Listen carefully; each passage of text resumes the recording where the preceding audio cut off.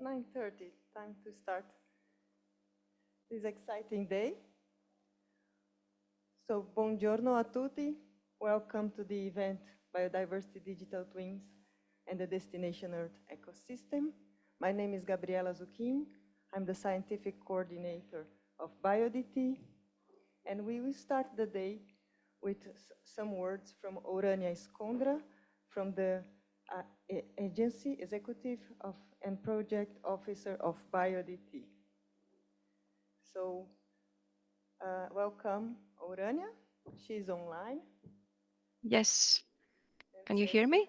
yes, say a few Okay. words about the role of BioDT in European Commission Digital Twin strategies. Thank you for your participation, Orania.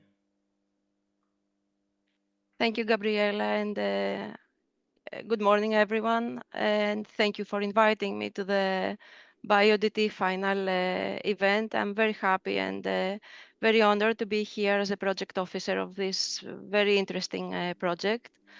As you know, it is a project that it is heading towards its completion. So we are here to discuss and highlight the key results and achievements during its lifetime, the past 3 years. On this aspect, I would like to talk to you for a couple of minutes, as Gabriela said, about the role of the BioDT in the European Commission's digital twin strategy. In recent years, the increasing frequency and intensity of extreme weather events, such as floods and hurricanes and heat waves, have underscored the urgent challenges posed by climate change. These events present significant risks to human lives, to ecosystems, and to the global economy in general. So as a result, there was a critical need for comprehensive research and immediate action to develop strategies and technologies that can protect vulnerable communities and ecosystems from the impacts of global warming. In response to these challenges, the European Commission launched an ambitious project, we could say a flagship initiative, the Destination Earth project, in order to develop a highly accurate digital model of the Earth, a digital twin.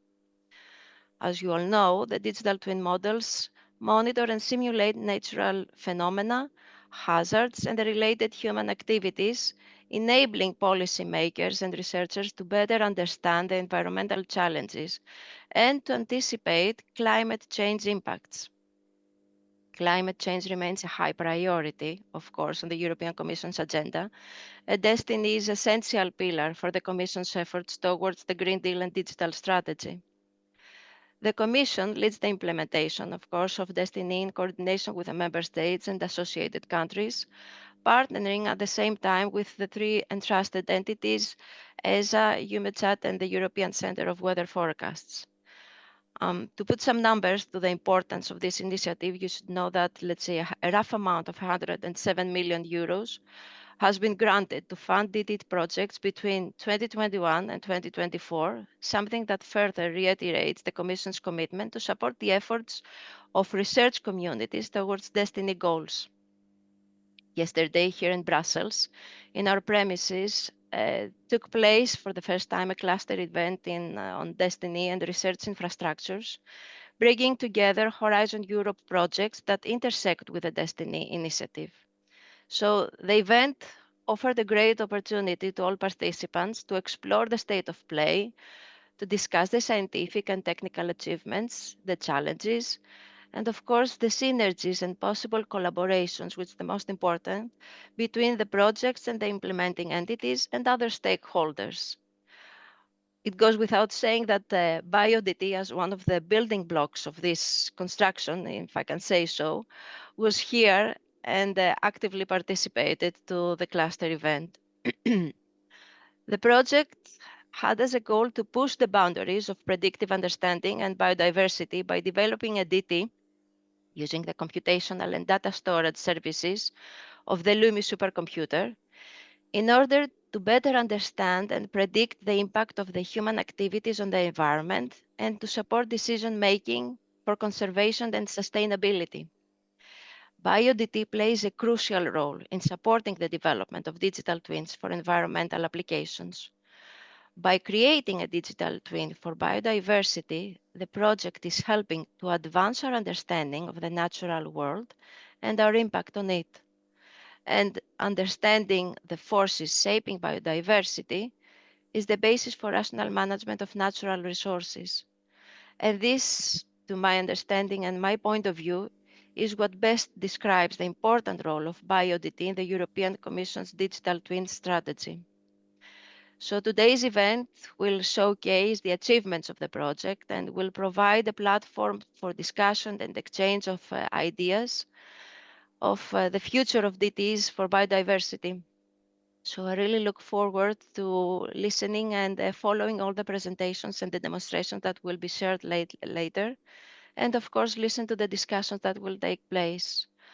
Once again, thank you so much for inviting me, and I wish you all a productive and enjoyable event. Thank you.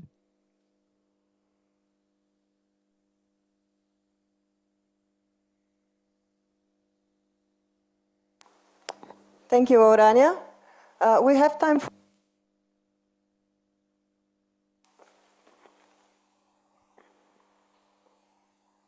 If there are no questions, I would like to ask from you, Orania, how was the journey of being the project officer of BioDT?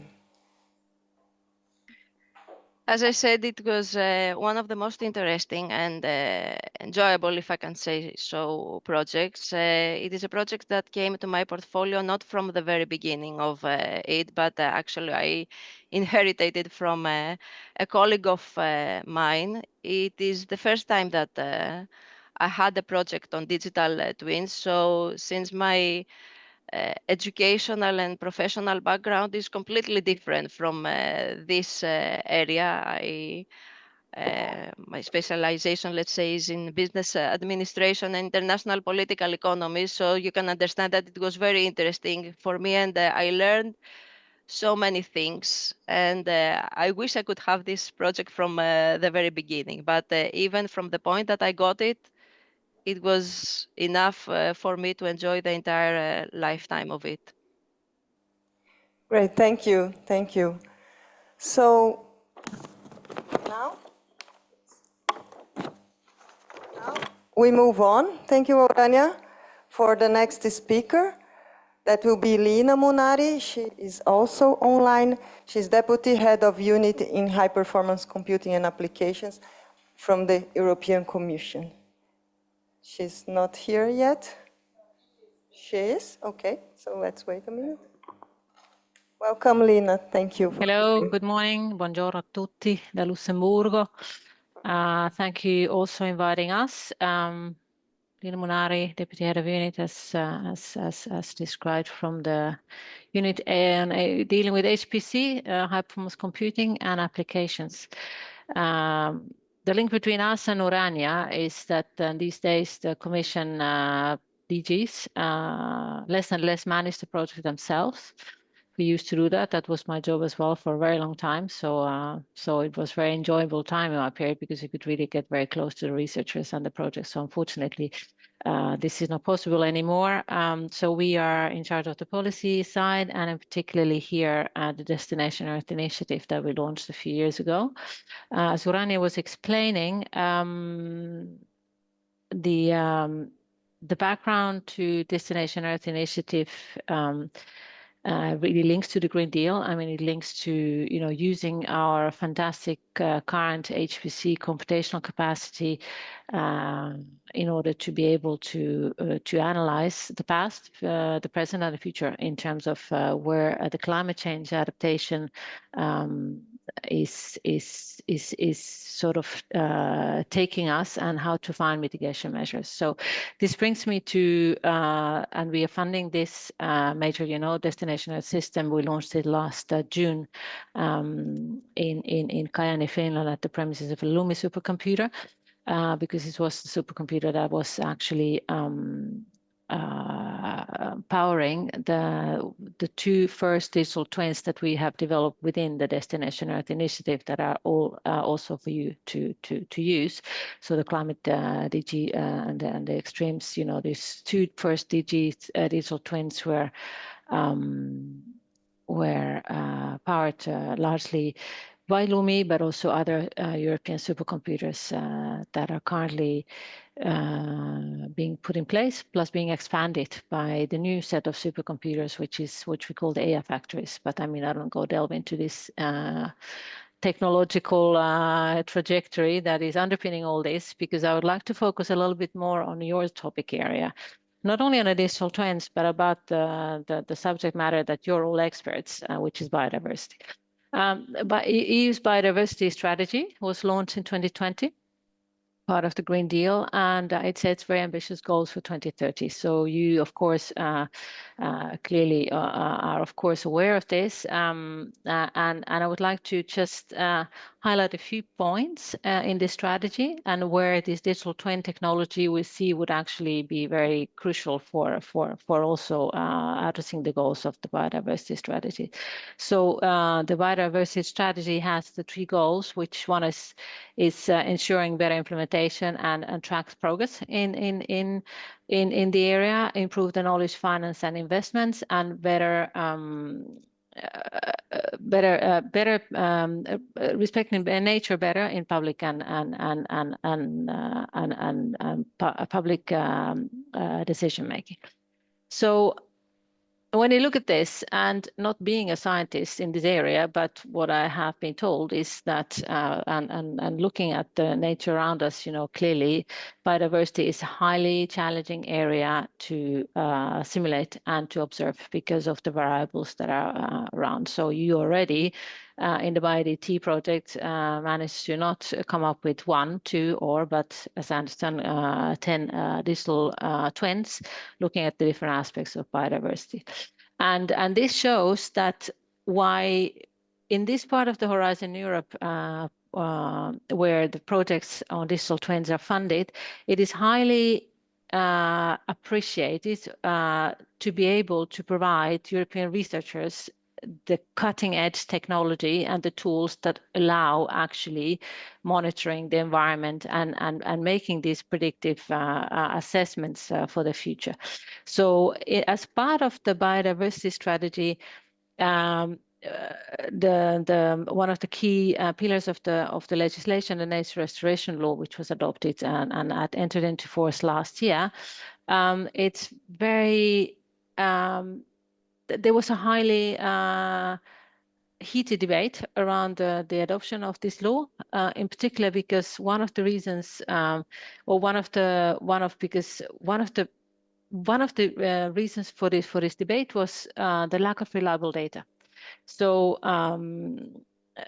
in order to be able really to monitor the current state of nature, in these different, whether it's forests, water areas, all areas concerned by this law, you need accurate, reliable data, and data that goes back, and the data can be used also, obviously, in order to protect the future. So here clearly digital twin technologies that have been used over 20, 30 years already, and especially in industry, come into place. And this was our sort of at the same time as launching Destination Earth initiative with the 3 entities to develop what we call the Destination Earth system, composed of the service platform, the digital twins, and the underlying data lake. We consider it extremely important to also support the underlying research and launch the first call on digital twins, which would enable researchers take these tools, use them in the areas which are of interest to Destination Earth, and hopefully get new technologies, tools, and insights on how Destination Earth initiative can develop further and become a yet more accurate prediction tool for the future of our planet. So I was also in the event yesterday in Brussels. Thank you very much for the colleagues in the Research Executive Agency who organized it. It was a very inspiring event. I was also able to see some of the results coming from BioDT last but not least, we all knew that you have launched an app which was one of the most downloaded app apparently at that time at my home country, Finland, at the Finnish broadcasting company, the birdwatching app, which also links to another area, which of course in this kind of highly data intensive areas like biodiversity, where you really need and appreciate as much data as you can get, can actually, it's a wonderful example how to engage the citizens into observational activity and then to be able to use that. Citizen science has been around also for a long time, but really being able to provide the link from this, highly even major high-level political objectives of ensuring our biodiversity, researching on the different aspects of it with the serious consortia with the very large expertise like yours, and then to bring it still down to citizens and really showing also down at the citizens level that how they can contribute is quite an achievement. So I'd like to congratulate you for this as well. So Destination Earth and is a system, but is all about a Destination Earth ecosystem as well. And therefore, all these digital twins that are being funded, we have now 3 that are coming to an end, and 3 new ones that are starting, tackling other areas that the current first 3 projects. Plus, we're also continuing funding research on this area, as you will see in the next forthcoming work program that will be published very soon at the end of this month or beginning of the next. So you'll see that there is a continuum in this, and this is why I'm actually also for the first time experiencing, as my time at the Commission, a kind of quite a successful initiative, if I may say so, Destination Earth, that in 2.5 years managed to pull out a system with the mostly, which is actually becoming the benchmark of climate modeling these days, plus having a solid strand of research from another program that is actually supporting it. So as we know at the Commission, we are currently looking at the next MFF, multi-annual financial framework, which is the Commission's Europe's budget for the next 7 years, but also the programs within it, which are going to be funded. Currently, there are about 48 different projects, programs funded from the EU budget, and about 30 of them have digital components. So there might be some streamlining of those, and hopefully also this is without any we know there are no proposals out there yet, but maybe we'll be having a possibility of combining this kind of operational capacity and research results even more easily in the future. For the goals. But we managed to do it already in the current MFF from the DEF work program, where we found the digital destination as main capacity building and the supporting researchers that will expand, obviously, the area and will feed into Destination Earth system as we go. So with these words, I would like to thank you all for your work. It's a very special consortium because I know biodiversity is an area where people are they're very passionate people, and that always helps when you're tackling with challenging problems. So I wish you also a very good event. And last but not least, the word from the ex-project officers. So even though the project finishes, I hope that all of you will commit to continue and to further the goals of your research and keeping the tools and technology alive that you've created in this one. So with those words, thank you very much for everybody, and thank you once more for inviting us as well for having a little few words with you in the beginning of this event.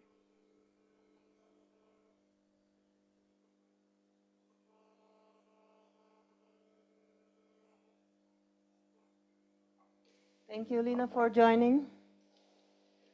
Okay, as a very short background, yesterday, for those who were not here, we had one full day of internal meeting of BioDT, and we had many interesting, insightful discussions on the achievements of BioDT, and obviously because it's the last 2 months of the BioDT project, we also advanced in the discussions on the sustainability of the project, and DestinE comes into the picture here, quite important player. So now I would like to invite to the stage Thomas Genning. Thomas is from the Technical Partnerships Lead for DestinE at ECMWF. Thank you for coming. Welcome, Thomas. And Thomas is also a member in the BioDT consortium.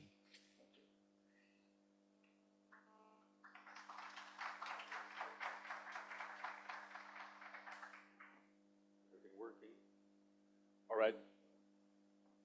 Thank you for inviting me and giving me the opportunity to say a few words about Destination Earth. As the title suggests, we want to talk about interoperability between thank you, that's going to be helpful. Between Biodiversity Digital Twin, BioDT, and Destination Earth. And we also want to talk about how we can support the community. So,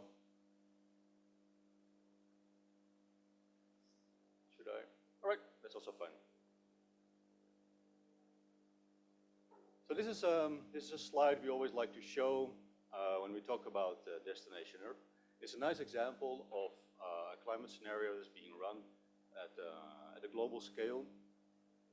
But what I would like to maybe also emphasize here, and what is also shown in this video, is sort of the blending between weather forecast and climate simulation, where you can see that in principle, the patterns that we are showing here look very much like weather patterns, but we also project it on climate scenarios.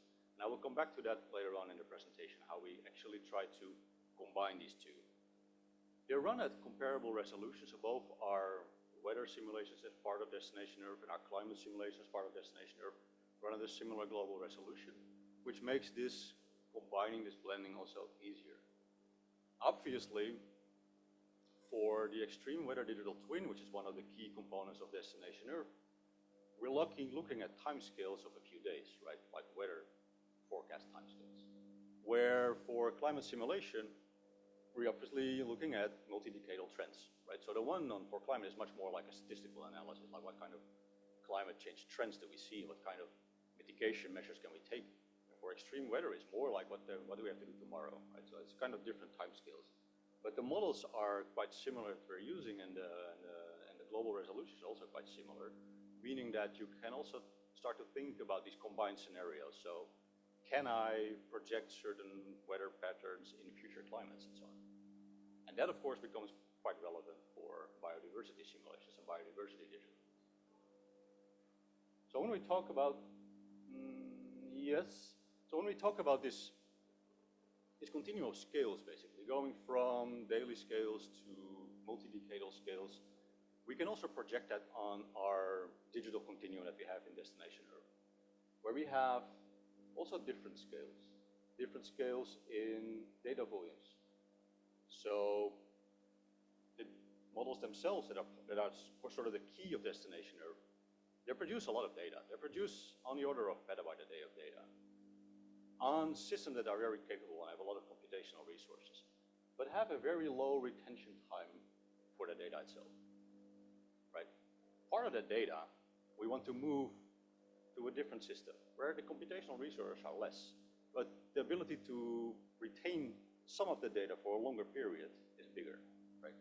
And then on the right-hand side, you have the users who are maybe extracting a small piece of data from this whole sort of data pool that we're generating. So what do we want to show here is that in principle, Destination Earth is a digital ecosystem as well. I can use the word ecosystem because it was suggested by you. Normally I got a lot of backlash when I call Destination Earth an ecosystem, but in this case I feel free to do it because I didn't make up that hype.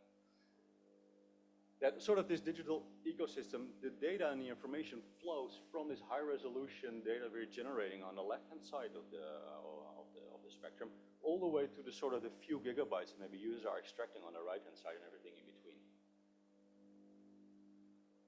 So that also maps very nicely on what we defined as our integration continuum. So on the left-hand side, you have the twins themselves, you have the models themselves, you have the high-resolution data available. You can envision that you want to interact directly on that part of Destination Earth, right? But that means you have to really interact with the models themselves, meaning a lot of tight integration, a lot of work, I would say. On the right-hand side, on the complete right-hand side, you have basically interaction with some of the data that's being produced, right? So you're on the consumption side. So the interaction with Destination Earth is more like extracting a piece of data and operating on that one, right? So for us, it's really important to understand where you are in that landscape, where you want to be in that landscape, and what your ambition level is, and where you can extract maximum value from Destination Earth, right? So currently, when we look at the different architectures from Destination Earth on the left-hand side and BioDT on the right-hand side, you can see that the coupling is only in one place, actually, right? If you look at BioDT, you see Destination Earth plotted there as just another data source, right? And that means that on the left-hand side in Destination Earth, the arrow goes to interaction with the data that Destination Earth is producing, but that's kind of where it stops, right? So we also have to think if that's really the kind of interoperability and the maximum value that we can extract from Destination Earth or BioDT when we look at this landscape. So looking at this complex and rich environment that Destination Earth presents, we are basically here, which is good, which is already very nice, because it is an entry point into all the data of Destination Earth when you have this interaction with this polytope component. But at the moment, I think it's not exploiting its full potential. So, yes. So, looking at the left-hand side of the spectrum, so where the models are actually running, what kind of capabilities are there that we could potentially exploit? So you have these different, in this case, climate models that are running, that are outputting data. We are harmonizing that data into a generic format, and we stream that data on the Euro HPC systems. We extracted the information from monitoring evaluation frameworks. We extract statistics from these models that you can also immediately use in your own models. But we also allow this data to be available for impact sector models directly where the models are running, where the data is being produced. For instance, in this case, for a wind energy farm, where actual model data is extracted from the model while it is running to evaluate certain scenarios. Right? Also for biodiversity, we can think of these kind of scenarios. What would that mean? What kind of possibilities would we get if this thing...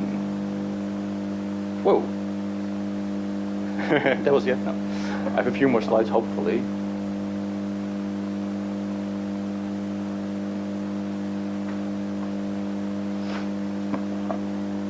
Otherwise, I have to do it from memory. I'm not sure.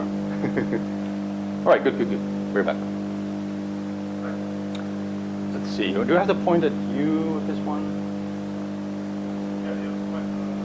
Somewhere here on the screen. Okay, there you go. So that's not all, because we are also developing a lot of machine learning components within Destination Earth. So on the left-hand side, obviously, we are, you might know, we are quite successful in deploying machine learning models for weather forecasts. So we have now an operational model since a few weeks that on a daily basis also makes the data available. In the context of Destination Earth, we're going to definitely exploit that. We're going to add a lot more Earth system components that will be available also on the Euro HPC, both for training but also the inference will take place there. And we also will have impact sector models, machine learning based. They might run on the Euro HPC, but they might also run on different parts of the Destination Earth digital continuum, right? And then of course we will have machine learning as well for capabilities to interact with the data, to make it easier to understand what data is available, what you can do with it, how you can interact with it, right? On a more like human language based form. It's a bit of a hit and miss, but sometimes it works. Yeah, if you can do the next slide, that's also fine. Can you do the next one? This may be easier. So an example, I hope I'm not running crazy late, but as an example, we did this interaction with an initiative which is called Glory, which is sort of comparable to the Extremes Digital Twin, but then run by Germany, the DWD, also Meteo Swiss is involved, and also the Italians, where we actually used destination Earth data, boundary condition, initial conditions, and fed that into a regional model, both for an ocean model as well as for an atmospheric model. These models are then coupled with a coupler component, and then also the output to the destination Earth data handling system is also using the same coupler component. So we have this sort of coupler component in the middle, and I think that's a concept that will also be exploited in a BioDT project, for instance, where you want to be able to have a coupler component where different components, like for instance from destination Earth itself, so internally we also want to use that, but also from other communities like a geophysical community, a biodiversity community, can couple these models into the destination Earth ecosystem. I'm not saying this is easy, but it can definitely be done. Next slide, please. So here's an example of the benefits. So here we have actual example of these couplings. On the left-hand side at the bottom, you see the precipitation, the observed precipitation. In the middle part, you see the effect of the coupling, so you see quite good representation of the precipitation. On the right-hand side, you see an uncoupled result where you see that the forecast is actually much worse. Next slide, please. Okay. One more. Can you do one more? Yeah. Thank you. So this is a slide where it illustrates this other capability that I hinted towards at the beginning, where we try to combine climate simulations with extreme weather simulations. So here we project and run weather forecast in future climate scenarios, right? So we take a projection of the climate in the future and run basically weather forecasts in that scenario. And that means that all of a sudden you will get very detailed information in future climate. So below, it's a little bit behind the other diagram, but you will actually get, for a specific day, for a specific time, for a specific location, you get like the weather, right? Which is kind of, I think also for biodiversity, and kind of new innovative tool that could feed into like biodiversity modeling very nicely.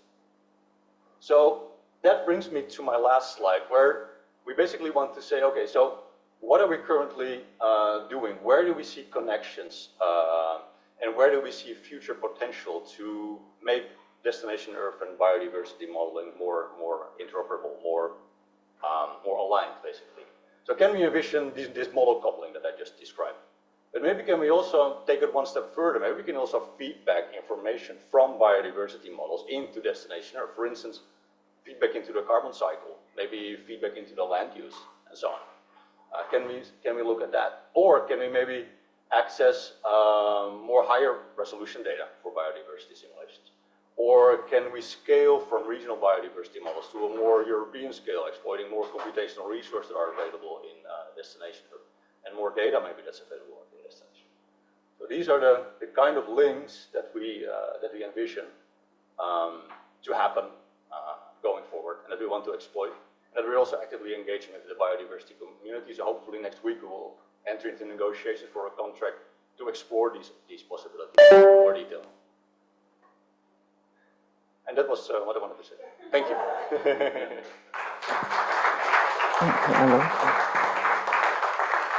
Thank you, Thomas. I think you can stay a bit longer if we have questions from the, please. We have 2 questions, so let's be efficient. Thanks. This is maybe more a comment, but hello, I'm Jenny Kontkanen from CSC. So we are coordinating the Climate Digital Twin project, and I think it was very nice, Thomas, that you mentioned the storyline simulations. But I just wanted to bit kind of complement what you mentioned. So the storyline simulations may be useful way to think about those is that if you have observed some extreme event that has happened during the past years, and this has been maybe some like period of drought that has been stressful for the ecosystem, then with these simulations you could see that how this same event would look like in the future climate. So it's not really so that we cannot of course predict that how the weather will be in 2040, but we can show that how some events that have happened in the past years, how they would turn out in the future climate. And it could be, of course, for example, that the drought would be much more severe, or some high precipitation event, it could be that the precipitation amount has doubled. So this is definitely something that could be interesting for the biodiversity community. I could guess so. And yeah, I'm happy to also discuss more if you are interested about learn more about these climate digital twin simulations and how they could be beneficial for your work. Thanks, Jenny. We have Christos also. Yeah, Thomas, I know that the oceanographers have already coupled atmospheric with the oceanographic models, and they have already used, the results in order to see the impacts on trophodynamic models on the water column and on the seabed. Are you aware of this? Maybe this can facilitate your work. I'm sure that they have already implemented this at the regional sea level, right, but they never did, at the continental level. As far as I remember. Right. So the way it works in the models that we're running for in the context of Destination Earth, we have this coupling more integrated. So we have, for instance, an atmospheric model coupled to an ocean model already as part of the climate digital twin, but also for the extremes digital twin. And what the example that I showed was basically extracting ocean information from Destination Earth to feed as initial and boundary conditions into a regional model. So we're already having this coupling in place. What I showed later was that you can also indeed try to couple external models, right? But that is indeed something for the future. Oh, I think we have far too many questions at the moment. I hope you are available for conversations after that. Sure. I will just take Dirk, sorry, he was first, but I hope you can make your question in another moment. Okay, thank you. It's rather more a comment than a question. Coming back to this integration, maybe to provoke it a little bit for the discussions, right? Isn't it maybe, say, a very ECMWF-centric view of saying, okay, we have the digital twins, which are the digital twins which are, say, currently have been developed and are operated by ECMWF. Right. And maybe should we move in the future to, say, more a view which would connect to this term of the Destination Earth ecosystem, where you would have a variety of digital twins, where, of course, the integration would be different, right? It would not only be, say, the connection then to this digital twins which are running on the HPC, but maybe also, say, digital twins running on, say, what in the Destination Earth context could be, say, the Destination Earth platform, as if you think Destination Earth also as an infrastructure. So I think I like very much this digital Destination Earth ecosystem term. Right. Yeah, it's always a bit tricky to talk about, but I think we're already doing it, right? So, as Jenny was already saying, like the climate digital implemented by CSC, not implemented by ECMWF. So the on-demand extremes digital twin is not implemented by a consortium led by, of course, also the climate digital twin is implemented by a consortium led by CSC. It's a consortium led by Meteo France. So we're already doing that, right? So we're not developing everything in-house. Of course, some of the tools are quite domain-specific, and I think that is also one of the challenges, that we have to understand how we can make these very domain-specific tools interact with other tools that are very domain-specific from other domains, right? And we had a lot of discussions about this one. We don't want to spend a lot of time in creating some sort of generic interoperability framework that will be a lot of work and questionable if there's any benefit in that, but really want to work with pilots to actually do specific implementations, meaning that it's going to be work, but at least it's going to be work that you're going to benefit from. It's not like work that you invest in some framework that you don't know if it's going to be picked up by anyone. Right? I think that is I think, in your response. Oh, I changed my mind, so I'll give one more question. 1 minute will not hurt. Okay, yeah, we have briefly talked about it. So I think the ERA Land 5 is the product of Destination Earth, right? So No. Okay, it's not. No. I thought the European middle range weather forecast is part of the DestinE Earth, maybe. We make that, yeah. So I'm just curious, like, if the climate model which you are producing is publicly available, I know you are providing weather forecast. Right. That's one of my questions. The other thing is, in the future, you can predict how often extreme condition may happen, and is there a way by which you can make this available, like, let's say, in the form of raster, in which part of the globe this can often occur and the stuff like that, if there is a way by which this information can be provided. By principle, so the model itself is not going to be open source, so the model is owned by SNWF, but the data that we're producing will definitely be available in Destination Earth and also from the platform and from the different components within Destination Earth. You will have different kind of resolution, different kind of detail level depending on where you extract it in Destination Earth. But yeah, this data will be available, absolutely. Okay, now thanks, Thomas.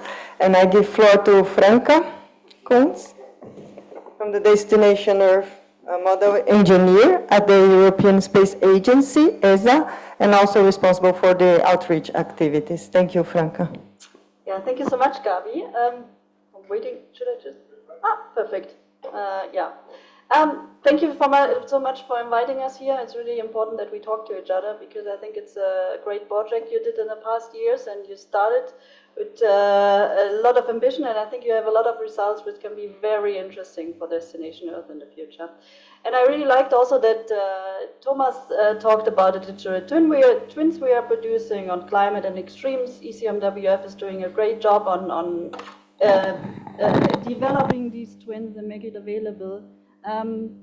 But I actually want to come back to the real goal of Destination Earth. And we always have to keep in mind that Destination Earth is about building a digital twin of the Earth, of the whole Earth, which means we not only just need weather and climate models. Of course, they're very important because this is the basics we are working on.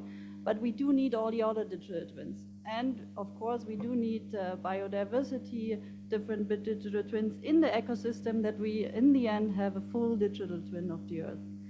Thomas said it already, it's just a quick reminder. We're working on this together. It's a really ambitious initiative. Building a digital twin of the Earth is not easy. We cannot do it alone. We need a big group of doing so. We need different expertise areas. We need IT and so on, so it's not just the easiest things to do. So right now we're working together with ECMWF, ESA, and also EUMETSAT, which of course is not here today, which is unfortunate, but they are actually storing the data. We are at ESA responsible for the Destination Earth platform, and just a quick reminder, so Destination Earth started in December 2021, which is almost not so long ago, I would say. We are not in the phase 2. Destination Earth is done in different phases. From phase 1 to phase 3 we are talking about, and in these phases we're going to develop a whole ecosystem. And I like the word ecosystem because it's, and I actually use it a lot because I think it's the best way to describe it. So in the first phase, which was running until June 2024, we actually were developing all the bases, right? ECMWF was working on a digital twin, produced the first data, they made it available, and from ESA side, we were responsible in bringing the DestinE platform into operation, actually, because the platform as we have today has not existed before, and it's actually also new because it's scalable, cloud-based, and so on, and it should be really an ecosystem where we can integrate a lot of digital twins. Right now, of course, we are in operation, which is also, I think, very impressive because if you look at the time, it's not much time to put everything in operation, but we're also working on the evolution of the whole system, and we want to, in the end, would like to have a full digital twin of the Earth, of course. So a quick word, of course, DestinE platform, you can find it online. The DestinE platform itself is the main access point for every user. You have to sign up, you can see the digital twin data, you can get access to the digital twin data which is produced, you can have different data formats and so on, but it's everything there. You can, of course, you have the slides in the end and you can take a look at it. The registration itself is open and free, everyone can register. Of course, we have a slight point to say the access to the digital twin is right now not open to everyone. The access policy is a bit restricted because there was also some, we don't want to have all the data available in the world. We would like to have it, but right now the European Commission decided we cannot. But for you, of course, you're also funded by Horizon. It should be easy for you to get the upgraded access and actually use the data. So for you, all of you in the room, it should not be an issue right now. Actually, it was the platform was going to operation in October. So since October, everything can be accessed. And a quick word on this. So right now we have 2,242 registered users. The upgraded access you can see is 413. So not everyone gets the upgraded access to digital twins. But as you can see, we are growing a community, and we like to grow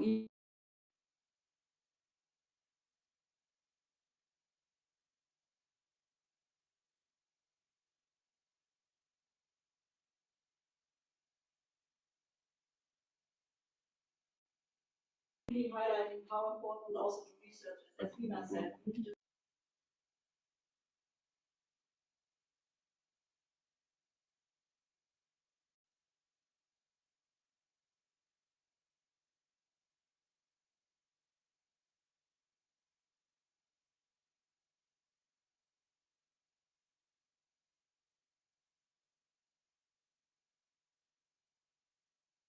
Data, but you will find it all there. We also have processing services which can be used by you if you need some power and so on. Different things available.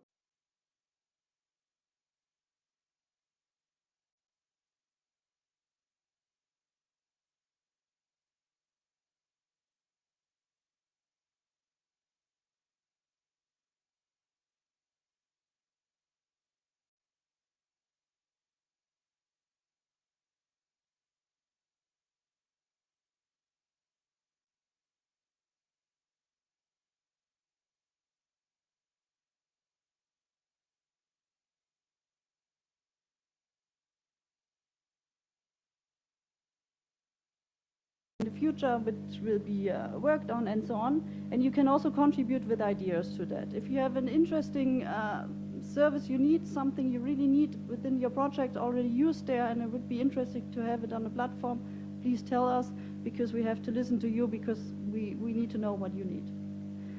And then some words on the ecosystem itself. So we want to grow the ecosystem. We would like to see biodiversity digital twins, or part of it, on the platform, of course. There are different ways to do it, of course. ESA is an entity who's doing open calls, so we have to stick to that. So the possibilities right now is, which is really interesting for you, I would say, is the open calls. So we have something in place where you can apply. We run several open calls around each year. We just run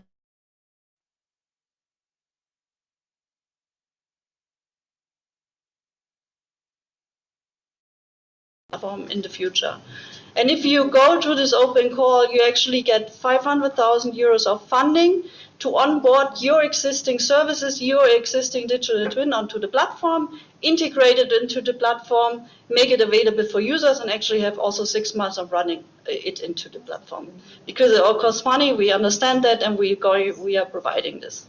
If you don't need the money for this and just can do it by yourself, even better. We have everything in place that you can go ahead with onboarding it right now. It's the onboarding part. It's very easy. You can request online. You just fill out a form and then it gets evaluated. There's everything in place. Also ECM, WF, EUMETSAT, and European Commission. We are together deciding if the service is ready enough to be on the platform, to be integrated in the system. And if you have more questions on that, of course, we're happy to help, but also our prime contractor, Serco, is the main company who's doing this. They also have questions, answers. You can write them emails and so on. It might be a bit too technical for you right now, but it might be very interesting in the future. If your projects are evolving and you have something ready, then it would be the best way to do so. And then I would like to highlight also one thing. Of course, we are aware that digital twins have somehow talked to each other. They are not silos. We have the extreme weather digital twin. We might have the bio digital twin. We might even have the bee digital twin, where we see how the bees are evolving and so on. We know that there's going to be different digital twins in the world, and we have to somehow make sure that they're going to interact with each other and to have to talk to each other. And with the Delta Twin service we have right now, this is actually the way we would like to let the digital twins talk to each other, interact with each other, and build like a system where you can also build your own digital twin. So in the future, we would like to see that all the things we have on the platform, that you just pick and choose from the things you want and build your digital twin. This can be really interesting also for you, for urban areas, of course. If you're a city and you need a digital twin, then our vision is that you find everything you need on the platform, in the system, and you can actually go there and build your digital twin. There's a long way to go there. We know that. We still have some time, but we really want to see that. There's a bit more information on the Delta Digital Twin. If you're interested in that, just read there. But we also have experts who can talk to you about this. And what I really would like to say, so right now, as you see, we have 22 services. We're just in the middle of Destination Earth. So right now, we don't have a biodiversity digital twin or service on the platform. It is what it is. But we really like to see them. So we really hope to see much more also from your project to be on the platform. We have everything in place, but if you have ideas or something, please feel free to contact us and talk to us, because we're really open to everything. And it really, in the end, it really aligns with the Commission's vision of the full digital twin of the Earth, of course, because it has to work together. What I also want to highlight, we are also a community. You are a community, you are in your biodiversity silo, I would say. Of course, you have outreach and so on. With the DestinE, it's new. We have to start a new community. And as I said, many people have to come together. Topics have to come together. We are organizing the so-called DestinE User Exchange. And it's actually already the 4th user exchange we're running. This time it will be done in Vienna this year on the 25th of June and 26th of June. And it will be actually inside the Living Planet Symposium. I don't know if you're aware of this one. The Living Planet Symposium is one of the biggest Earth observation symposiums in the world. This year, the topic is on climate change, and we decided to run the Destination Earth user exchange within the Living Planet Symposium, because we think it's really a nice way to get everyone together. So I really would like also to invite you. It's free. You can register via the website. This year we will also highly focusing on user engagement, how to engage with the users, how can the scientific part engage with the users, talk and discuss. So it would be really great to see some of you there, that we can discuss further, because we usually having around 300 people at the user exchange from different areas. We hope this year we have even more, because we are in this huge venue in Vienna, which is nice in summertime. It will be in June. And we are expecting 5,000 people at the Living Planet Symposium at least. And we hope that we have some more discussions there, and also to talk to you. So I really would like to see your community there also in the future. As this project ends, it would be nice that we can stay in contact, of course, because you probably, not all of you are splitting, but some of them will not be together as it is today. So let's see if we can meet at the user exchange.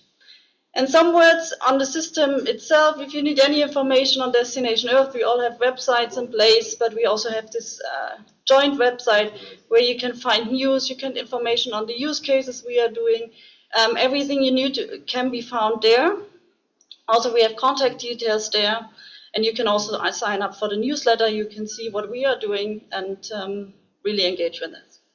And with that, I'm done, and thank you for your attention. Thank you so much, Linda. That was wonderful. I think that's exactly what we needed to hear. We want to bring this community together.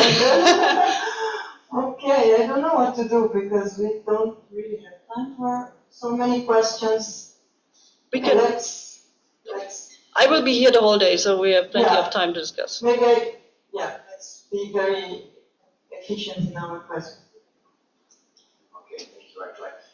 When you say that the vision is a full digital twin of the Earth, including also biosphere and biodiversity, can you comment on what is the resolution in this vision? Like, how will plants and animals be represented as communities or as populations or even individuals, and also all species or just some species? So what does full mean in this vision? That's a great question, of course. What's the full digital twin of the Earth? It really depends. So we are not, from our side, we are not fixed on any resolution. If you need a higher resolution at some point, it should be possible, and also the platform, everything should be in place that you can have this higher resolution. Also with the digital twins, we would like to see on the platform, there will be different resolutions. There will be the global resolution, for example, for the extreme digital twins, we have this resolution, but they're also running higher resolution, so it's really depending on your need in the end. It's challenging, and to have this full digital twin in the end will look probably different than we just imagining it right now, but we are not fixed to any resolution. So if you have a high resolution for your biodiversity, which you all need, of course, if we look at bees or something, I like the bees example, sorry for that, it's a much higher resolution than for anything else, right? We have two other hands, I don't know, Paul and Chris.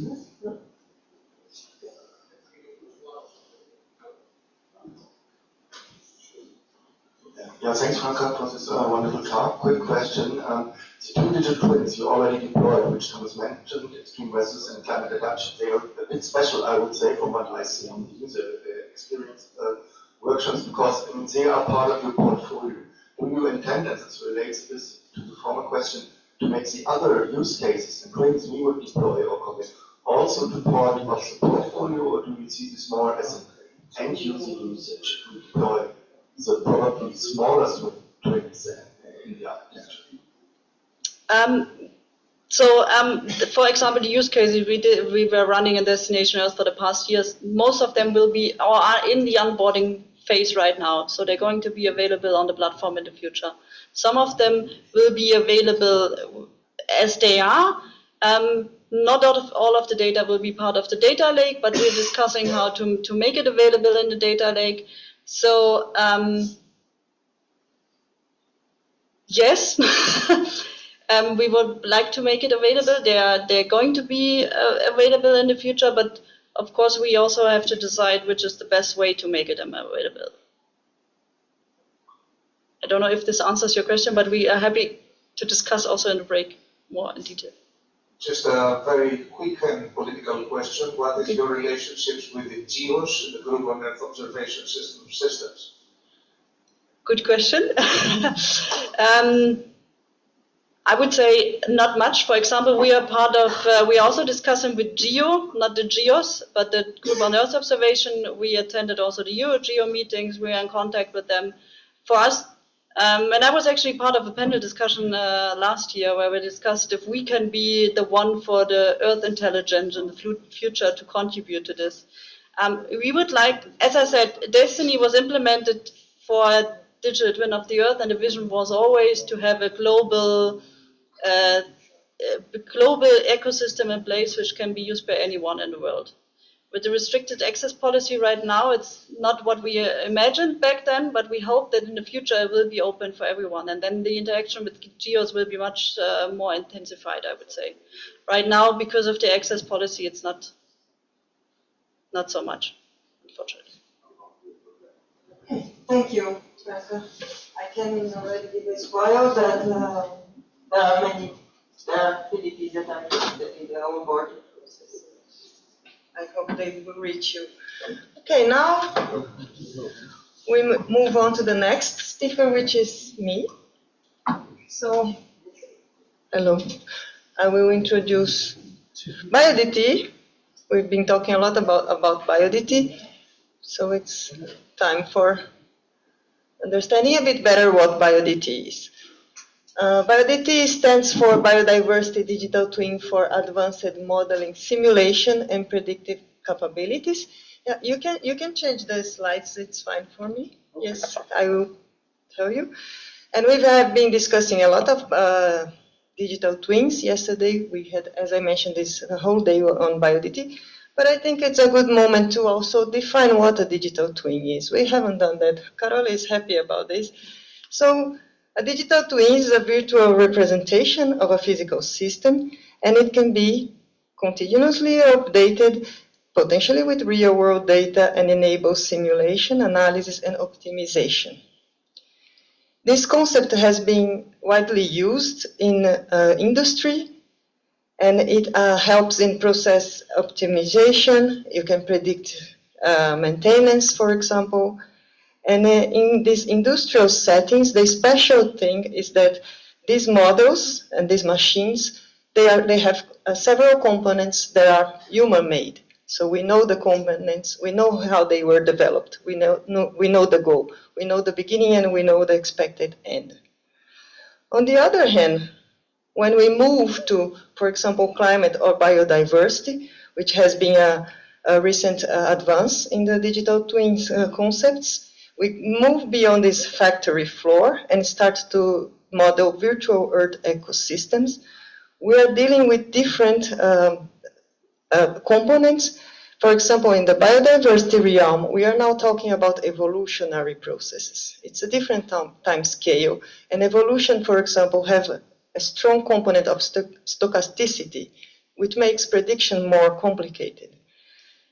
So as these technologies evolve, and the digital twins, as we can see, are becoming a powerful tool beyond the industry, we have to tackle these complex questions and deal with them. So that was the ambitious and visionary goal of BioDT, in which we are leveraging, can you change? Yep, so this was about the evolution in climate ecosystem. So the next one, please. So in BioDT, we are leveraging on several aspects of the research and research infrastructure system of the, especially in Europe. In a digital twin of biodiversity, we have data, usually a lot of data, preferably a lot of data. We have a model, and we also have an interface that can engage the users. So in BioDT, we have important research infrastructures put together to work and bridging the communities in biodiversity communities, also computer scientist communities. Next, please. We started in 2022 with these 3 goals: to build and deploy prototypes of biodiversity digital twins for addressing biodiversity dynamics, and always, as 2 other objectives, discussing the interoperability of the components that were being developed, and also putting Destination Earth into the picture. So we had a lot of work. Please. Next, please. On the, for example, advancing in the FAIR principles in making the workflows available and machine readable. And we work with these 10 topics that are divided into 4 big domains. Not going through each of them, you will hear more very soon in the next presentations, but just to mention: species response to environmental change, genetically detected biodiversity, species interactions with each other, and dynamics and threats from and for species of policy concern. Next, please. So I think it's clear now that when we are talking about these pDTs, that's a prototype of digital twins that are being developed and are in finalizing state in BioDT, we are talking about several components that has to be put together to make a pDT materialize. So for that, next please. We had in our consortium the GBIF, LifeWatch, ERIC, eAlter, and DISCO initiatives, which are important e-science platforms and data mediators. We also have, next please, top-notch high-performance computing. For example, LUMI, that is, I guess you all know, the supercomputer that is hosted at CSC with a computing capacity of 1.5 million modern laptops. And what this allows, please. So with this top-notch technology, data, and expertise together in the project, we were able to do model upscaling. So some models that started in the project in the laptop of a researcher now, they can be run in unprecedented scales and in a very quick time. We have the platform development, we have deployed the pDTs, as you will see soon, and we have developed the pDTs graphical user interface using a Shiny app. by putting all these elements together. Next, please. So if you visit the BioDT.eu, you will see some of the pDTs that are already launched. Next, please. This is actually the developers view. So there are more than you can see at the moment in the website, but they are coming soon in the next weeks. So you see some that are already deployed.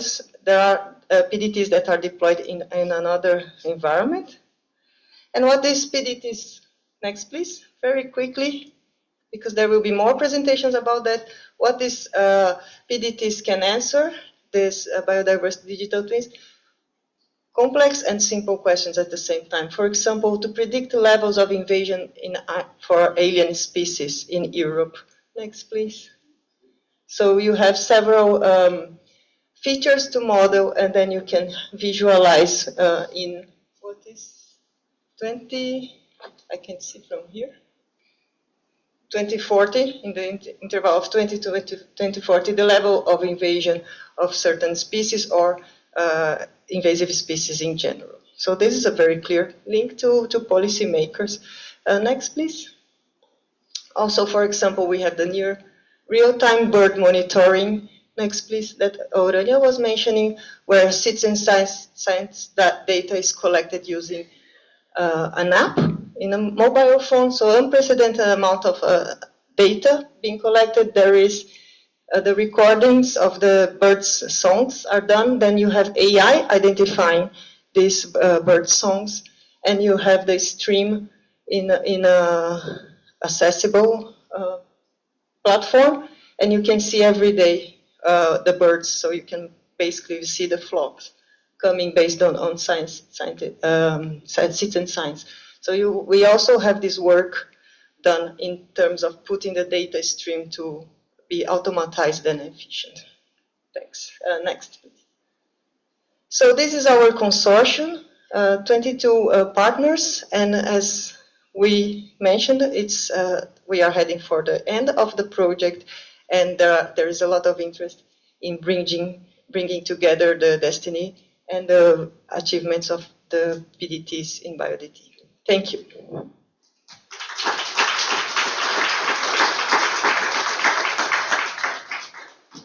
Okay. Maybe we can move on for the next speaker now. So we will start now a session on scientific presentations showcasing the BioDT pDTs. We will see more in depth what I just presented. And welcome Franziska Taubert, who present Understanding Species Response to Environmental and Land Use Change. Franziska is also a member of the BioDT Consortium. Please, Franziska. Thank you. My name is Franziska Taubert. I'm presenting to you prototype digital twins that deal with the responses of species to environmental and land use change.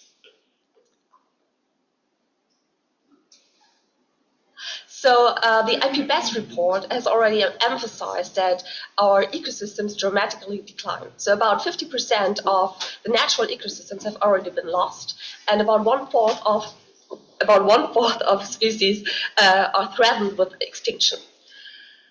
The reason can be directly traced back to direct drivers like land use change, climate change, direct exploitation, but also pollution and invasive alien species.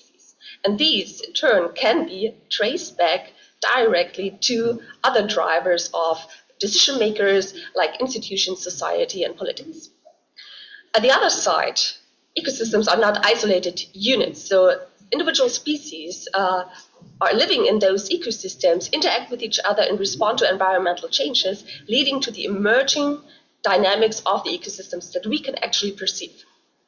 So we need to detect on time how species respond within those ecosystems to environmental change, and to avert and mitigate negative consequences of those who make actually the decisions, and providing recommendations to them. So in BioDT, we developed 4 use cases of prototypes of digital twins that deal actually with the species responses to environmental and land use change.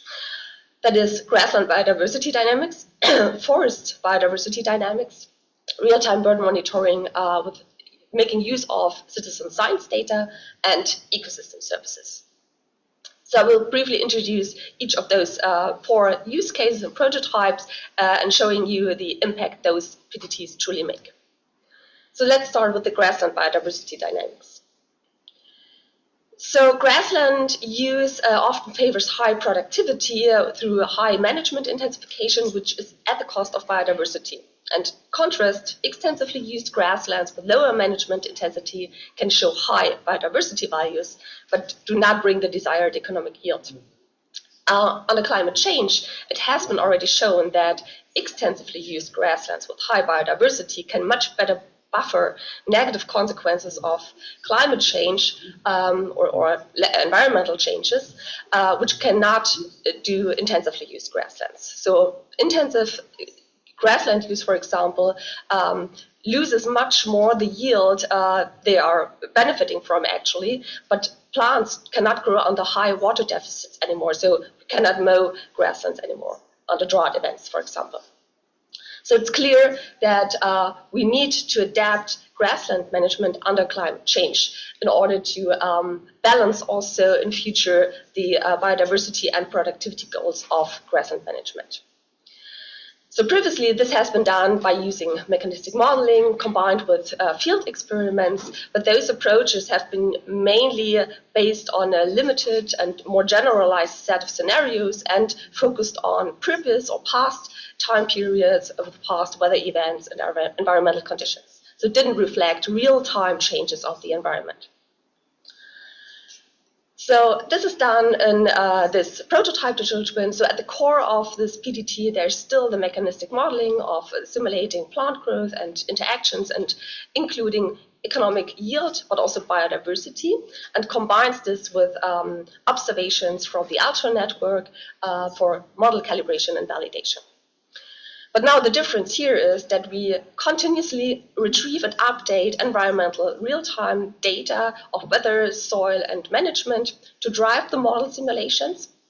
And we include also very highly specific user-defined scenarios of fine-tuning management regime instead of just completely changing generalized management practices. And this is very specific and locally for those decision makers and farmers who actually want to fine-tune their management directly for their sites, locally specific in Europe. So let's move on to the next prototype, the forest biodiversity dynamics. So this pDT deals with boreal forests in Finland, which is habitat for a diverse bird species. Those forests are increasingly under threat and due to a combination of unsuitable forest management and climate change. So for example, bird species like cavity nesters, they rely on deadwood, which is increasingly reduced due to intensive logging events. But also other species like migratory bird species, they might shift their breeding seasons due to warming temperatures, which can conflict again with management practices. So similar to the grassland, it's clear that forest management also needs to be adapted under climate change, including an interactive decision process with the end users like foresters, and considering also feedbacks and multiple objectives of those. So also similar to grasslands, the previous approaches have been pretty static with scenario-based planning that didn't incorporate any feedbacks or multiple objectives of the users. And that is the difference this pDT is now making. So at the core, at the heart of this pDT, there's a multi-objective iterative decision process with the end users that incorporates typically conflicting objectives of those, like timber production, carbon storage, or habitat availability of birds. And users can change or can include their preferences, change their decisions based on the solutions the multi-objective tool is providing them. And this is based on continuously updated scenarios of forest dynamics using the land as 2 model and a combined biodiversity model of bird species distributions. And by this pDT reveals a menu of best management practices for the foresters that can combine the multiple objectives of those. So moving on to the next pDT of real-time bird monitoring. You have already heard a little bit about that. So we stay in Finland and with bird distributions. And there's a long history of and a long-term knowledge of birds and their distributions in Finland. But how can we make them more predictive? That's the question here. So there is, for example, long-term knowledge on breeding distributions, on migration timing, on singing activities. But in this pDT, the question was how to make best use of citizen science data, of real monitoring of citizen science data. So they developed a mobile app where citizens can engage and contribute data by recording singing activities and updating like real-time observations with this mobile app to the bird species distribution models. And by this at real time, the knowledge is updated continuously. So this pDT truly makes a difference, which is shown here. So for an example of the bird species, which you can spot in Finland, on the left-hand side, you can see long-term knowledge and the probability to spot this species within the next week, which is pretty uncertain, as you can see, but including the real-time observations from citizen science with the mobile app, we can see that the predictions are much more reliable, and we can clearly see where to spot next week with a high probability of this species. So moving on to the last pDT on ecosystem services. So this pDT deals with cultural ecosystem services in recreational landscapes. The question here is how to balance the recreational activity or use of natural landscapes with biodiversity conservation. And the study area here is now in Scotland in the Cairngorms National Park. So recreational activities can have a large impact on natural landscapes and on species living there. So, for example, through habitat disturbance, pollution, but also increased wildlife-human contacts. So, for example, one species like the capercaillie that is highly sensitive to recreational activities or habitat disturbance, especially during breeding season. So, habitat disturbance might lead to nest abandonment or reduced reproductive success of those species.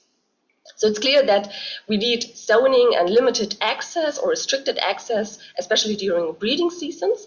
But there's also the possibility, besides breeding seasons, to lead recreational activities directly to biodiversity hotspots and again engage citizens to collect biodiversity data. So this is the impact this pDT is truly making. So previous approaches usually relied on static maps, on periodic surveys and expert assessment. Historical data was used for conservation planning because of the lack of real-time monitoring biodiversity data. But with the combination in this pDT of recreational models and biodiversity models, an adaptive decision-making is enabled by the use of real-time and updated high-resolution data. So I hope I was able to show you that the four use cases or pDTs which deal with the species responses under environmental change can truly make an impact and provide service products for users to interact, to engage, and to use it as a planning service for conservation and biodiversity planning. And one nice number I would also like to share here is about the real-time bird monitoring. So the app they constructed has already been shown a great impact. So citizens in Finland, about 270,000, already contributed within 1 year 20 million records of bird observations. And that is a really great success. Thank you very much.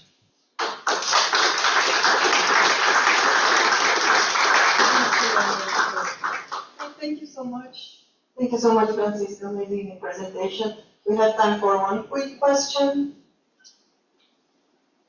If not, I will ask, can you comment briefly where you started in, you can talk from the grass mine point of view, the grassland management, what was possible to do thanks to BioDT project?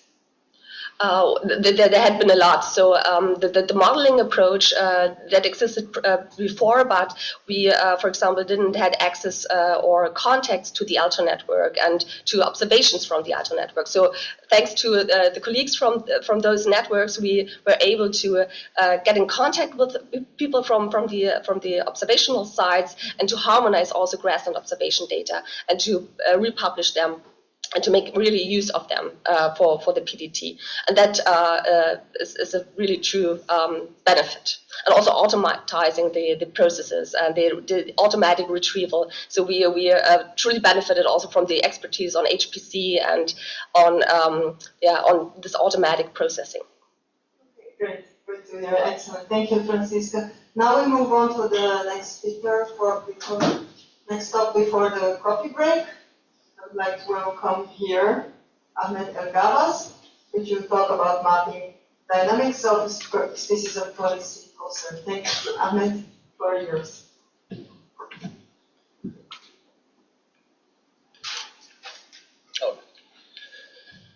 Hi everybody, I'm giving a brief presentation on mapping species of policy concern, and I will be focusing on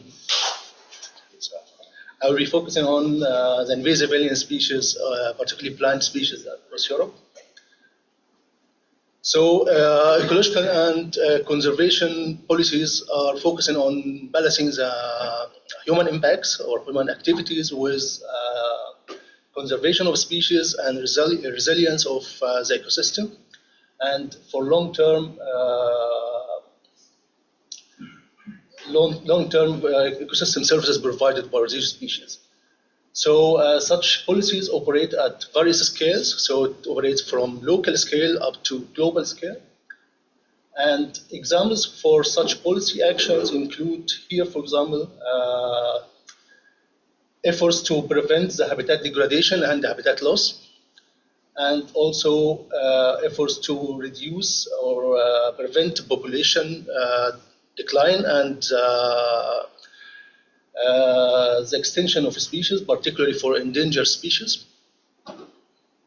Further, it includes some regulations to establishment and management of protected areas, and also some measurements to regulate land uses and reduce pollution. Further, and this will be the focus of the rest of the presentation, it will, such policies try to control the invasion risk of invasive species. So the problem of invasive species, they are outcompete with native species. So they cause some ecosystem changes, like ecosystem process changes, and also can introduce diseases. So they can pose severe impacts on the biodiversity and habitat, but also can have very big impacts on the economy in terms of biodiversity, in terms of agriculture and forest and so forth. And also can transfer disease or introduce new diseases which can affect the human health. So there are some estimations of the invasive species that can cost EU around from 12 to 20 billion euros per year, which is a lot. And therefore, the EU invasive alien species regulation tries to control or reduce the invasion risk of invasion spread of invasive species. For this, we have the invasive alien species prototype digital twin, for which we are modeling the distribution of invasive alien plant species. Particularly, we are modeling the distribution of 1,300 species across Europe. And we are modeling this using joint species distribution models at habitat level, which means there is a separate habitat specific model. So each habitat type, we have a separate model. And the data and the models itself both are updated every 6 months, which gives some room for real-time data availability. And the main output of such models are the prediction maps or projection maps under current and the future climates. And it is mainly in the form of species-specific habitat suitability of these invasive species, in addition to the level of invasion, or predicted level of invasion, which is the number or species richness number of invasive species per grid cell. The main objective is to identify areas of high risk of invasion, and it is planned to integrate the outputs of the invasive species digital twin with the destination Earth. So the output of the models are publicly available via an OpenDAP server available here. And this OpenDAP server shows mainly the predicted distributions or forecasts under current and future climates. So here, for example, this screenshot shows a screenshot of the catalog, which shows links for each habitat type predictions. And similarly, there is a long list of climate options in the future. So for each option of climate change scenarios and models, there is a prediction for each species and the overall invasive species level of invasion. From this OpenDAP server, the data is used to have an interactive dashboard to show the observed and predicted distribution of each species and the overall level of invasion. And it will be available at this webpage soon. Gabriela will talk about this and show some demonstration later today, but in brief, it shows some interactive maps for the observed and predicted distributions under current and future scenarios. The current workflow is pretty flexible, so it can be automatized, so it will work every 6 months or so, and it can be extended to include other data sources. So far we use data from 3 data sources, GBIF, ELTR, and ESIN, and it is planned or it is welcomed that other data sources can be integrated and the model will be refitted to benefit from new data sets. But also it can be extended to include completely different data sets for completely different objectives, such as other invasive species beyond plants like amphibians and mammals, etc. And also to map other species of policy concerns like endangered species, for example. So I see that the invasive alien species digital twin supports the EU invasive alien species policies, which aims to reduce the invasion spread of the invasive species. And for this, we provide data on a species-specific habitat suitability, which can be very useful for targeted management, for example, for eradication programs for specific invasive species. Also, we provide specially explicit maps to show areas of high risk of invasion, which can be useful for better allocation of resources, for limited resources, and for prioritization or zoning of where should these actions will be made. Also, the digital twin offers a lot of prediction maps in the future under different climate scenarios and climate models, which can be very useful to forecast the invasion risk or invasion spread of invasive species in the future.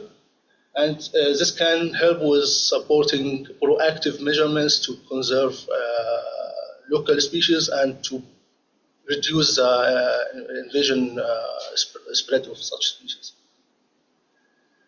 Also, it aligns with EU Biodiversity Strategy for 2030, which aims to reduce the impact of invasive alien species on red listed species by 2030. And if such a framework is extended to cover other endangered species, for example, this can also further help to align with this strategy currently and in the future. Thank you.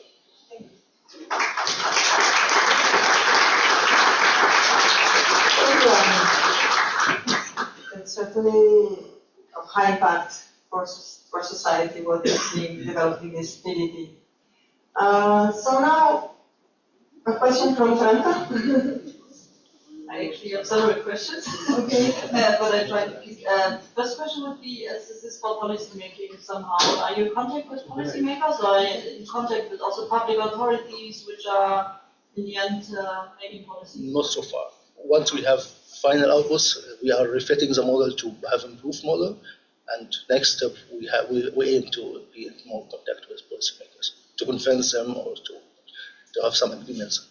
That's really good because I mean, Destination Earth in the beginning, it still is intended for policy making, of course, and it would be really nice to engage in more. And I think also the DGs of the European Commission would be interested in this research a little bit.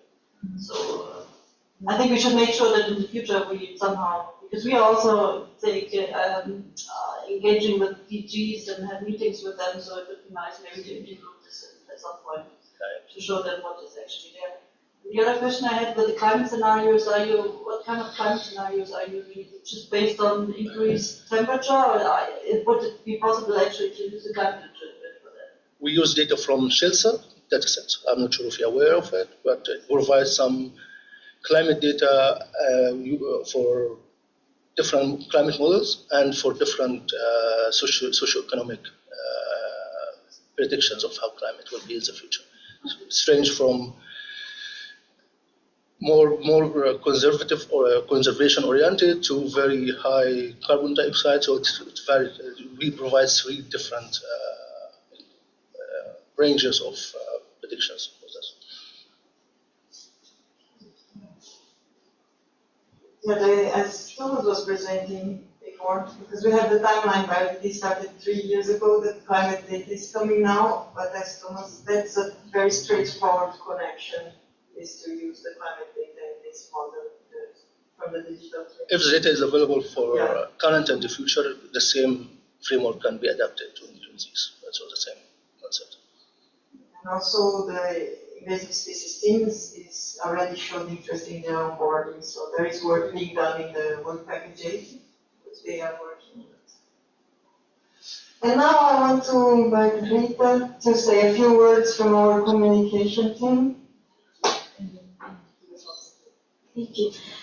So good morning, everyone. My name is Rita Giuffrida, and I am leading communication and dissemination activities for BioDT. And I'm also happy to say that we have a lot of new faces today. Before starting the lunch break, I would like to give you a coffee break. Sorry, it is a little bit early. Before starting the coffee break, I would like just to give you a couple of information about the badge and also the present that you have received today. So the BioDT team is already aware, but mostly for new people, if you actually touch the badge, you will see that you feel something on it. And actually inside this badge you have some seeds. And what we actually wanted to produce for today is actually to produce some materials that we don't have to waste, but that actually can be transformed in something new. So if actually you plant these badges, you will find flowers at your place or wherever you prefer. So please don't waste these badges. In case you don't want to plant them, just give it back to us so that we can also redistribute it and give it to people that would like to plant them. Also, another small information, you will see you have received a little cube. This actually works a little bit like the badge. So if you plant it at home, here you have also some instructions that are written in English. So you have some instructions here that will guide you on how to plant flowers. So also do the same, and actually I believe in a couple of weeks you will also see some flowers then from this. So I hope you will enjoy this and enjoy the coffee break then. Thank you.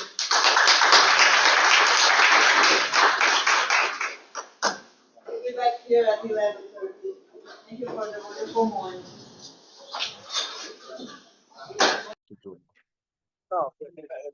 Andiamo su Zoom? Allora facciamo una cosa dopo, se no non la facciamo abbastanza. Oppure questo da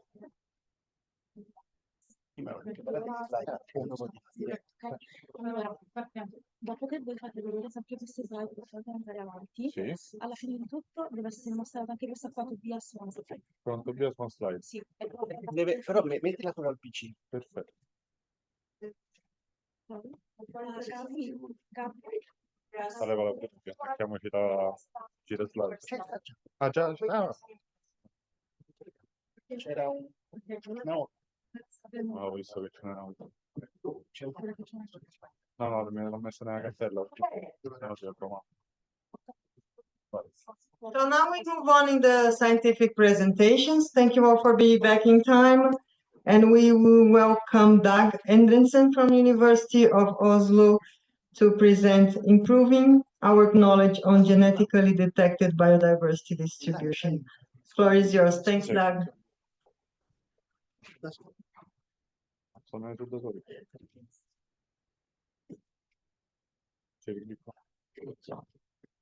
So I will try and cover a bit why we chose this use cases, or this group of use cases, and what we did.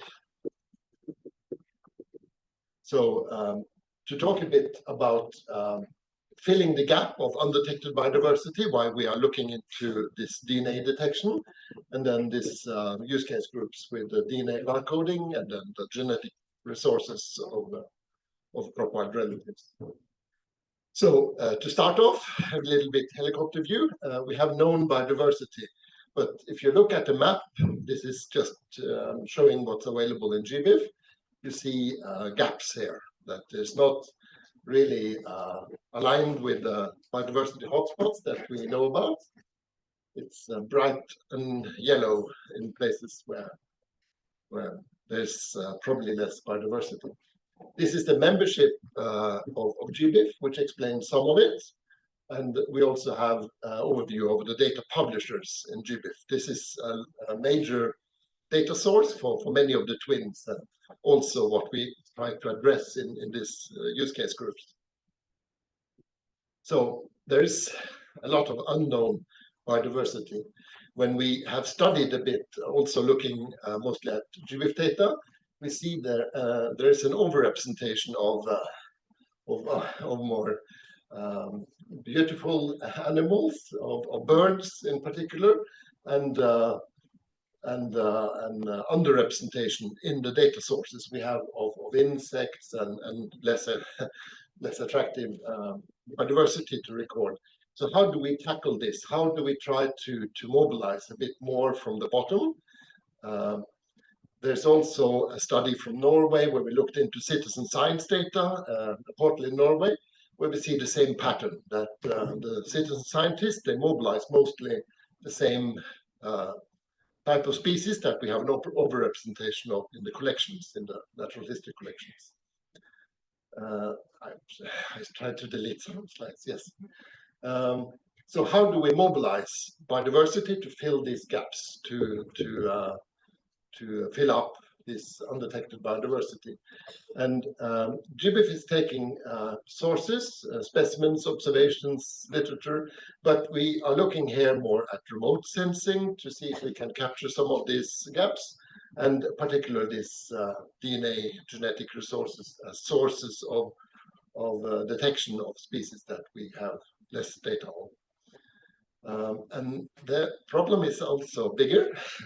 We have mostly the Linnaean system, but if you look into it, we think that this is now covering some 80% of the known named species.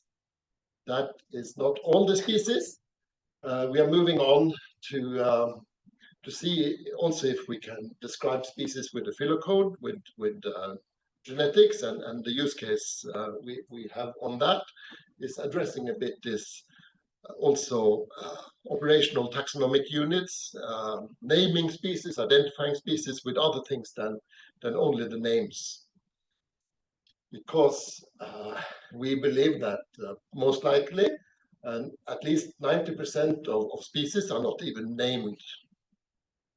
That is a lot of biodiversity out there, which does not even have a name. And the names we have are very much down here. In this corner of the phylogenetic tree. So very much of the biodiversity that could explain and help us to understand the ecosystems that we are twinning are so-called dark taxa that we don't detect even. So speeding up into the use cases that we had. The first group of use cases was looking at metabarcoding and using DNA evidence to detect environment samples and sequences in those to detect species. And moving on beyond that to see if we can mobilize more data from the bottom of this bias indication. We have been starting also to support OTUs, operational taxonomic units. There are species or species hypotheses of fungi and other things that are possible to show the distribution of in GBIF without species names. So that some of them have only DOIs to identify those species concepts, those OTUs. There's also OTUs and barcodes for named species in Barcode of Life, which we are starting to align against the meta samples that we collect.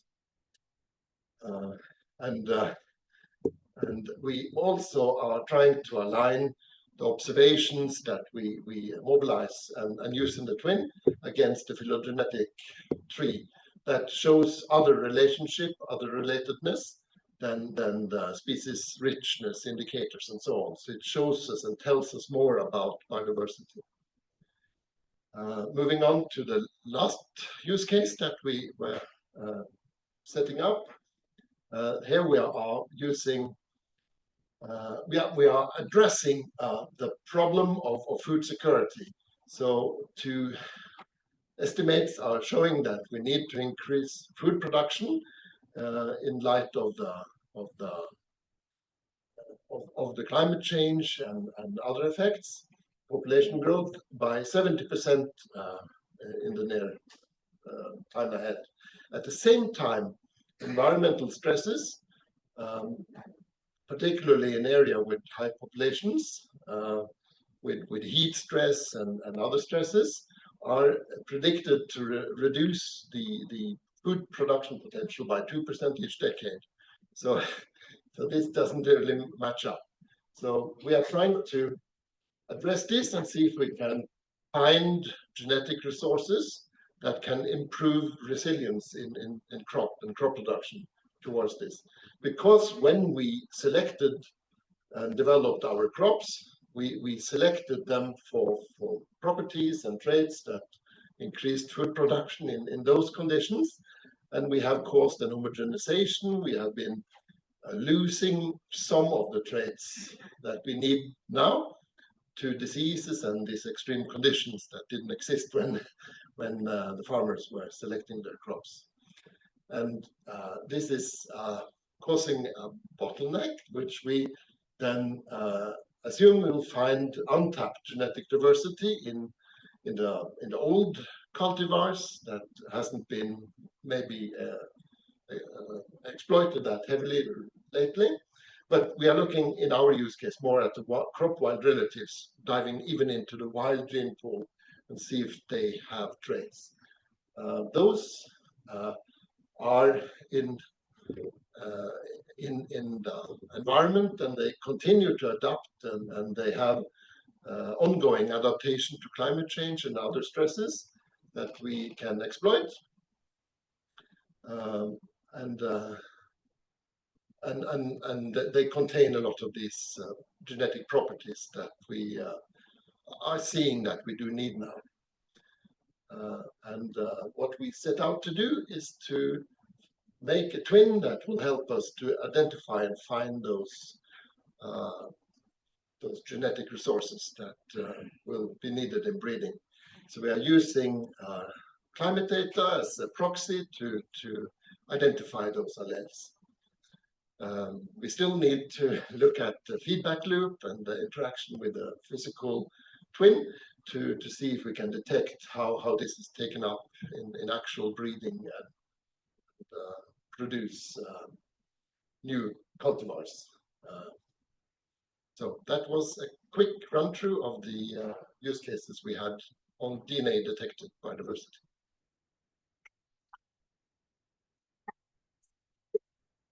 Thank you very much, Dai. Very interesting. We have time for one question. Klaus.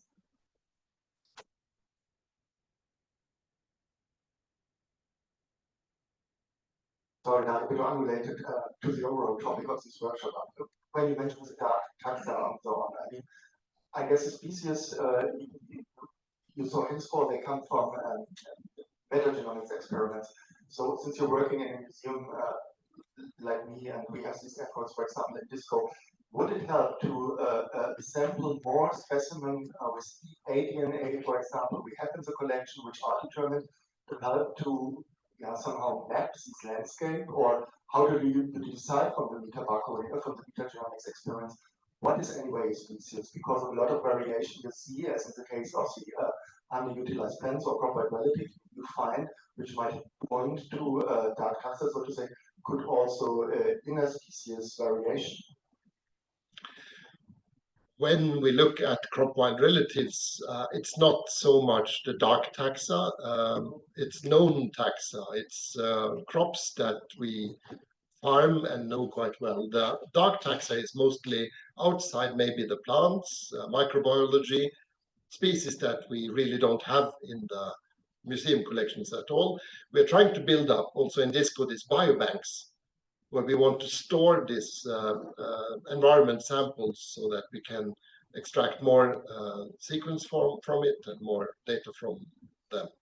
So sequencing for the crop-wide relatives, yes, it would help us a lot if we got more sequence data out of the collection so we could see patterns and distribution of the genetic traits we are looking for. But for the dark taxa, I think we lack them.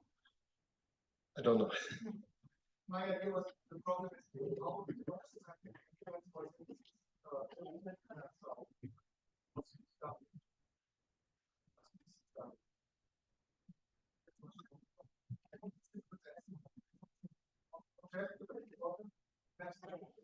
I'm just curious how you come to it.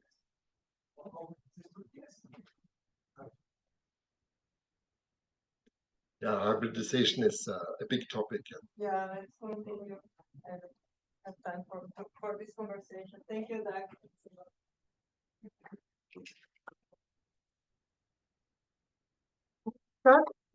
Short comment before I introduce the next speaker. I want to address the hybrid audience, the audience online. I would like to inform that we have more than 30 people participating. Is that the number? And there are questions from the online audience. For the speakers, if you want and have the chance to join the Zoom at some point and try to address the questions, that would be nice. I would also try to answer what it's possible from my capacities. So please, for the online audience, post your questions in the chat. We will not address here on the floor, but we will try to address in the chat.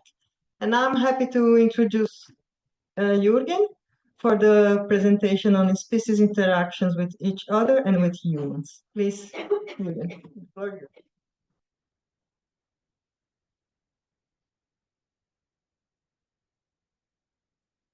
So thanks very much. Good morning. Let's see, no, that's the way. So now we turn to different domains. So the species interaction with each other and with humans that I pleased to talk to about this morning.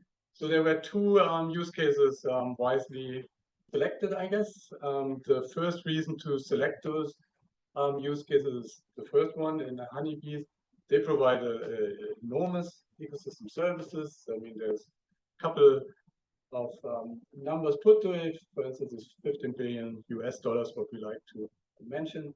Of course, there's also potential negative effect on wild bees. So talking about biodiversity. So I think this is an ideal study case. The second one, okay, I attached times to the presentation, I guess. That's the whole thing. It's animal diseases, African swine fever, and of course, every animal disease can potentially cause enormous cost for humans, so also some billions of US dollar. The second reason why those use cases were chosen is that they were built around established models. established mechanistic simulation models that have been used beforehand also in decision support.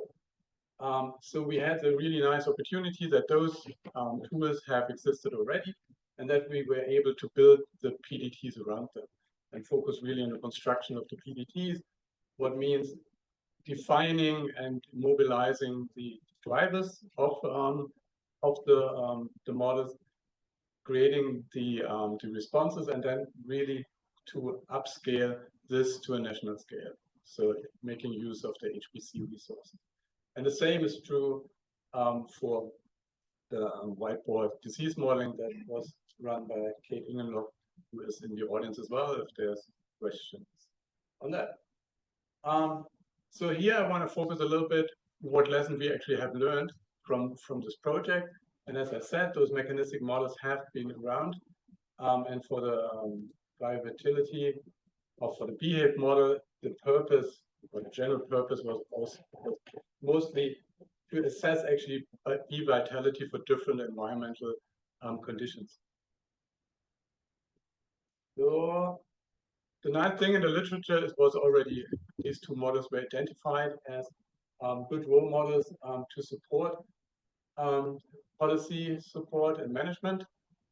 And the reasons that these also identified was that, first of all, there was a demand for these models, which I think is absolutely necessary if you want to make a difference, and that decision makers were involved from the very beginning. I mean, like in the BHAVE model, there was even a problem because industry was involved, which some of the EFSA people did not like too much.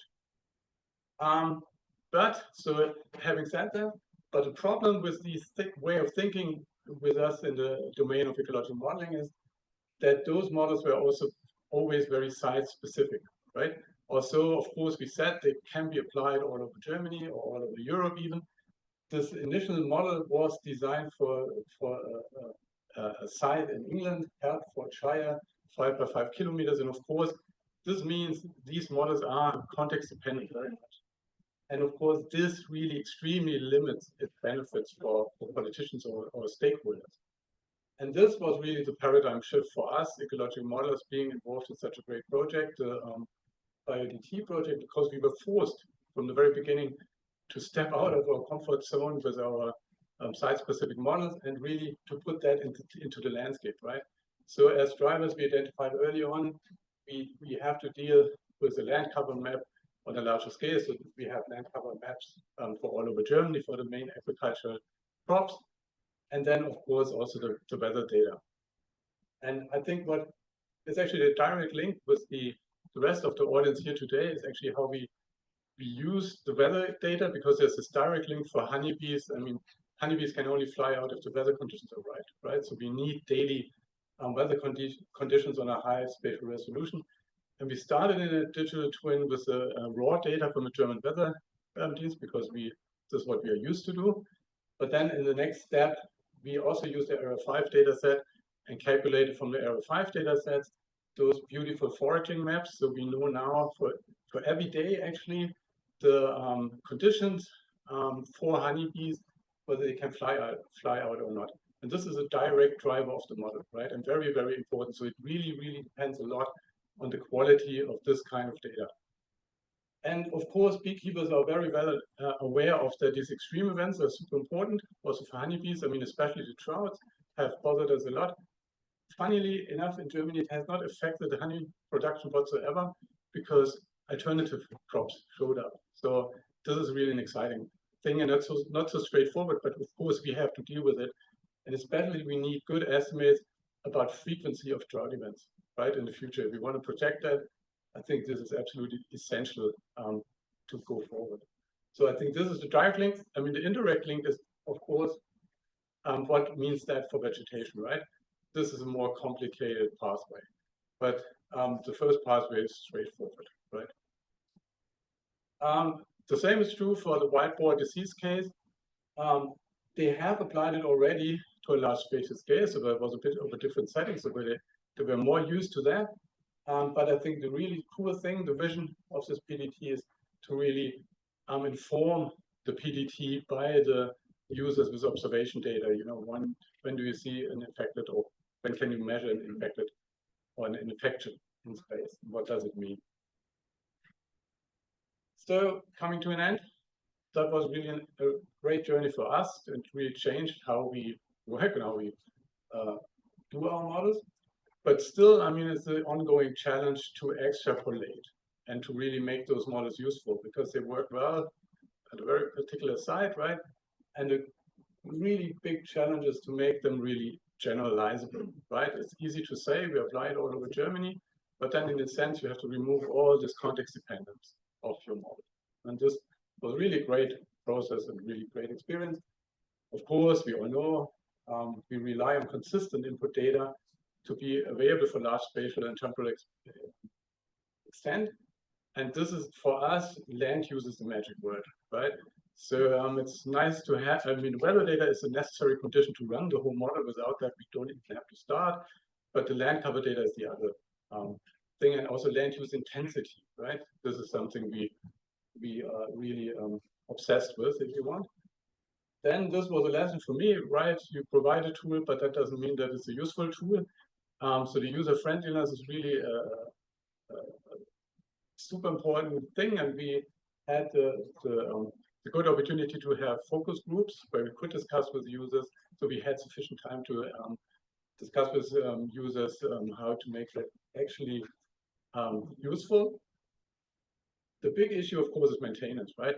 Now we have this cool thing, and we have all these nice ideas, but it's not that we have a 20 years period. Now we have to really, I think more or less each pDT on its own has to find individual solutions for funding, right? So this is also some kind of player for networking and getting next proposals together. So that's what I wanted to say about this domain. Thanks. Thank you. Questions from the audience?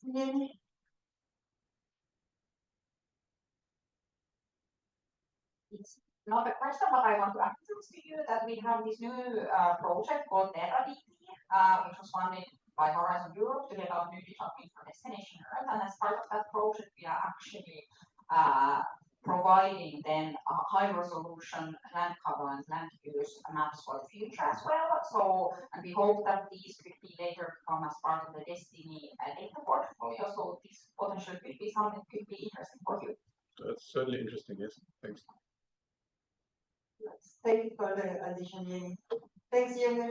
So now I will continue. Is it okay that I sit here? Can I change the slides from here? Yes. Okay, thank you. Okay. Okay, so now we will see, we have had this quite in-depth presentations on what are the top prototypes, what are they addressing, and I will try to show a bit then deployed. I was first planning to have everything live, but I noticed it will be a bit slow. So we have several links here that they work and they are developed and they are deployed. First, I will give a short summary of all the pDTs or most of the pDTs here. And also you can see the faces of the developers, so you can, during lunch and later contact. So as we discussed already, one of the pDTs is the invasive alien species prototype digital twin, in which you can model all these different species, or you can also model the community and the levels of invasion at the moment in Europe for different climate scenarios. And you're right, asking about the climate data, it's there. Some of the climate scenarios, you can point there. And as Jürgen just showed, the honeybee prototype digital twins, you have several features. I don't have the pointer, but you can see there several features in which you can put different locations in German, and then it will run the model for this particular location under this particular characteristics of the bee colony, and also you have options to put, for example, with treatment or without treatment. And then, oops, other side. And then you have, for example, you can compare what would be the production of honey in these different areas of Germany. So it's a very clear, straightforward application for this pDT. We have the real bird time monitoring prototype digital twin, which you also already heard about. So from the data collected by citizen scientists in the app and automatically identified with AI, you can select a certain species. In here I put the great teeth, for example, and you can select the dates there. So you can see basically for the past 2 weeks every day where the bird was recorded. So kind of the vision is like you have in the whether you have the hurricanes forming and we will be able to see the birds coming, and this kind of visualization will be very nice to hear. You also have information about the species and how it sings and so on. We have the grassland biodiversity dynamics presented by Francisca.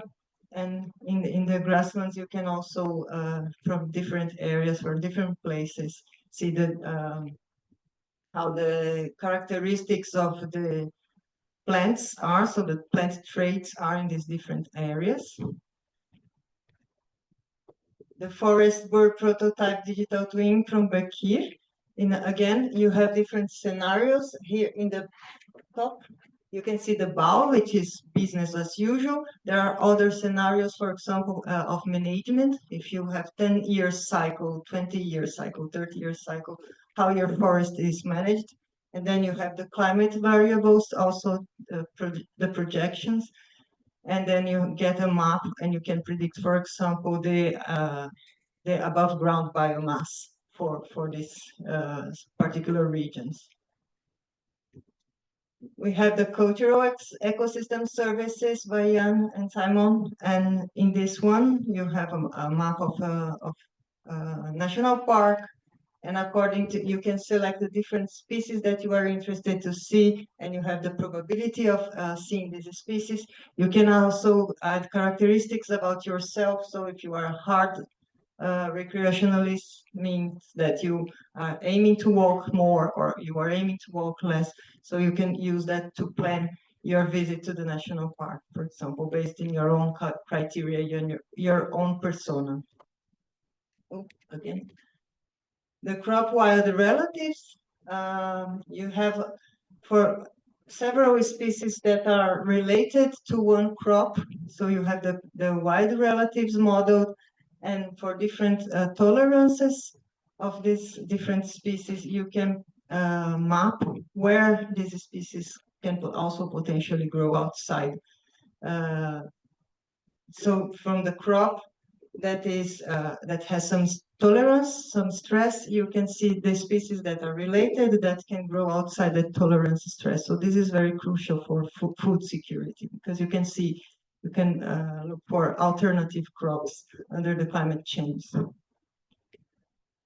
So again, this is the consortium, and now I go back to the links so we can see at least one live here.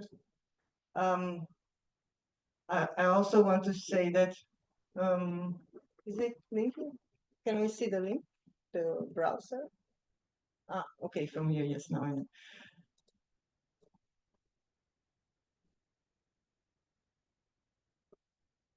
I can show from the BioDT.eu.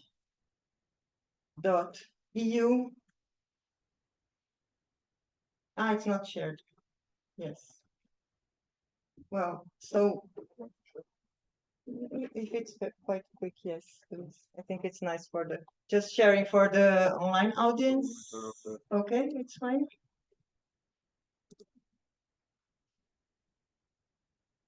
This one, yes, thank you. So now the online audience also can see. You have the information about the prototype digital twins, and if you assess the prototypes, impossible.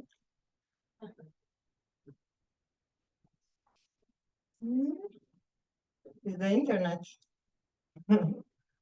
Okay.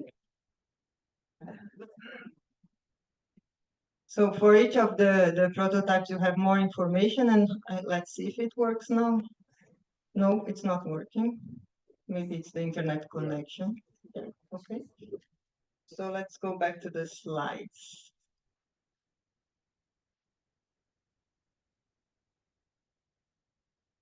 Yeah. I don't know, it should be, let's try this one. If it doesn't work, it doesn't work. But luckily we had the slides here. So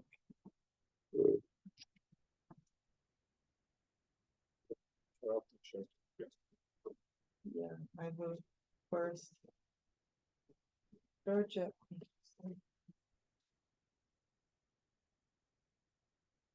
Let's see if this one, okay. At least this one is working.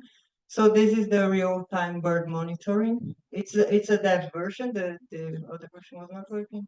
Let's share with the audience. Thank you. You're welcome. So now the audience can also see. Yes. So this real-time bird monitoring here, as I was showing, you can see the different for different species. So let's put here the great teeth. And then you select the date in the past. And you will see the observations moving. There will be more features being deployed in the next weeks. For the moment, you can see now that the spring is coming, you can see that the number of records is increasing every day. And you can also hear the bird.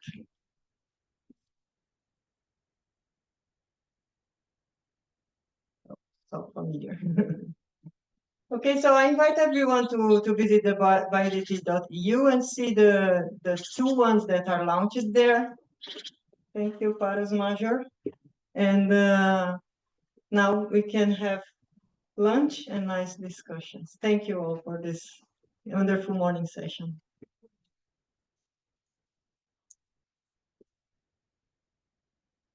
In the afternoon, we will have panels.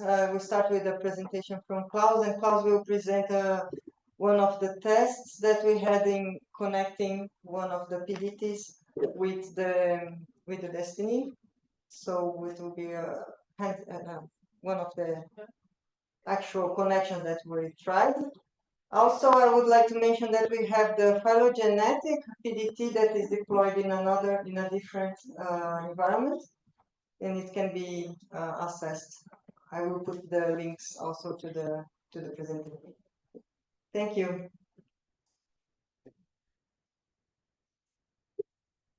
So view. Thanks. And before I start, I want to put can you put that same page, please? This one? Oh, sorry. Yes, so the pDT now. Okay. Yeah, now it's working. So just after we turned off, it's the internet here. So again, this is the page where you can see the pDTs and play with them. Yeah. Which one? I can put. So here was the.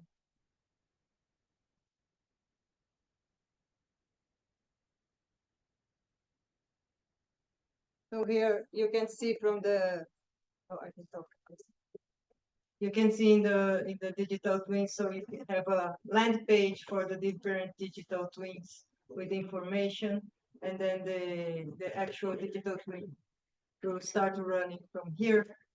And as I showed in the static version, you can click and choose a different place in German, for example, and play with these different features here and get the results of the models very briefly for the production of honey in different parts, in different times. So without this more information, I now invite Klaus, please take the stage.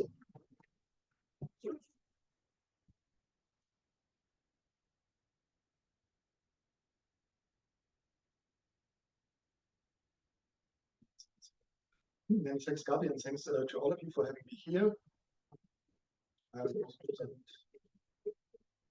in a second our prototypical deployment of the crop-wide relative digital twin and the destination data lake.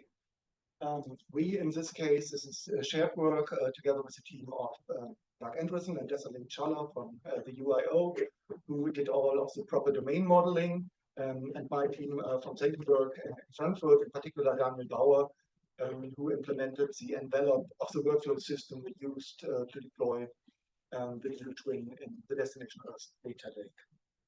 Before I start, I would quickly like to recap the motivation for research initiatives like DISCO, where I'm affiliated with, or ELTIR or LifeWatch, to engage in frameworks such as Destination Earth. Our aim is to open up and in this respect, valuing biodiversity data for reuse in the large analysis and prognosis infrastructure like you are currently building, or in other frameworks of the common European data spaces.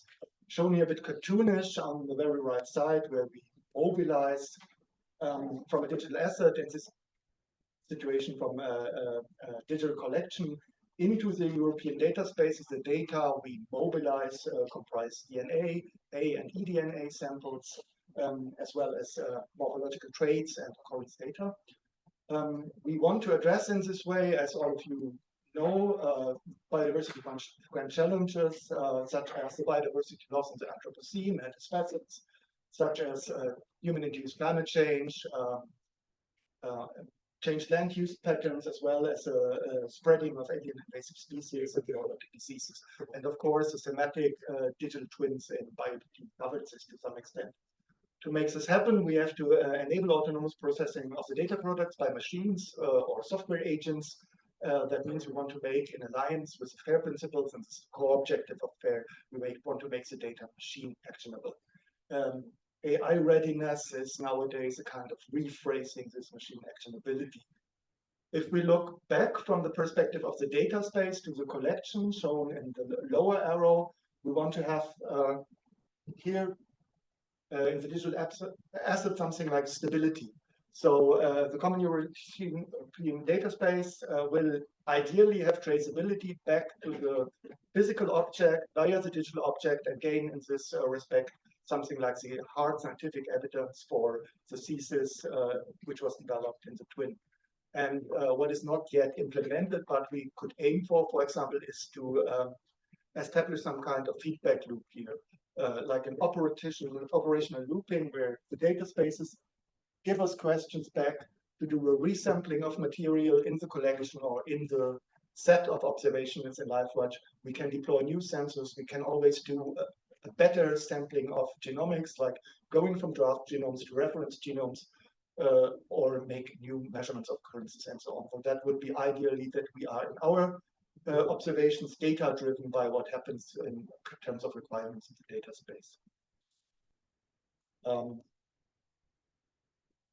Looking a bit more of the downstream processing, here shown exemplarily for the processing again of the very same digital asset, latifolius, which is in itself a crop-wide relative. I will try to use this as a kind of red line during my talk. We can, in the process of downstream processing, derive several materials, observations, and annotations from that asset. Be it sequences as mentioned, we can attach all sorts of contextual metadata, like the license you see here aside. We can, of course, derive geolocations, which then go to a central repository, the Global Biodiversity Information Facility, GBIF, and we can even further process, if we extracted the label and so on, feed this into LLMs, and do several levels of abstractions, map these to controlled vocabularies, in this case, an ontology, because it's ontological grounding with LLMs. To facilitate this access and reuse of all these data, which is in itself kind of, the structure is a kind of temporal assembly of relations, we have to make it permanent in a certain way, as I said before. And the easiest way to do this is to develop some kind of container around the whole structure. And the containers, this boxing, is essentially what we also use to deploy the twin later in DEDL.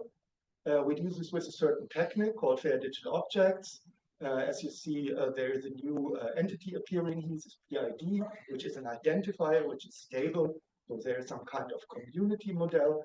ideally behind this identifier, and it makes this whole thing addressable as a thing, a representation of a thing or concept in cyberspace.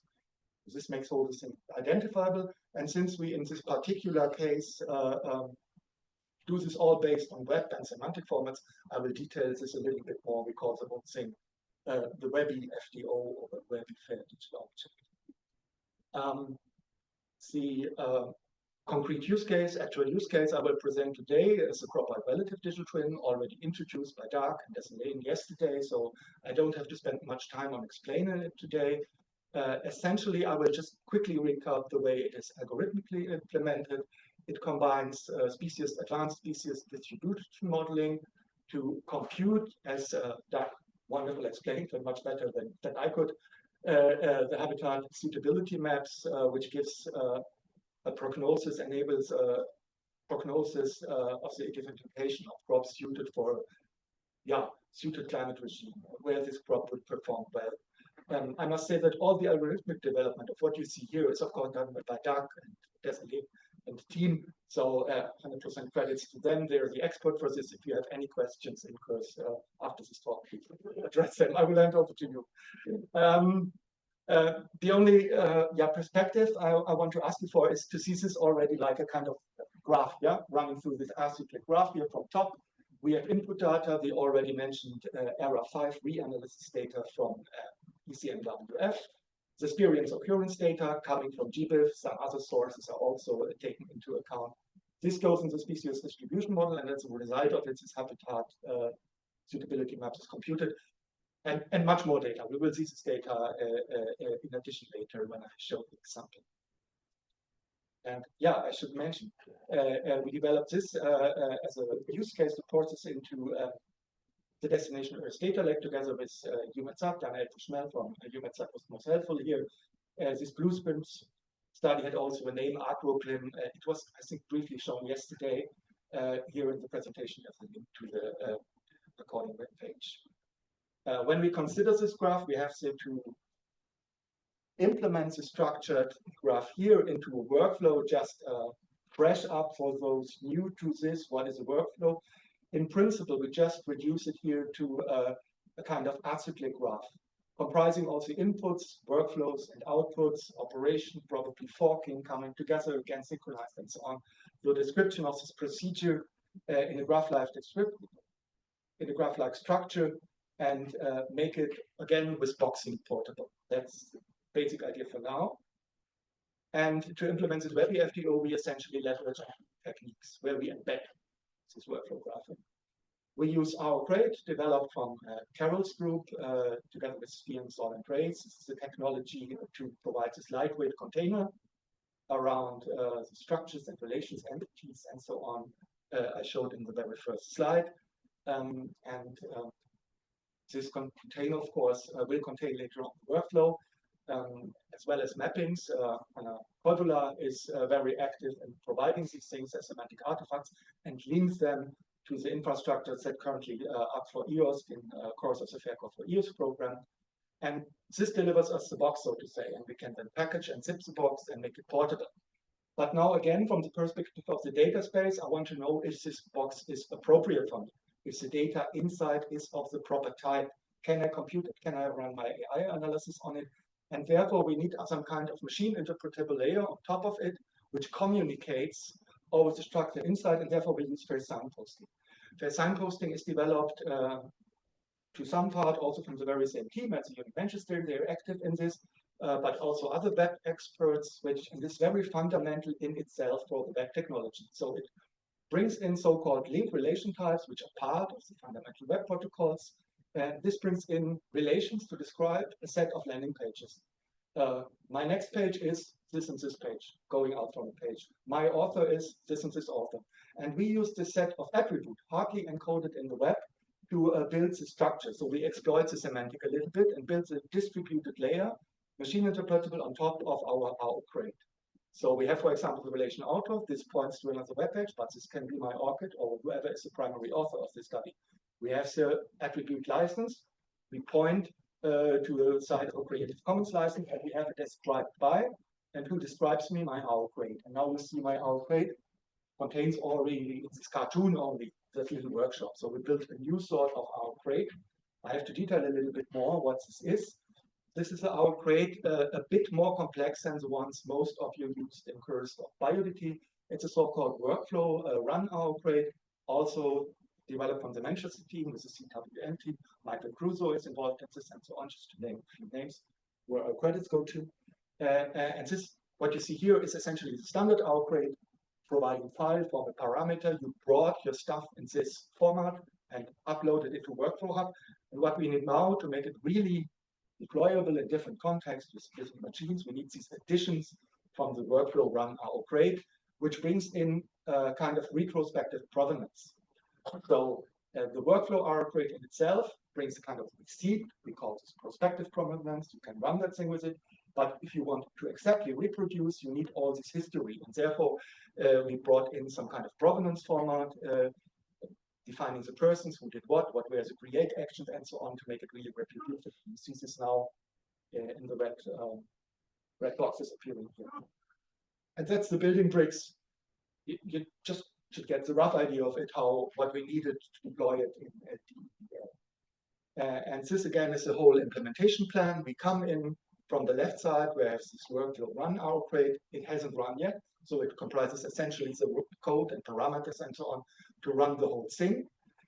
It is then ported into the destination data lake or hosted there, and there we use a workflow service called Islet. That's just a name. That's Argo. It's just another name for this, or another flavor of these workflow systems. It uses Argo on top of an OpenStack environment where we developed our workflow system, which uses this, runs it. It draws all the data from remote sources like the species occurrences. It can attach the error 5 data, which is already, like most Copernicus data, in DEDL. There were some struggle with the interfaces, so there's still some dynamics in the implementation of DEDL. So we could see the error 5 data in DEDL, but the Python interface changed over a while, so sometimes we have to change it also as an external source from the ECMWF portal. And in principle, but this is future, not implemented yet, but it would be cool to do so. Of course, the data from the Earth digital twins, in particular climate adaptation, can be used here. Cool would be, of course, to let it run online, so that the biodiversity simulations, again, in a kind of looping, process data, which is fed in from the twins. And then it's published forward in a digital object repository. We used the software Corda from CNRI. This is a provider which runs the whole DOI system, so to say. So this is proven software. I would have said it's solid as rock, but it was a grant from Al Gore to Robert Kahn to do this. So by now, we have to put a question mark on it, like everything. I think the DOI system will hold, but you never know in these times. We have some European structures, by the way, to win DOIs on large scale. But I think we today is heavily engaged. This is totally important to have these backups. And we use fair signposting as a lightweight front practices to visualize essentially the outbreak. And of course, the workflow component is part of it. And having this said, I would ask you to quickly show this moving. Are you starting this, or are you supposed to start? Next slide, and then okay. Yeah, this is how it looks like. So it's no interface in any way competing with the Shiny app. It's simply just to visualize the OWL crate. This is deployed on DEDL. And it's essentially what's inside the OWL crate. Here you see signposting. Signposting is usually not supposed to be seen by humans. It comes with a stream of the HTTP answer for machines, but we can have a tool, a plugin to make it visible. Now we go into an individual corporate relatives. That is a Laturo species. That is the stuff designated and so on. Our computing. You see the graph-like structure of the OWL crate. I will expand now a few of these graphs. This is the data coming with mostly an XDF file and several images showing this habitat suitability maps with different binning ranges and so on. We look into one slide without going into any details, as was shown by Doug before. And now we have to investigate the workflow. And the workflow don't run as stuff detailed, not on the species level, but on the genus level.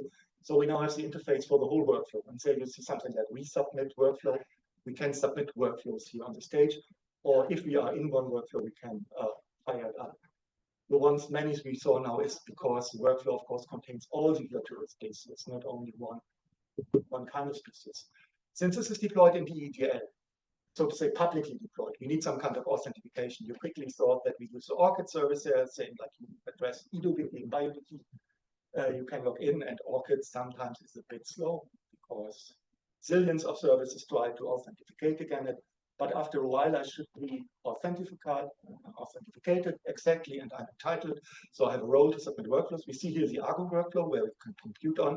You can change and edit these things. And further down, you see a few fields from the RO crate, which I can manipulate. For example, change title.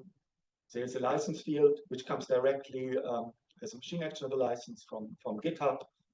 You get a zillion of licenses. Usually I start with Creative Commons or MIT. I think we apply MIT in this case, And further down, you can change some workflow parameters. I think the boundary conditions like number of cores and so on we use in the OpenStack environment is not configurable in this case. And afterwards, we can submit this workflow. And now it's deployed in Islet. You see quite a lot running by the time I was doing this. So there are some finished, some are running. So this is a minimalistic queuing system working on the workflow. And I think the last thing we see is then we can, of course, upload into these interfaces. And we have workflow flux where we store these workflows. I would say the central hub for these kind of things. And there we deposited them. We will make this automatically corresponding to workflow hub. This is by now a manual upload. You see Steven correlated most of these workflows. Same for you, probably submitted within the course of BioDTs. Then a change, a concrete actual workflow submitted by Daniel Bauer. And now it's uploaded and just edited. And you see, of course, workflow hub uses also this fair signposting. It quickly popped up. Again, this is a visualization done during a hackathon as Chrome bucket. It's not intended for humans to take the information out of it. You can, but you find it also in the RO crate. So it loads, and then we can submit it and fire it up. And that's essentially what I wanted you to show. The main purpose of this exercise was to show that the technologies, and a lot of them, Carol, came from your team, and most respect from my side for what you developed over the years. I'm totally impressed. We just applied pretty straightforward the techniques we developed, in particular work package 5, 4, and so on, but also in the other work packages. And then it was really straightforward to bring this into DDL. As I said, humans was most helpful. It was a bit of alpha testing, of course. Some things changed. Authentication was a bit of an issue also in the beginning, but it was not so difficult. So I think it's a suited migration path for us. Thank you very much.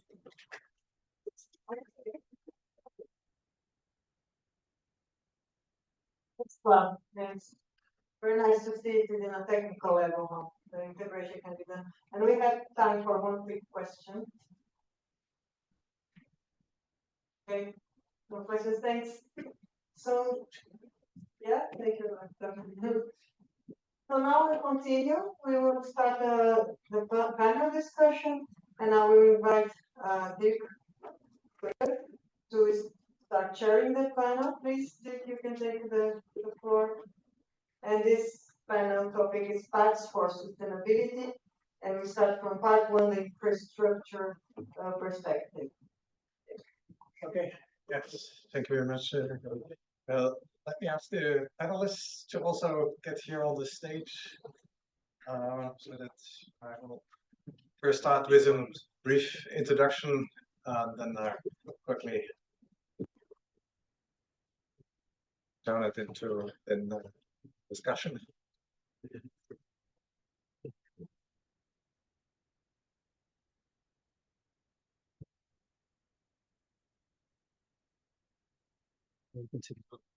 Yes.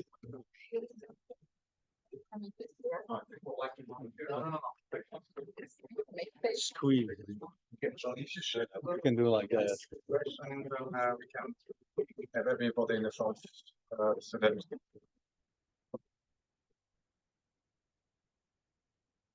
Okay, yes, so we set up. So let me briefly introduce this panel, and start, and bear with me, of course, I cannot ignore my other professional role.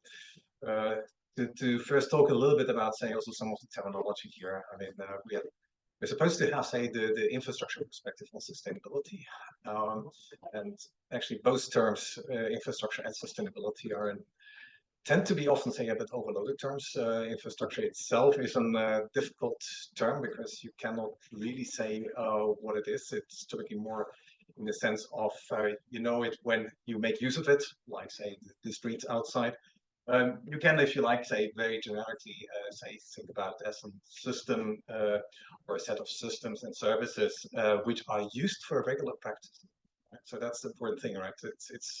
It's more defined by the way of how we use it. And this is also particularly true when we talk about, and that is the focus of this panel, when we talk about digital infrastructures.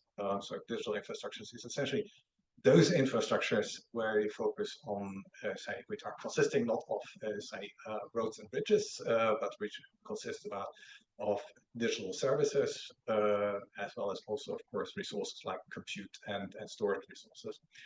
And it's an ongoing challenge if we have, say, applications like, for instance, digital twins to actually understand, okay, what are the requirements for these digital infrastructures?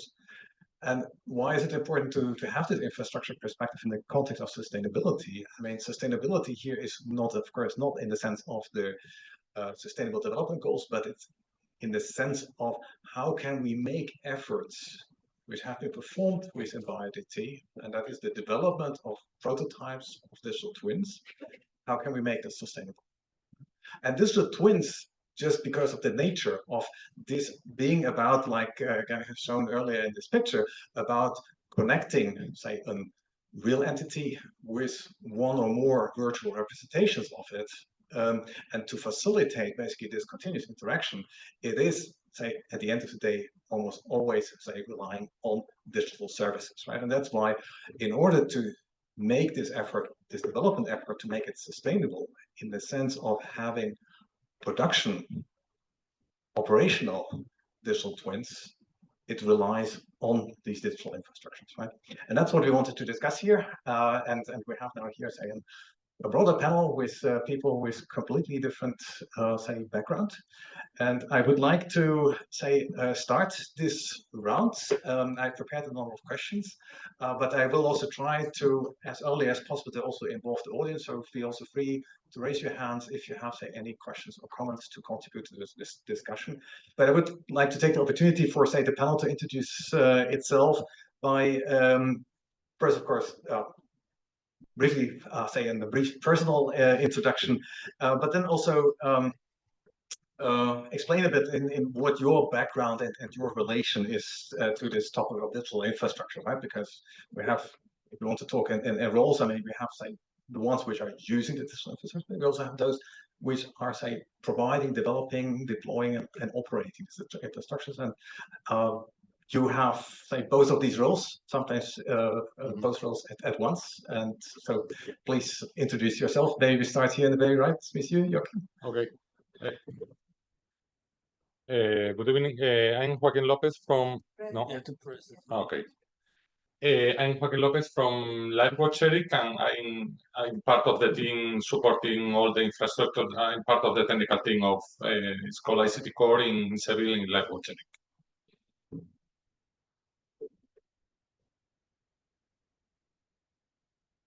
Christos Avantidis, CEO of LifeWatch Eric, Seville, Spain. I have started my career as a biologist. I did my PhD on taxonomy and biogeography, and then progressively I moved on towards the biodiversity and benthic ecology. The research infrastructures were just a hope and a dream at the 90s when I was doing my PhD, early 90s. But now, you know, we see things coming into real, and it's unbelievable on one side, and it's unbelievable on the other side, the expectations they create. I'll leave it here. So my name is Thomas Jean, and I'm the Technology Partnership Lead for Destination Earth. In that role, I think, related to research infrastructures, we're trying to navigate the landscape of the Euro HPC systems and how to use them in an operational context, and also how to deploy services on them. At the moment, I'm mainly occupied with trying to understand how digital infrastructure and digital services come into being. So how does it actually at some point you have an instantiation of a digital service, but how that can be more like the life cycle of these services.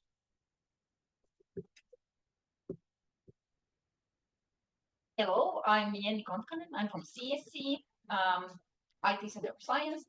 At CSC, I lead a group on digital twins. So we actually, in our group, we have several digital twin projects. So Gabriela is also in my group, so that's how I know also about BioDT. In addition, we have the BioDT Project. So we are the prime contractor to ECNWF on developing the Destination Earth climate adaptation digital twin. In addition, I'm also coordinating a newly funded Horizon Europe project called TerraDT that aims to develop new digital twin components that can be integrated as part of the Destination Earth. And yeah, of course, at CSC, we also operate the EuroHPC Lumi supercomputer in Kajaani in Finland. So that is also, of course, linked to this topic. And I have my background in atmospheric research. Hello, my name is Tobias Froslev. I am a scientific officer in the GBIF Secretariat. So GBIF, Global Biodiversity Information Facility. I assume most here know what it is, but to make sure, it's from this perspective here, it's a data infrastructure that attempts to mobilize and expose biodiversity data for open reuse by standardizing the data in the so-called Darwin core standard, so that everything is linked together across data types and sources. So one of the efforts we have been struggling with in the later years in GBIF is getting newer data types in and getting the data into a better shape for doing research like BioDT things. So improving the data model, so to speak. Personally, I have a background in taxonomy and phylogeny and DNA barcoding and meta barcoding, and that's also a primary interest in GBIF in my work. I'm not a data infrastructure guy, as that I'm more like on the scientific side of things, I would say. Thank you very much. I am certain as a system. But maybe let's start also with you taking more say this science hat on, and also being involved in BioDT as being in the lead for developing I think two of the digital twins you have been involved. So what would be your perspective in terms of requirements towards the digital infrastructure? So what do you think is say the important characteristics also for say the efforts which you have been doing in BioDT, I mean also to be say sustainable in the long term? It's a good question. I mean, so at least the standards perspective is important. I mean, you might have a lot of data which, I mean, if it's not standardized and in the system, then it takes quite a while to make it accessible, right? So just the effort of mobilizing stuff and getting more into the, I mean, I think GBIF is a pretty well functioning system for accessing data. It can be better in many ways, of course, but I mean, it is open and accessible through APIs. So I think, and the use cases I was working on, they were deliberately using that as a resource, but even then it becomes clear that even with highly standardized data, there are data gaps. So that's not really an infrastructure problem, but it's more like a data availability problem. So maybe that's for a later question or later topic. But so I would say it is about having the interoperability between systems and using these standards and making good bridging between those existing standards and infrastructures, which might be a big task even for a small use case. For example, linking the phylogenies and the species occurrences. It's two sets of thousands of neighbors. It's simply a really difficult task if you're not using the same taxonomic system from the beginning. I mean, leaving the data standards a bit more also for the second panel then, but maybe let me follow up with a question. Do you think when you think about, okay, at the end the data has to be stored somewhere and it has to be, say, exchanged, transferred, etc. Is there something where you would currently also see hurdles for where, say, digital infrastructures could do better?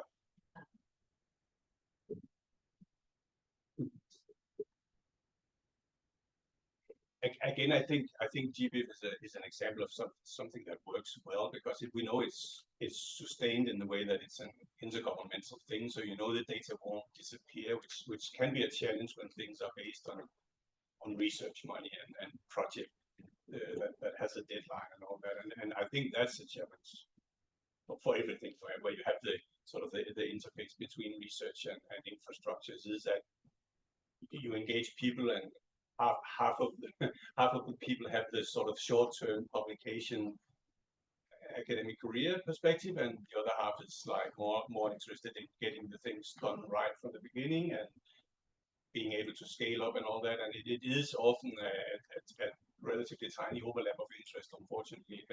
But so I might have forgotten the original question, but I think it's important to think about how we can, extract more data and have it in a more accessible shape. But essentially, I mean, what you put as one requirement is that you need to have also, say, data infrastructures which have some kind of sustainable funding, right? And that's where then, of course, the research infrastructure can play a more quite important role, as they have this more long-term organization. I mean, this is maybe something, Christos, you might want to take up as being a representative of another research infrastructure. I would take it, from a more, let's say, general perspective. For example, for me as the coordinator, let's say, of this infrastructure, I think that there are basic components that they need, all the sustainability part. And these are the installations, of course, the hardware, the software, and the people. And when we talk about people there, we talk about two different things. First, the stakeholders who are investing in us.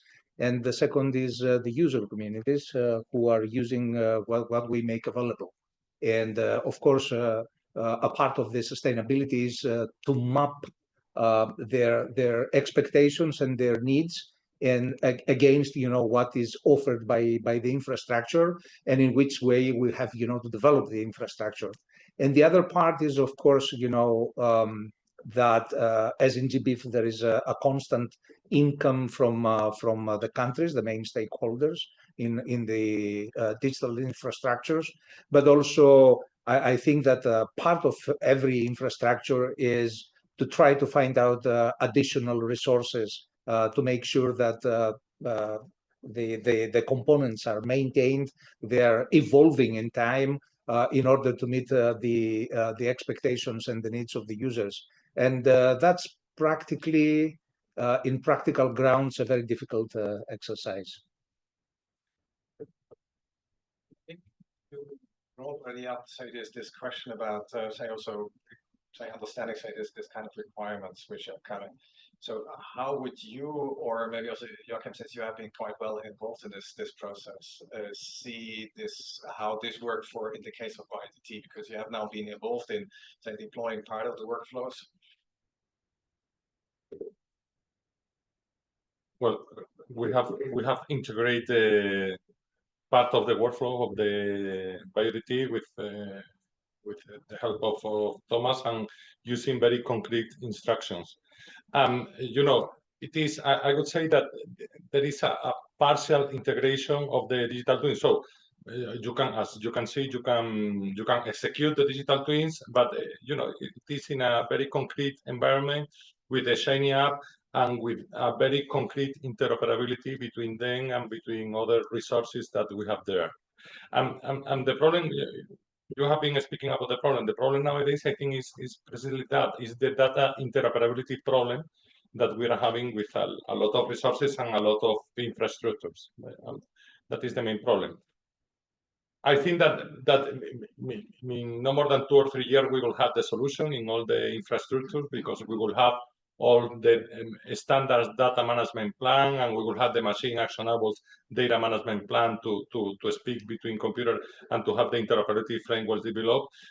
And in fact, we are working now on that with other projects, like, for example, the OS Trails projects, and we will be working the BMD projects and things like that.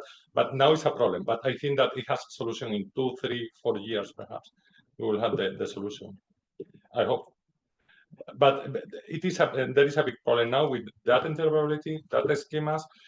Also, how do you define the digital twins? Now we have the lucky that everyone has been defining it with R, and we have been using the Shiny app, but that is not always the same situation.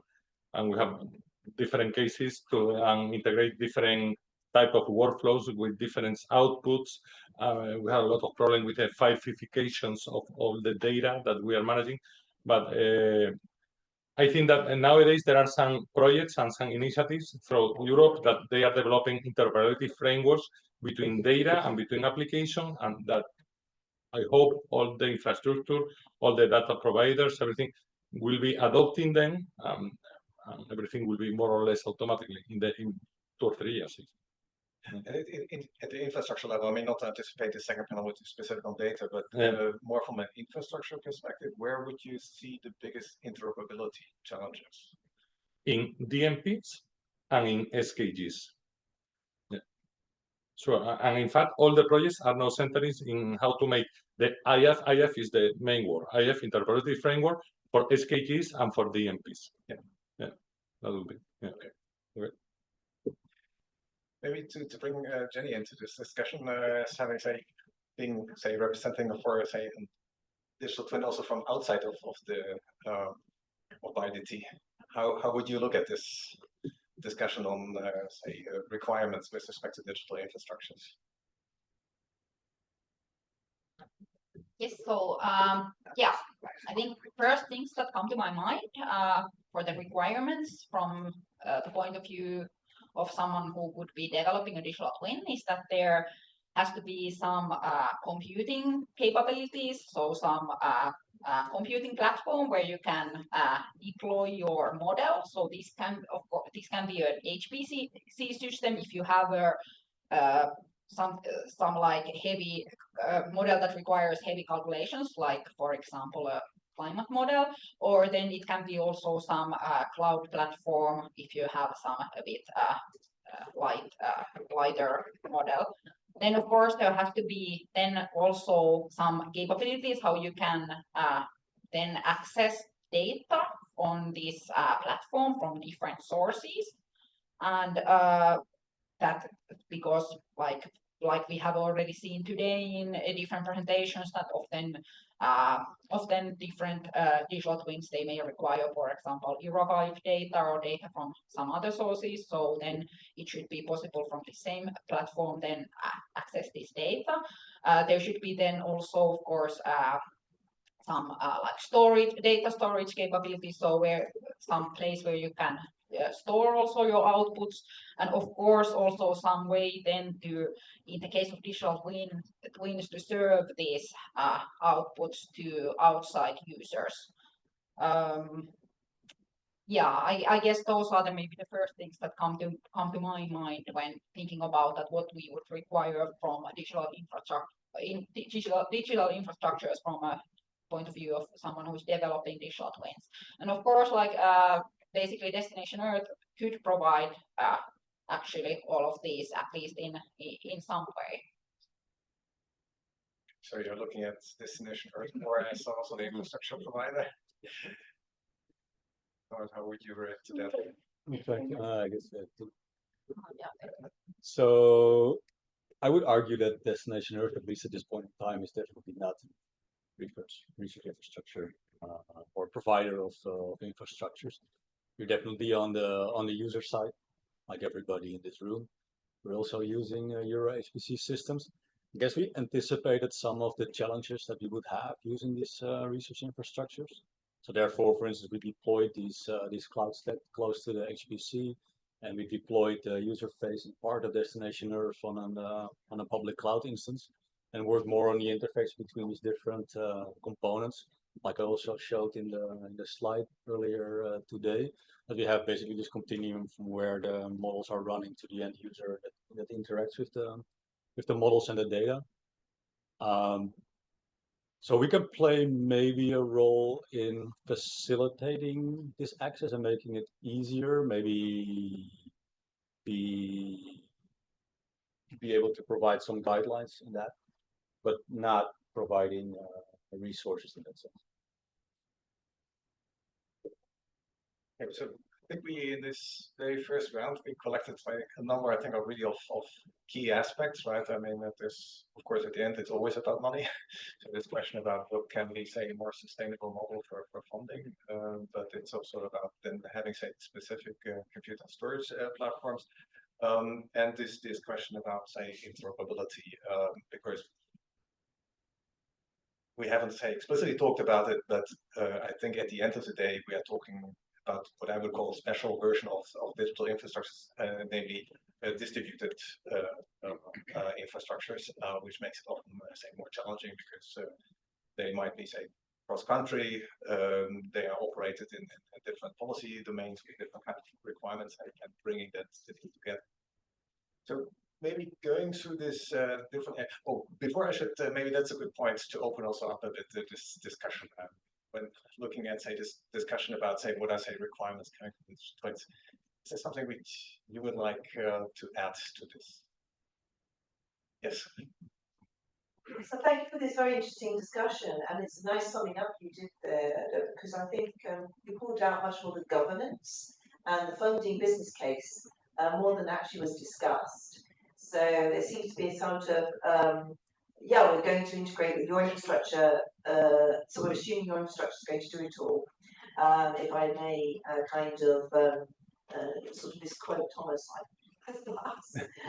so what is the business case? So how do you imagine your infrastructure actually building a sustainable business model in order to be able to support services? And in particular, how do you expect governance to operate for services which are multi-organizational, multinational? That's an easy question. Yeah, yes, let's get directly into this question. So I guess from a business case perspective, I guess as someone is willing to pay for it, there's a business case. I think that's the easy answer for that one. So in that case, for instance, for the funding or for the use of the research infrastructure, we have a strategic allocation from the European Commission, which grants us access to these research infrastructures to run our simulation. But also there, we have to understand that that is sort of annually or biannually renewed, and there could be other strategic initiatives. So that's not a sustainability model that in the end will guarantee us to be able to operate. So I guess we're in kind of the same boat as everybody else, and we're not in a special situation from a Destination Earth perspective.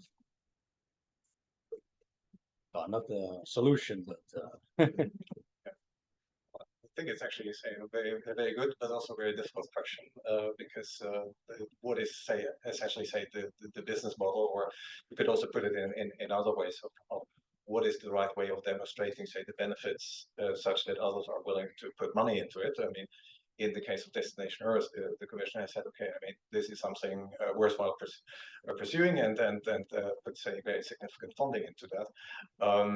But maybe we could continue exactly on this topic when we're looking at it from the research infrastructures perspective, because I assume you, Christos, as being, say, the head of, say, this ERIC, I mean, you also have the challenge of, say, convincing, say, the members of the ERIC that it's worthwhile of doing, say, the funding that you operate, for instance, also part of the digital twins coming out of BioDT. If you ask for a frank reply, I would say, that the only way for achieving sustainability in the research infrastructure is evolution. It's like, you know, the living elements of this planet, what we call, you know, the biotic component of the ecosystem. Yes, there are the stakeholders who are making a contribution by paying, you know, the fees to the infrastructure, but that covers, you know, costs for the governance, administration, of course, some of the costs for the communication needs, etc., etc. But when you want, you know, to maintain, as I said, you know, facilities, when we want to maintain hardware and software, these are not things that you build, you know, like a bridge, and then you build them once, you know, and then you replace them after 70 years or 100 years, you know. There is a turnover for maintaining them, and a depreciation, you know, rate, which is quite fast. And therefore, the only way you can do that is looking, you know, and tapping at the same time into different, let's say, pools for proposals and projects, and somehow, you know, to develop a kind of an approach in which, or through which, the infrastructure is available as a marketplace. And it's, believe me, it's a very, very difficult to explain this to our stakeholders, because when you talk to them, you know, about this, they have, you know, this impression of a supermarket, not a marketplace. Okay. So if you are successful in this, then you can attract, you know, players from the private sector, from the industry. There's a lot of potential, you know, for commercialization of resources that you make available, and then it can be, you know, a success. One last point is the co-evolution part with the other research infrastructures. You know, the life of an infrastructure, of a research infrastructure, is not infinite. You know, and at some point there might be challenges, that might be merges, you know, with other infrastructures. But in most of the time, you need to be up to create those collaborative interfaces. We call them, you know, in English, trading zones between the infrastructures. Why? Because these are the most fertile spaces for development of new knowledge and innovation. Therefore, that's your ticket for the sustainability. I'll stop here, but, you know, it's a painful thing. Only 1 minute, only to support what Chris is saying. At least in LifeWatch, we have like 6 data centers, more or less, between different. There is no one day where we have one problem, one big problem. Today, for example, you don't know, but today a roof has fallen. in Huelva, a roof has fallen. So one person there to see what the hell is happening here, why the roof has fallen, and things like that. But today it's a physical thing. But tomorrow perhaps it's the electricity, or there is one machine doing a strange thing that we don't know, or there is a hacker, or every day. You need a lot of money to support that, to stay, you know, it's like the miracle of every day that everything is working. Everything seems to be okay. But it's really hard to maintain, and not only, and it's like Chris say, it's not 70 years, it's to maintain and to update, because everything is changing, and now even with artificial intelligence is changing faster, and we have to be up to date of everything. And there is, I don't know if you know, but in the technical world, it's very famous a law, which is the Moore law. You know, Moore law, that every 18 months the infrastructure, the speed gets port 2, gets duplicated every 18 months, and that is true. That is happening every 18 months, and we have to duplicate. We have to be faster, and that is the problem of the day. And it's really, it's almost impossible to convince to the stakeholder, or to explain that to the stakeholder. And I can assure you, this is the day-by-day problem. And when you are not very big, when you are not Amazon, or you're not, every problem is a disaster. You need 2-3 persons to see how to do, and you stay all the day working for that. And that is the day-by-day of a research infrastructure for that. Very good. So I guess that's why Destination Earth doesn't operate infrastructure. No, I think for the sustainability part, when you look at Destination Earth, even though we're not a research infrastructure as such, and we can provide infrastructure to our strategic allocation that we have with EuroHPC.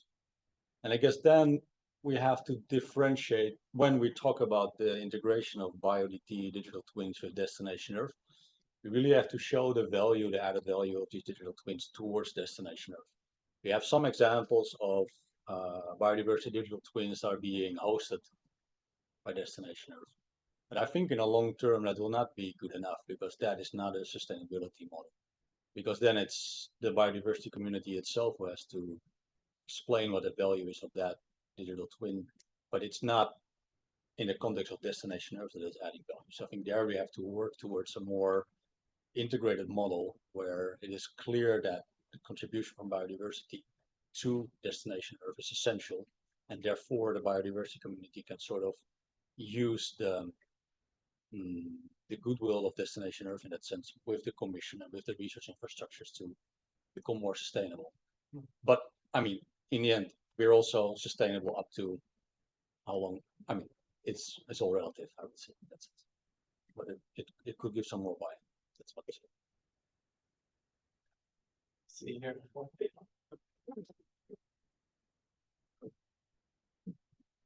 I think for the sustainability of research such as services, it's also good to realize that these consist of different components. They have components of building the service, of maintaining the service, of hosting the service, of supporting the service. And these require different funding streams. They cannot all be funded from one source. I think that's very, very important to realize.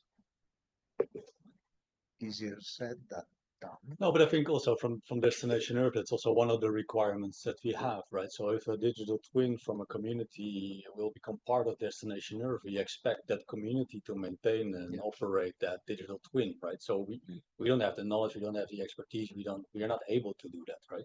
So we definitely require that there's funding within that community to maintain these activities. And then from Destination Earth, there can be funding to make sure that it is an integrated part of Destination Earth, is part of the data portfolios and so on. But there's definitely a strong collaboration component there. And if one of the two disappears, then this will fall apart. Maybe before I give back to Christos, it's maybe also another way of to think. I think it's an important point, but maybe another way of to think about it is also say the different roles different stakeholders have, and then of course they may have to tap into different funding streams. And I think that's indeed what I observe also in research on digital infrastructure is one of the challenges of getting a clear understanding of these different roles. But then let's get back to the Christos. Yeah, I think that Thomas captured, the meaning of this question, but I'd like, to add a little bit more. I mean, yes, indeed, our role is to maintain, our role is to update and upgrade and make them available, every single moment. But our role is also, to give an added value on those. And that happens when those services, for example, can be used in not only services, it can be any research product. But when we make it available in combination with every other of those research products that are available, that are made available by the infrastructure, that's where the added value is. And that's where, the potential for creating, something innovative comes. And with this comes, of course, sustainability. Before we get back to this, yes? Just a provocative question for Tobias here, because you are the oldest, I guess, research infrastructure here. So I don't know how old LifeWatch is at this. I'm sorry for this, but I know GBIF is at least 15 years old, right? So we can consider it sustainable to some degree. So what is the secret from the GBIF perspective? It's like the UN. It's funded by governments of the member countries, right? But the challenge is, of course, that they can drop in and out. I mean, it's not mandatory to remain a member, GBIF. So there is a funding system. I'm not into all the details, but the member countries, they have their own nodes, which is something they have to service on their side, but they give some funding to GBIF annually. That is then giving the core budget of GBIF, which is not enough to do research and development like here. So we rely on stepping into projects that are relevant for general GBIF work program lines. So that's the secret. I mean, but a more sort of what's it called, foreseeable funding would be nice. I mean, if two big countries drop out, we have a problem, of course. I think still a kind of conclusions from the discussion, both from, say, the contribution of Crystal, as also from your side, is that the research infrastructures seem to be, say, an instrument where, say, at governmental level, there are, say, stakeholders which are willing, I mean, to put in, say, funding with a bit, say, longer time period, right? And it's not, say, very short-term, say, engagement. It goes beyond, say, the lifetime of projects like BioDT, and in this sense, it seems to be a quite successful model. Which brings me, before we get to the last round, which we should focus more on looking also more in the future and recommendations towards, say, the BioDT community. But I still wanted to get back to this question about what could be the role of what one could, say, consider as generic digital infrastructures. I mean, we did already, say, touch on EuroHPC, but that may be also some aspects to be discussed. Okay, what would be also there, say, the desirable future? I mean, also, EuroHPC doesn't have an infinite lifetime. I mean, it's based on some regulations. I don't know how long the current regulation goes, but it's already the second regulation in the lifetime of EuroHPC. So also there we have a bit more often short term, give us, say, the 15-year lifetime of GBIF. But there's also another one where we haven't discussed about at all, and that is EOSC. So what could be the role of EOSC? And I'm looking in particular also on Crystal's knowing his strong involvement in EOSC in the past. So maybe that is also where you could shed some light on. Well, I have been involved in a couple of projects in EOSC. The EOSC Future being, the flagship of all these mega projects. And a lot of effort has been dedicated in there. I think that the primary role of EOSC is to become, the system of systems and create, the overall marketplace. And this is its main contribution to make sure that scientists, users in general, from around the world, can find a place where research products, from astronomy can be found, in the same place with research products from humanities and social sciences, for example. And in this way, EOSC being seen, as such a marketplace can be actually an accelerator of this process I was talking, before. The creation of the trading zones between the scientific disciplines and the domains, and therefore in this way EOSC can be instrumental in promoting innovation and new knowledge.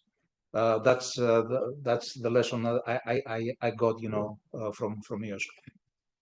And given that EOSC is currently also in a transformation process now from what is now called the EOSC Federation, which potentially would then include also, say, research infrastructures as EOSC nodes, what would, from your perspective, be, say, the most critical things in order to achieve it?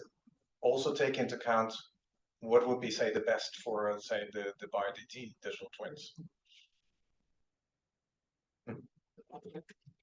Well, I think that the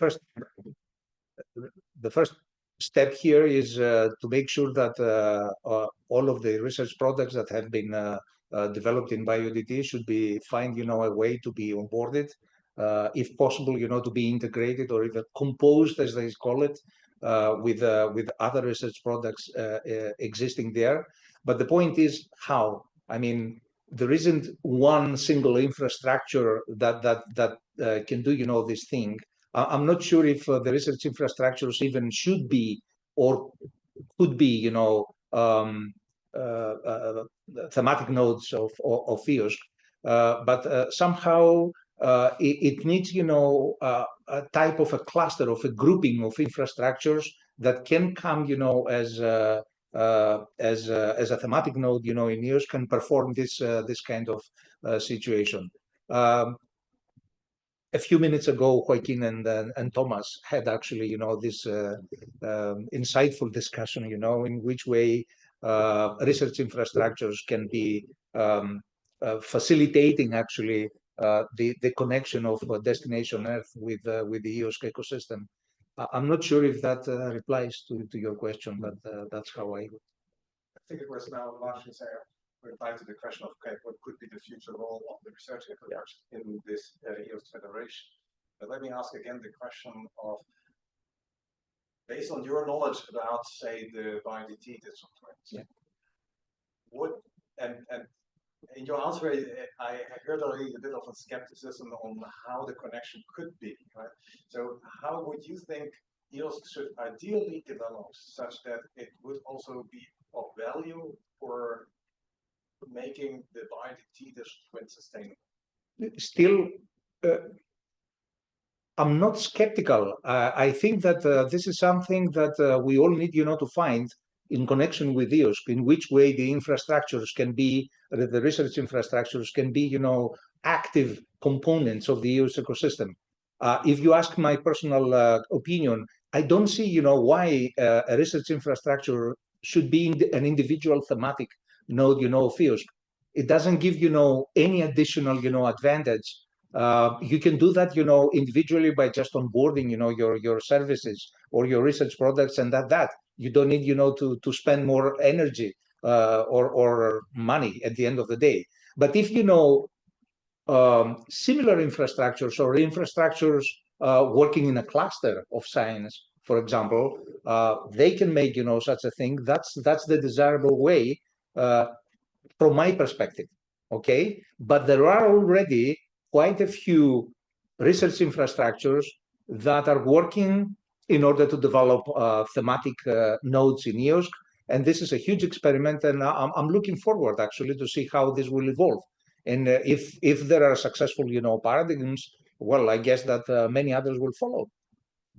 And this has to do with the research products again that the BioDT has developed, for example, for their sustainability as well.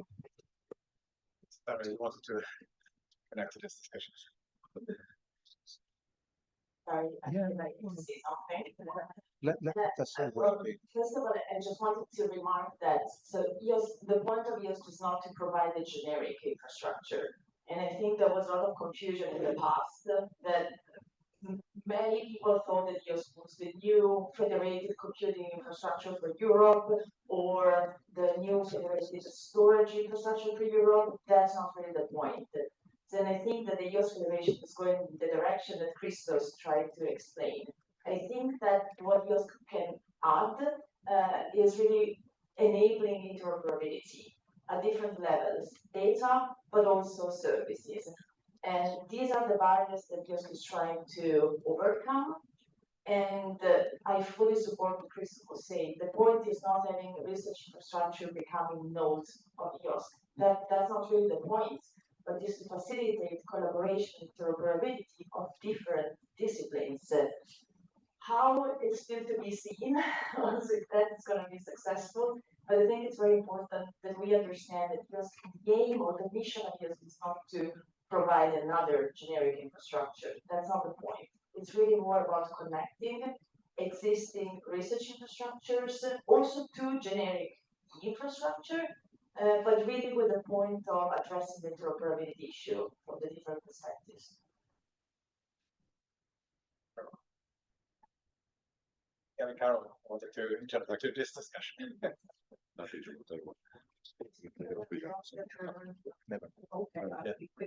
Just Sarah knows what I'm going to say. That the other aspect of the EOS is national nodes. And so one of the things I will be asked by my UK government is if we are establishing a UK EOS, why am I investing in thematic nodes, because I'm going to participate as a national node and I've only got a fixed amount of money. So which thematic node should you remove to fund? So I think there's an issue here to do with, it's not just thematics, it's the national nodes as well at interplay.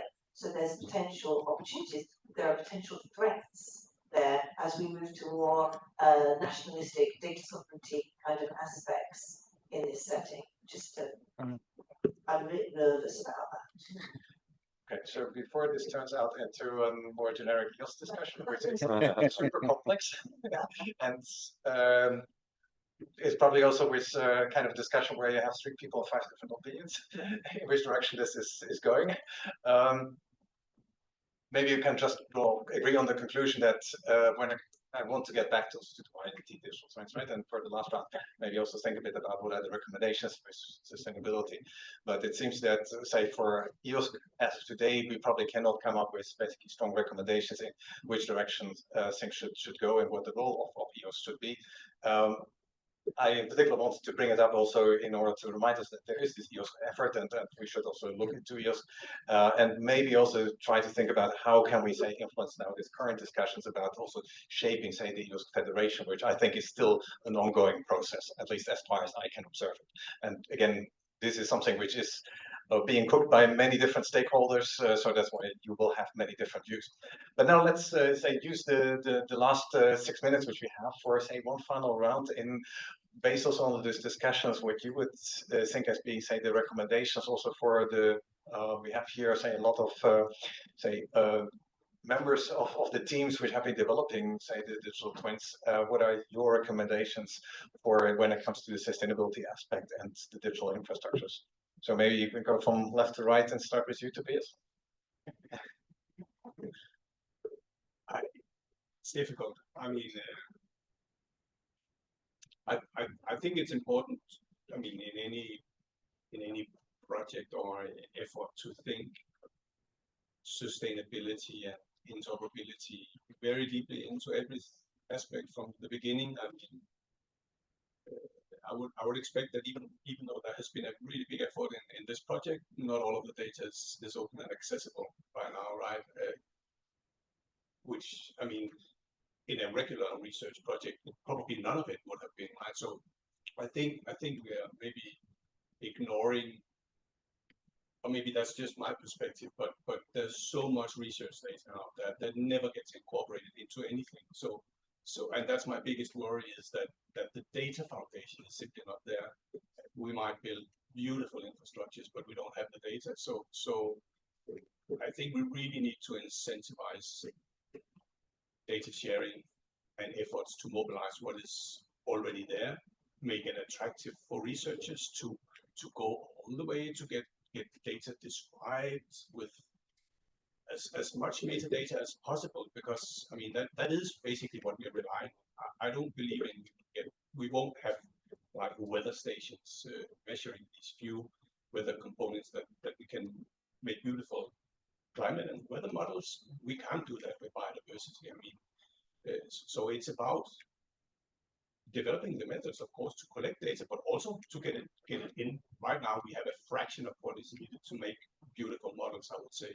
So that might be a bit pessimistic and low tech, but it's like basic science, basic taxonomy is also needed to be able to do anything with species names and models. And that is an often ignored and underfunded part of science, is bringing enough of the basic data units into play. So maybe that wasn't a good recommendation, but thinking about that the projects always have that in mind.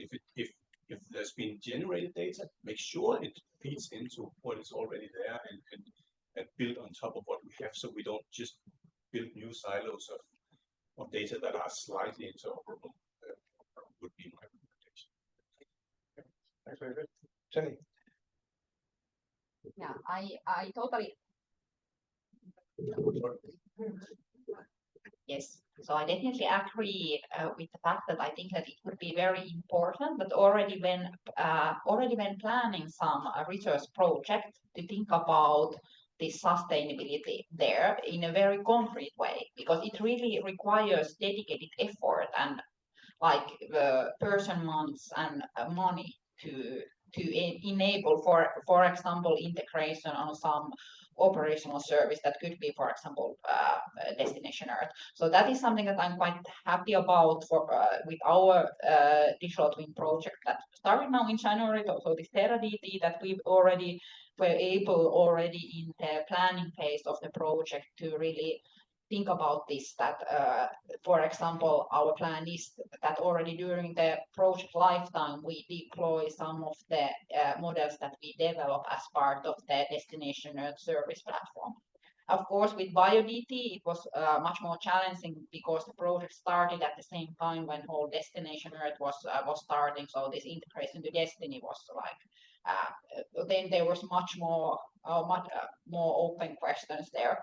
But yeah, but of course, I would also generally recommend like exploring all the different opportunities related to Destination Earth. I'm sure Thomas can tell more about it, but I'm mainly talking about DestinE because I have experience with that.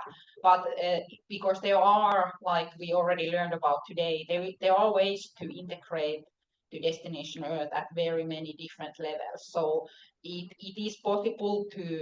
can be possible to transfer some data to Destination Earth data lake. It could be possible to deploy some models on Destination Earth service platform. It could even be possible to integrate some of the BioDT models as like more directly as part of the Destination Earth digital twin, such as the climate digital twin. So maybe this is something to think about when also thinking about like future project opportunities. Thank you, Sarah. I mean, that's all connected then to you, Thomas. Yeah, I think for looking at Destination Earth for sustainability, I think there's two aspects that are important. So I think the tighter integration with Destination Earth is important. So I think that we have an example discussed right now, just before this panel meeting, where Era 5 data was being used as input for BioDT prototype digital twin. And yes, Era 5 data is available in DestinE, but it's not the DestinE product as such. So it is a bit too disconnected, I would say. So yeah, I think we have to make an effort to actually integrate tighter with Destination Earth. That's one. And the other one is we also have to make sure that we can understand the link with policymakers. So what kind of policymakers are actively involved in using these biodiversity digital twins? Because in the end, it was also the goal of establishing Destination Earth was to have this platform for policymakers. So that means that we also need to have clear visibility on what policymakers would be interested in having biodiversity digital twins running in the context of Destination Earth. So these two aspects, I think, are really important to focus on. If you want, to give some kind of recommendations to the people that have worked and have developed the digital twins, is just one and very simple: stay with us. Let's stay connected because we can somehow work with you in order to achieve, the sustainability of what we have developed. That's our role here. We will never claim any ownership or leadership or whatever else, on the things that you have, developed. That's not our role. Our role is to collaborate with you and make sure that these things, these research products, are made available, if possible, forever. They're getting, upgraded. They're getting updated, and the community is using it. And above all, do not forget that we are humble servants of those communities and nothing more. And if we can be successful enough, that would mean that we will contribute, to the younger researchers to build their careers. And if we do that, then we have already a story of success. And that's all. only to finish, and they have said almost all, but I would say one thing, that sooner or later the Commission or some international bodies will insert something like a mandatory field in all the projects that will be the interoperability framework. Do it now.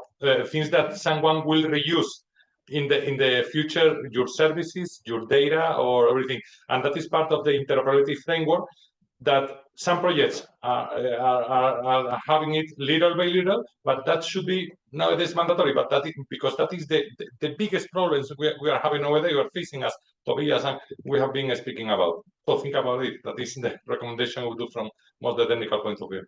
Thanks. Yeah, thank you very much. And I think this topic of interoperability, that would be worthwhile for a panel of its own, because it has many layers of, which are related to that. But I think also the next panel, it will also be taken up as a topic. Thanks, by the way, Joachim, also very much to remind us that, and also Christos, I mean, that digital infrastructure is very much also, providing service to a community, and it is very hard work, right? And that is something which is often overlooked, because I mean the ideal is it just works, and then you tend to basically often ignore a bit of what is happening behind the scene, and all the daily catastrophes which one make sure that they are hidden from the user. So with that, thank you very much, and then I wish you a pleasant coffee break.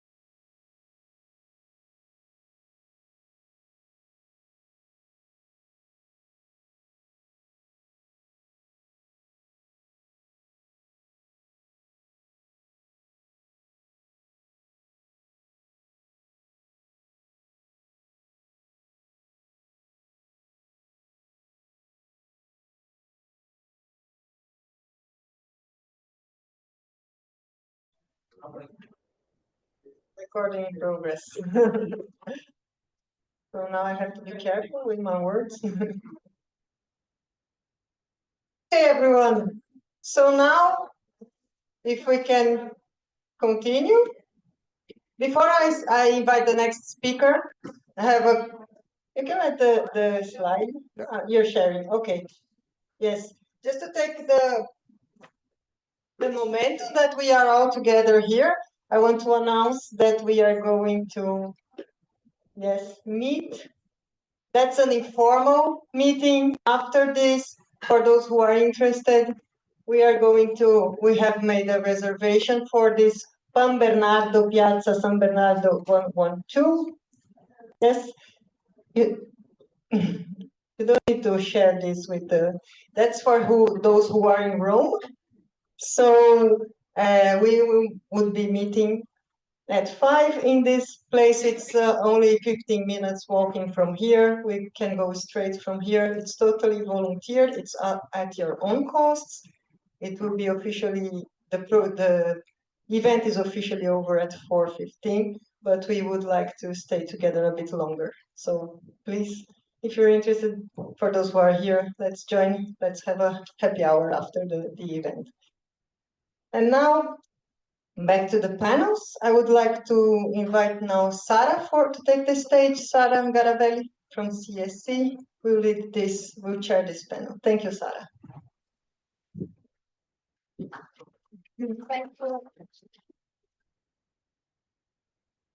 Thank you so much, Gabi, and good afternoon, everyone. So I'm Sara Garavelli from CSC, and I'm also involved in the IOSCA Association, and that's why before I couldn't keep my mouth shut.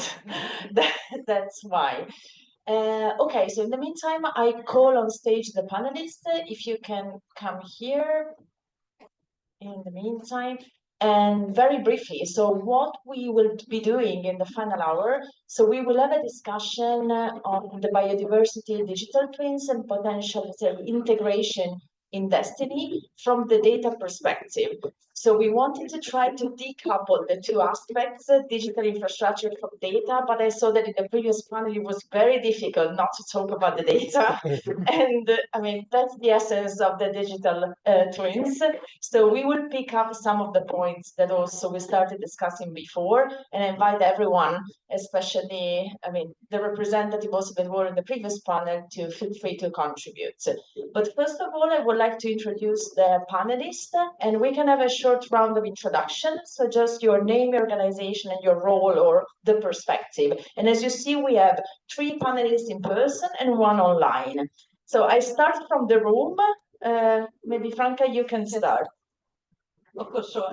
Yeah, Franca Kunz, European Space Agency, Destination Earth Model Engineer, and I'm actually substituting for my colleague who would be way better for this panel because she's actually working on she's the DestinE system integration engineer, and she's working on all the topics, also simple integration and so on.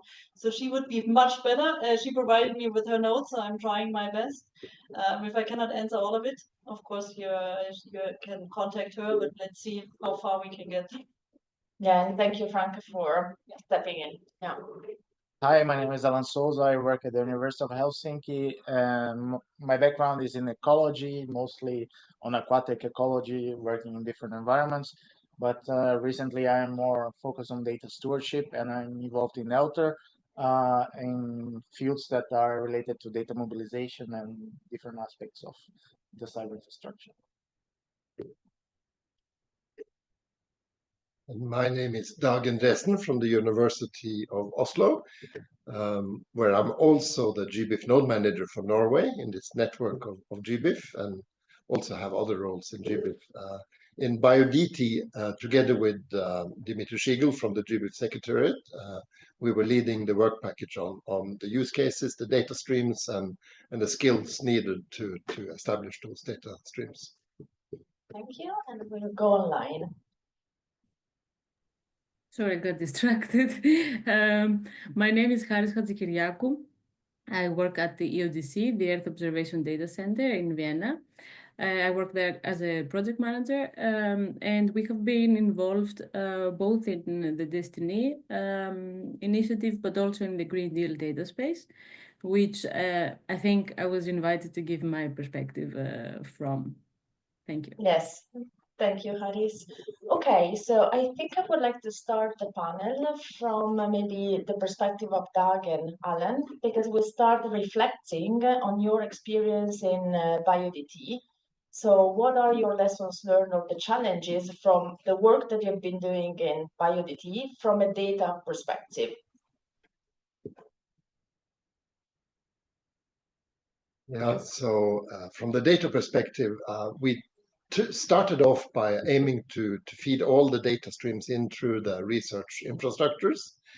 For the twin that I was working mostly together with DestinE, we aimed to get some data streams in from the agro biodiversity sector, some trait data, crop trait, experimental data, which seemed to be hard to interact with. They didn't fit in the research infrastructures, and they were developed later on this data staging through B2Share and so on, but eventually we ended up to rely mostly on the GBIF data stream and climate DT. Yeah, and from the experience of running a twin also in the University of Oslo, it was very interesting. I can add that we got in very good contact with other units at the university that were much more skilled and experienced with twin building, and started to learn a bit about this feedback loop and how to detect the effects of the interaction with the physical twin. And that was really a challenge to figure out, because they are long time adaptation happens over a long time. So we struggled a bit with what would the interaction be and what would the data stream that would help us to detect and sense how the twin was spinning. I think that is the biggest challenge we had, to actually see the twin moving. Okay, so like making available the data for the twin and also building the data streams. The interoperability of the data streams that were not in the research infrastructure was challenging to get, and then the feedback loop results were, well, very difficult to get. Okay, Alan, what about you? Similar things. I think the data streaming part, the data availability, and the data readiness for different pDTs were a little bit challenging to have. And now taking the role of the head of Elter, we are developing this data mobilization and trying to bring more data on to be ready for use. So there's some different levels of maturity between RIs and GBIF has more ready data, and Elter's building this data to be available for integrating into DTs.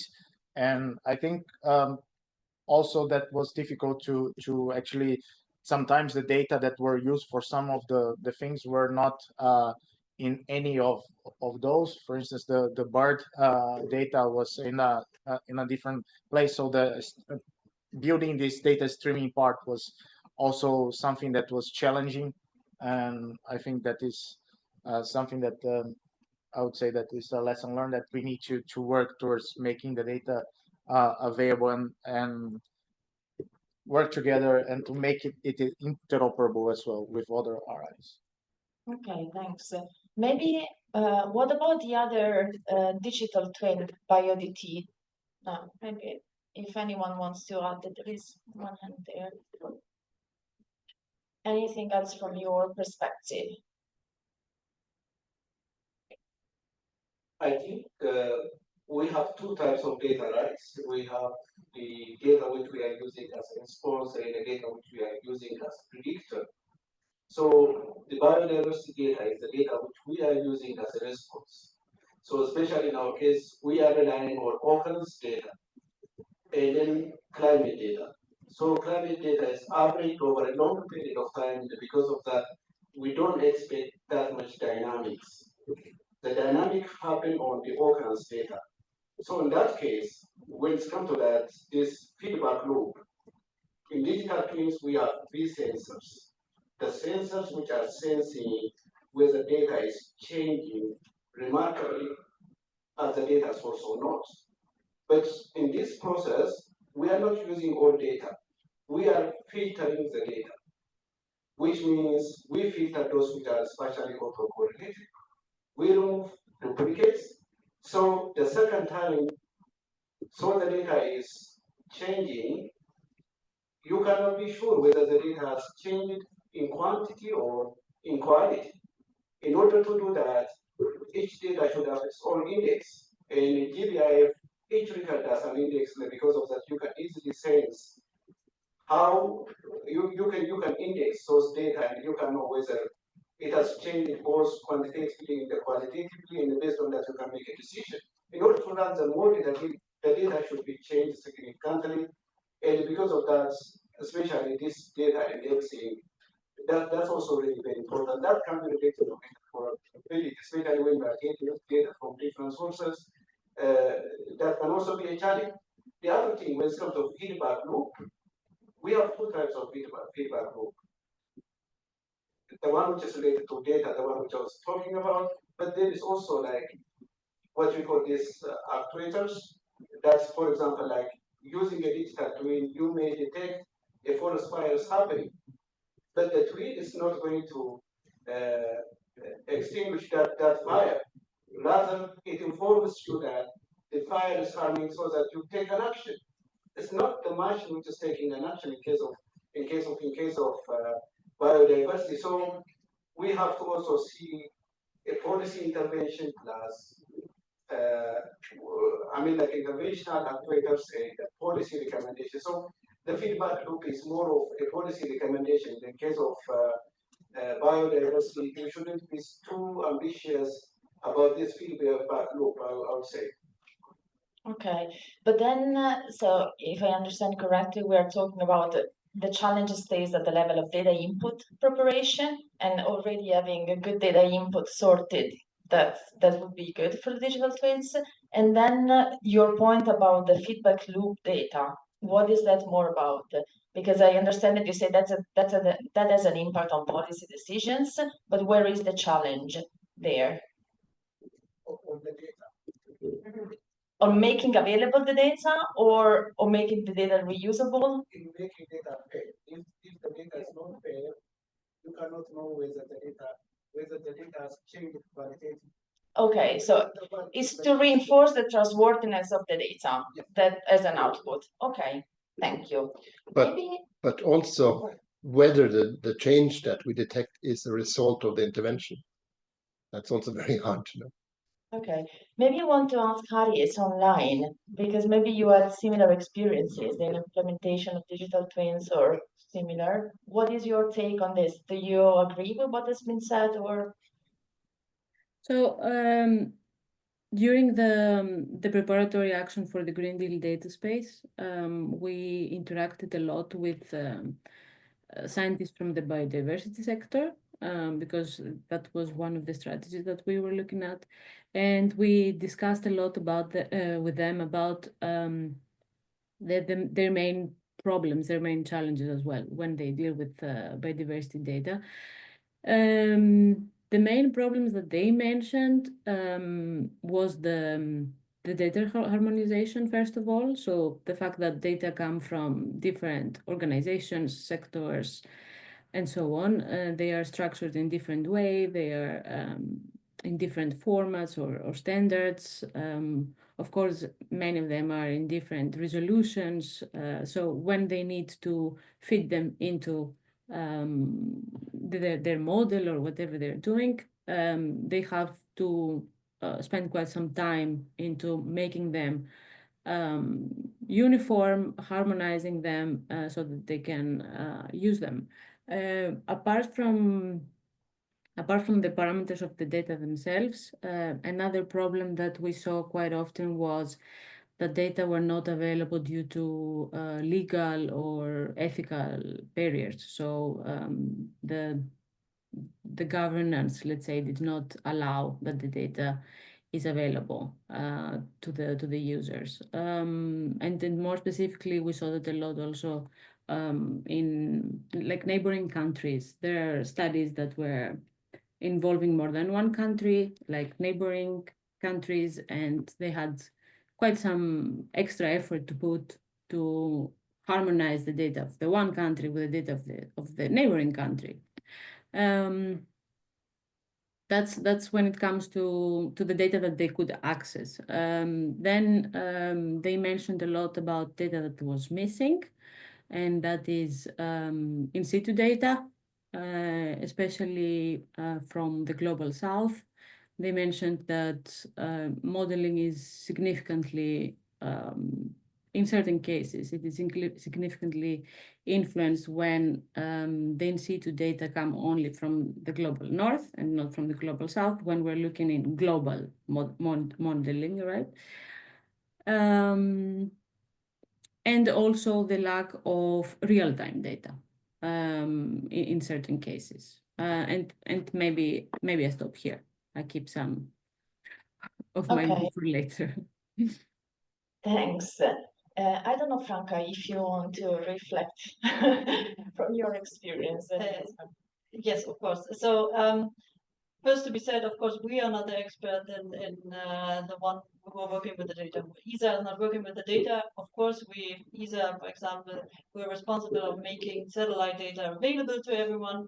But satellite data is, of course, very much different from any other data set. So from my experience, for example, I was working for the United Nations group of geospatial information management, and at that time we were talking between the geospatial community and the statistical community, and it was really a challenge to talk about the same data sets, standards, and so on. Even this data was not working together, and it was even a challenge there. So with DestinE, of course, we have a much bigger challenge because we have to bring data together, which was not together before. We have so many different things that have to be together in the end.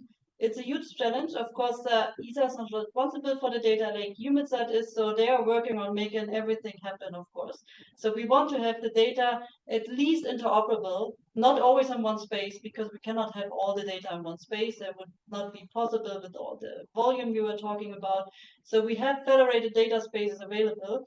And of course, all the data should be in the data lake in the end, accessible via the DestinE platform. So if you're saying you don't know where the data is, it would be nice to have everything in the data lake in the platform so everyone can find it. But of course, the challenge is also on interoperability. It's probably the bigger challenge than even making the data available, because there are many points to this. As I said, we would like, for example, as I said before, with the Delta Twin, we want to make it possible that at least different data sets can talk to each other, or even data formats can work with each other. We rely on you, of course. You have the experience in the biodiversity. It's probably also a big challenge. So in the end, we are working on it. It's probably a long way, but it's going to hopefully better in the future. Okay, thanks. So we started talking about the current status of the DestinE platform, and maybe I go back to Doug and Alan again. So, I mean, considering what you've been doing in BioDT and the current status of the BioDT Digital Twins, so always from the data perspective, how do you see the roadmap to bridge the BioDT into DestinE? So I agree that it's an honorable goal for all the data to get into the data lake, but there's a huge barrier, and that's the skill set needed to add the data to the lake, to make it fair and interoperable in the first place. So a roadmap towards filling the data lake would in my mind be very much to train data stewardship, to train people that can make the data fair, to recognize that as a new profession, data stewardship, to give it credit. We worked and gave training in the BioDT project for data citation, to cite data as a first-class scientific result, give credit so that you can build careers around building the skill set needed to build the data lake. Yeah, I'm glad that you say this because I am a data steward. So, so I will give the perspective on that. I think there is really not enough of data stewards. there are some kind of knowledge that is needed to work on that. And I think there is a huge demand for this type of work, and also is very field specific. So if it's very good to have someone with the background in some field of research that is acting as a data steward in a group, and this is much easier the process because the steward can understand the researcher better, and because the steward sometimes were a researcher before or still is, and then it's much easier to make this work together, increase the synergies, and actually help to mobilize data and put the data in a fair state. What I can say, I think there is a high demand for this work. There is very few professionals in this field, and we need to bring more, and also the stewards that exist should be acting as some voices to spread this knowledge of bringing this data to the fairness, why is important, and also help the colleagues to actually apply the best practices in open science. So that's how I can complement what you were saying, and I think it's really relevant and needed to be spread out the information that we need more, and we need also credit for this work. Okay, but then is it just a matter of data curation or making sure that the data are in order and then the integration is done? So I think the skill set is much, much broader than the curation of the data the scientists can make. It's to make it fair is a skill set.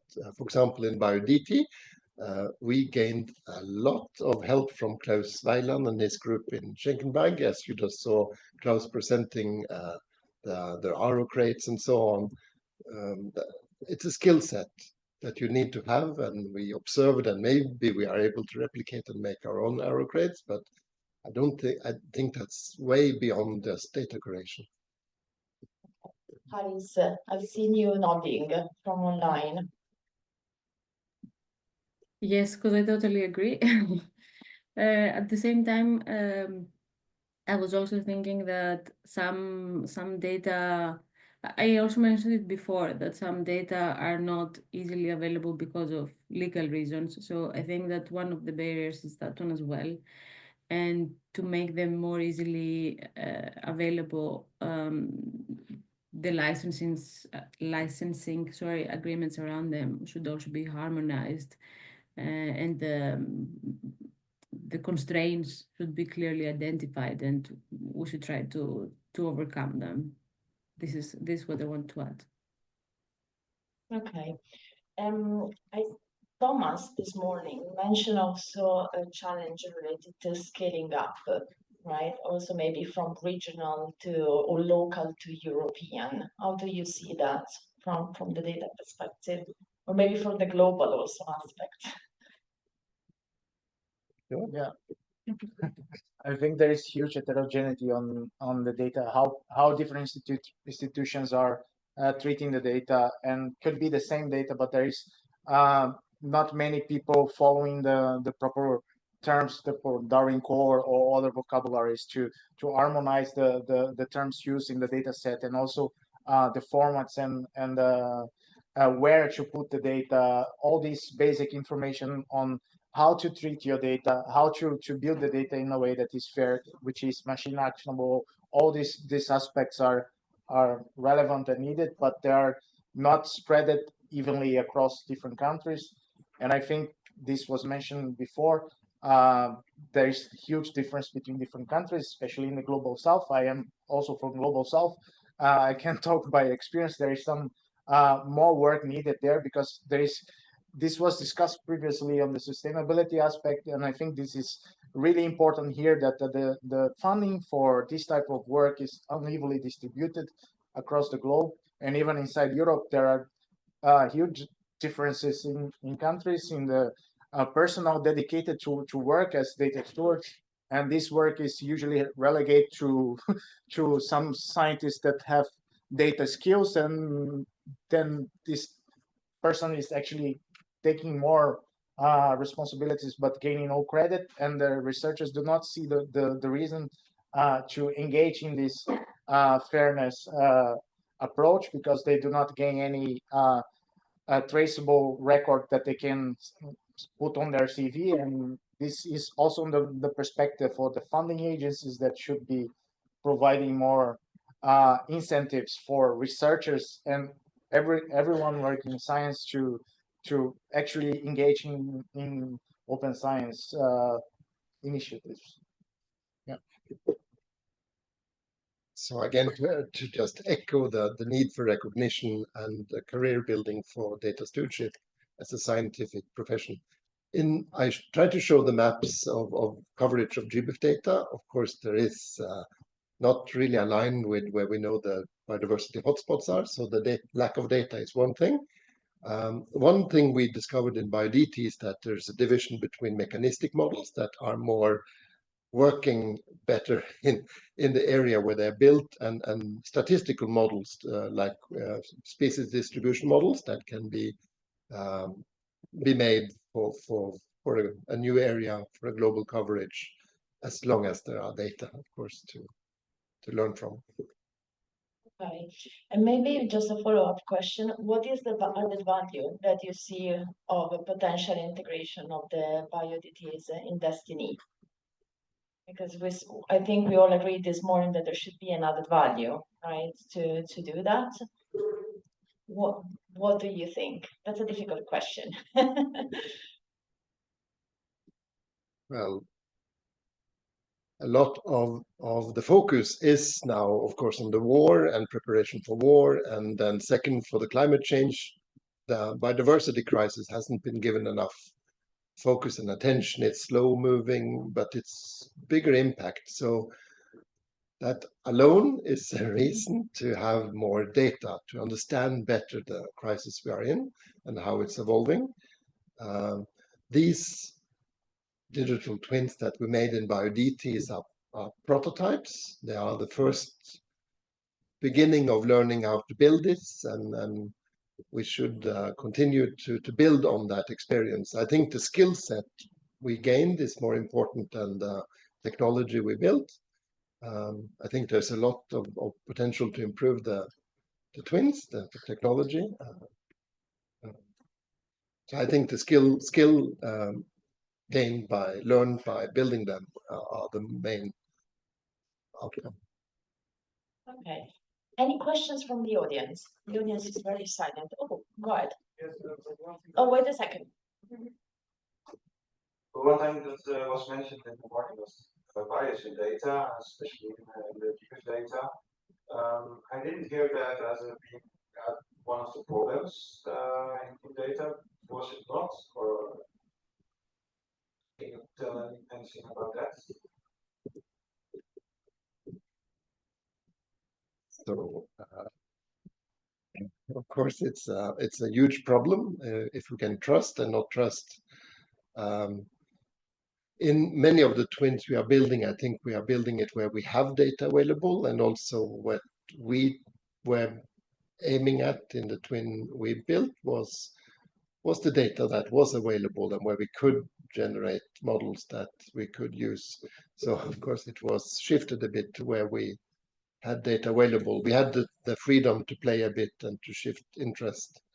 It wasn't asked particularly for a data poor area. So we were opportunistically building twins where we could build them.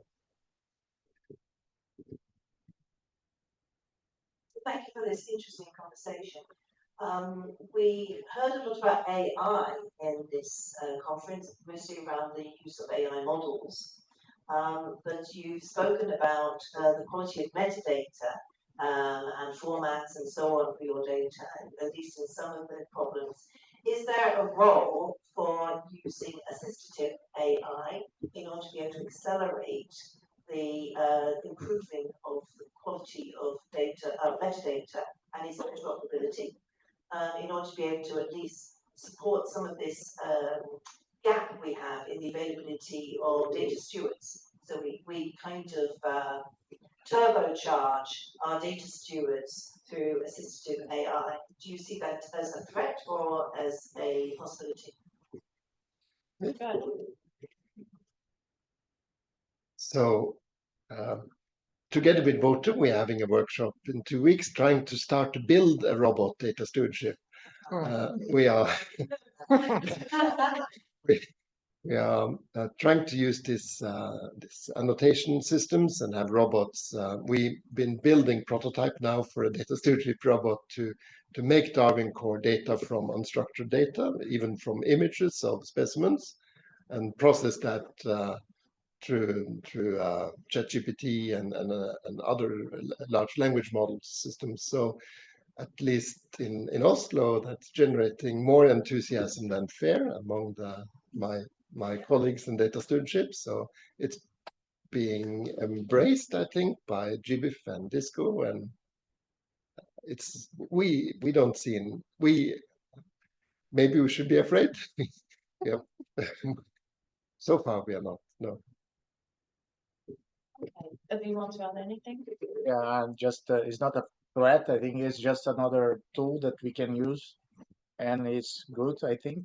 But we are barely scratching the surface of the need for that. So even with plenty of robots helping, we're still gonna need a lot of work on that. So it's also good to have this AI implemented and helping into pushing this forward. But this also will require human overseeing the process and also developing the pipelines and all these things. So I don't think nowadays AI is used as a magic solution for everything, and we should never forget the human component that should be always be present in any work, because you are building this tool, you are building is with human power, and then you're going to automate it and increase the output of the work, but is still needed to develop new things and new functionalities that probably is not cannot be implemented solely by AI creation. So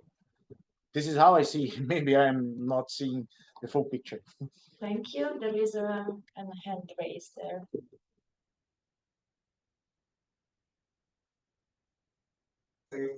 I think AI is a great technology for data evaluation and data also aggregation, but it is not a good technology to predict things.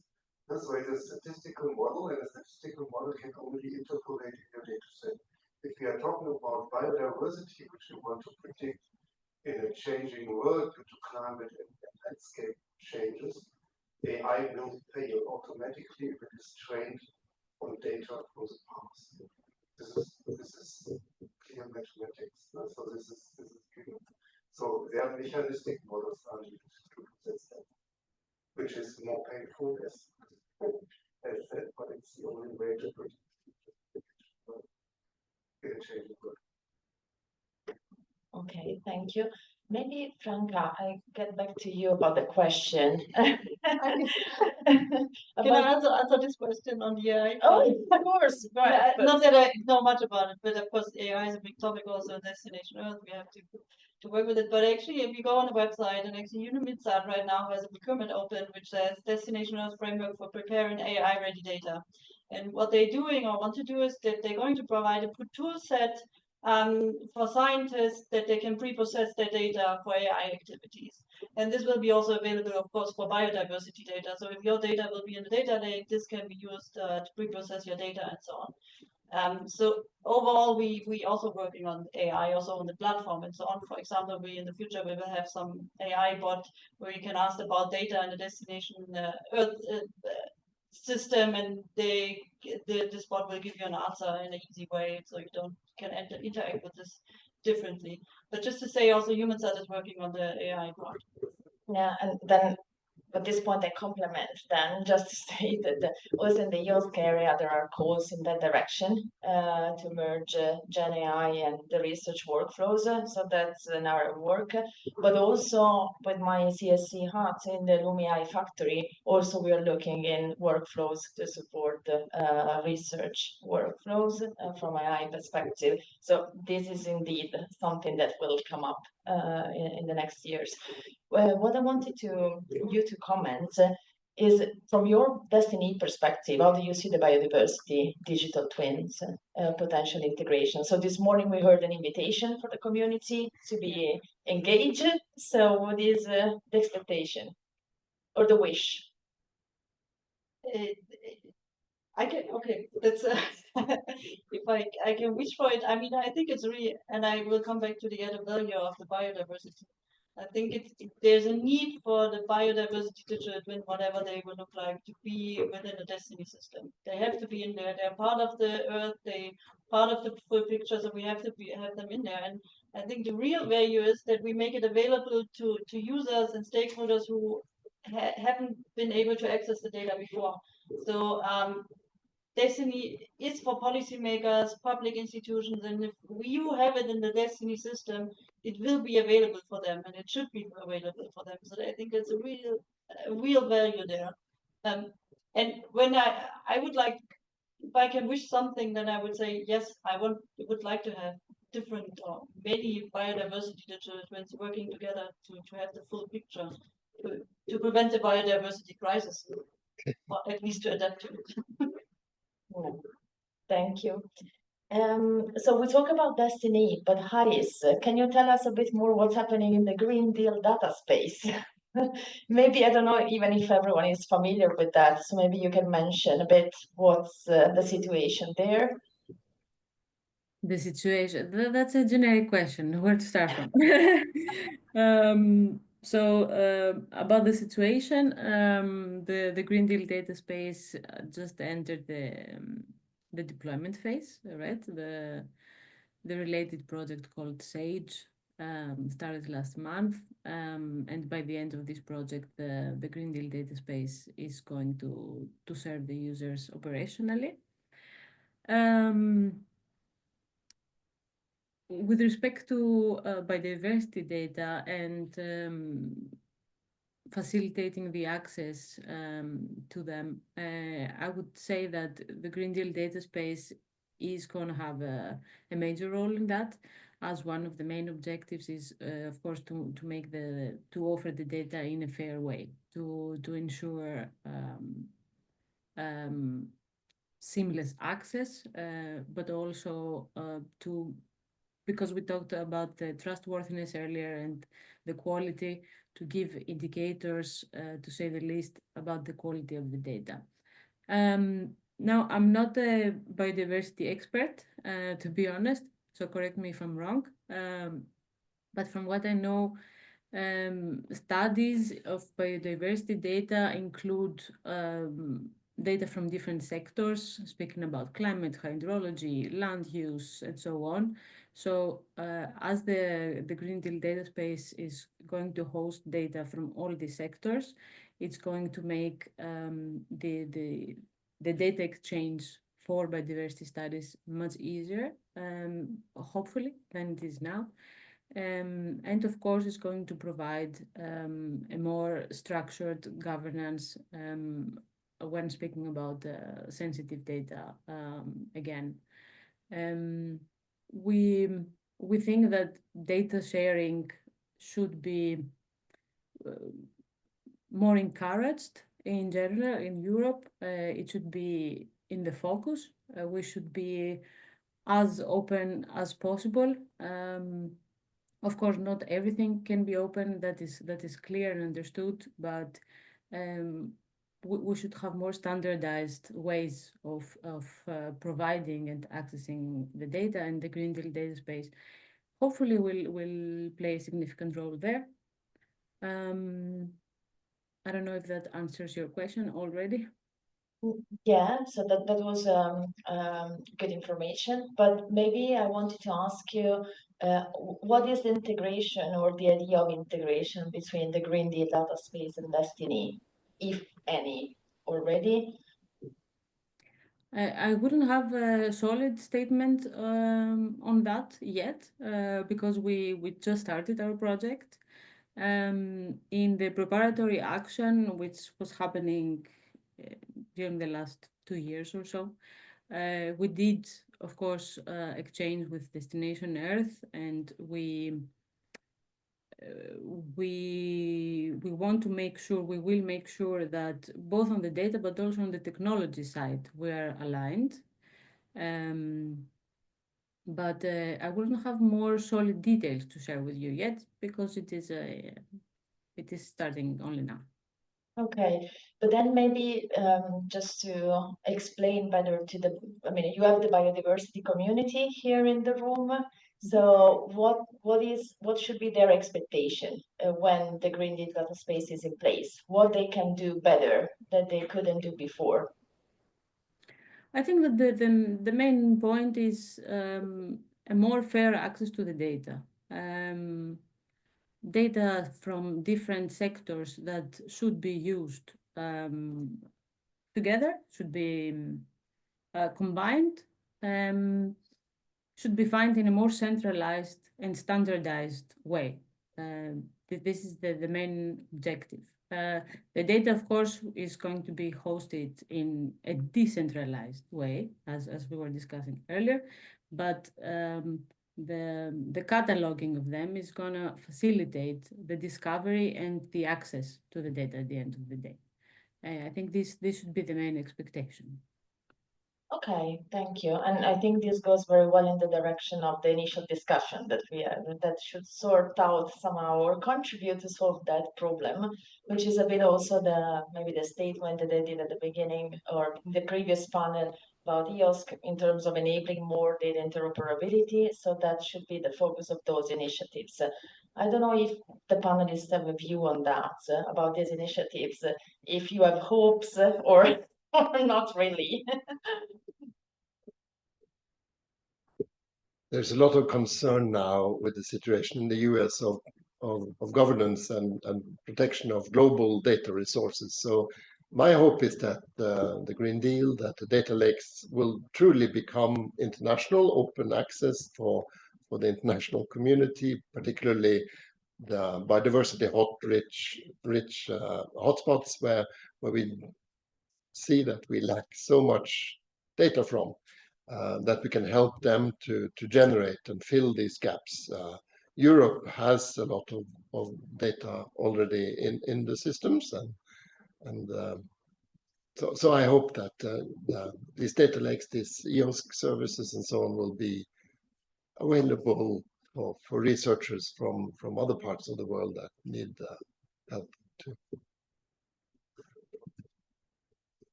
Maybe I can add to the European the Green Deal data spaces. There are much more data spaces than the Green Deal data space, of course.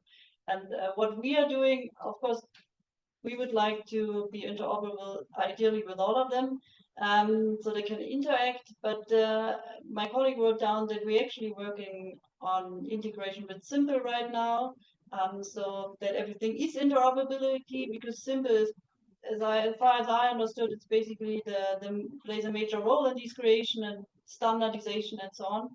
So we are discussing that, at least at this point with the data spaces. We want to make sure that they all can discuss interoperable. That's very good news to hear. Carol? So I'm interested in what we mean by interoperable, because Simple provides this connect kind of middleware, but it doesn't solve the problem of data harmonization at all. And you said earlier that was the real problem. I'm wondering as well about legacy data versus new data. So one could create an environment where you have much more support for new data, but there's an enormous amount of legacy data. So what is the value proposition? What's the cost benefit of moving that legacy data into the appropriate harmonized formats? And who's going to do it?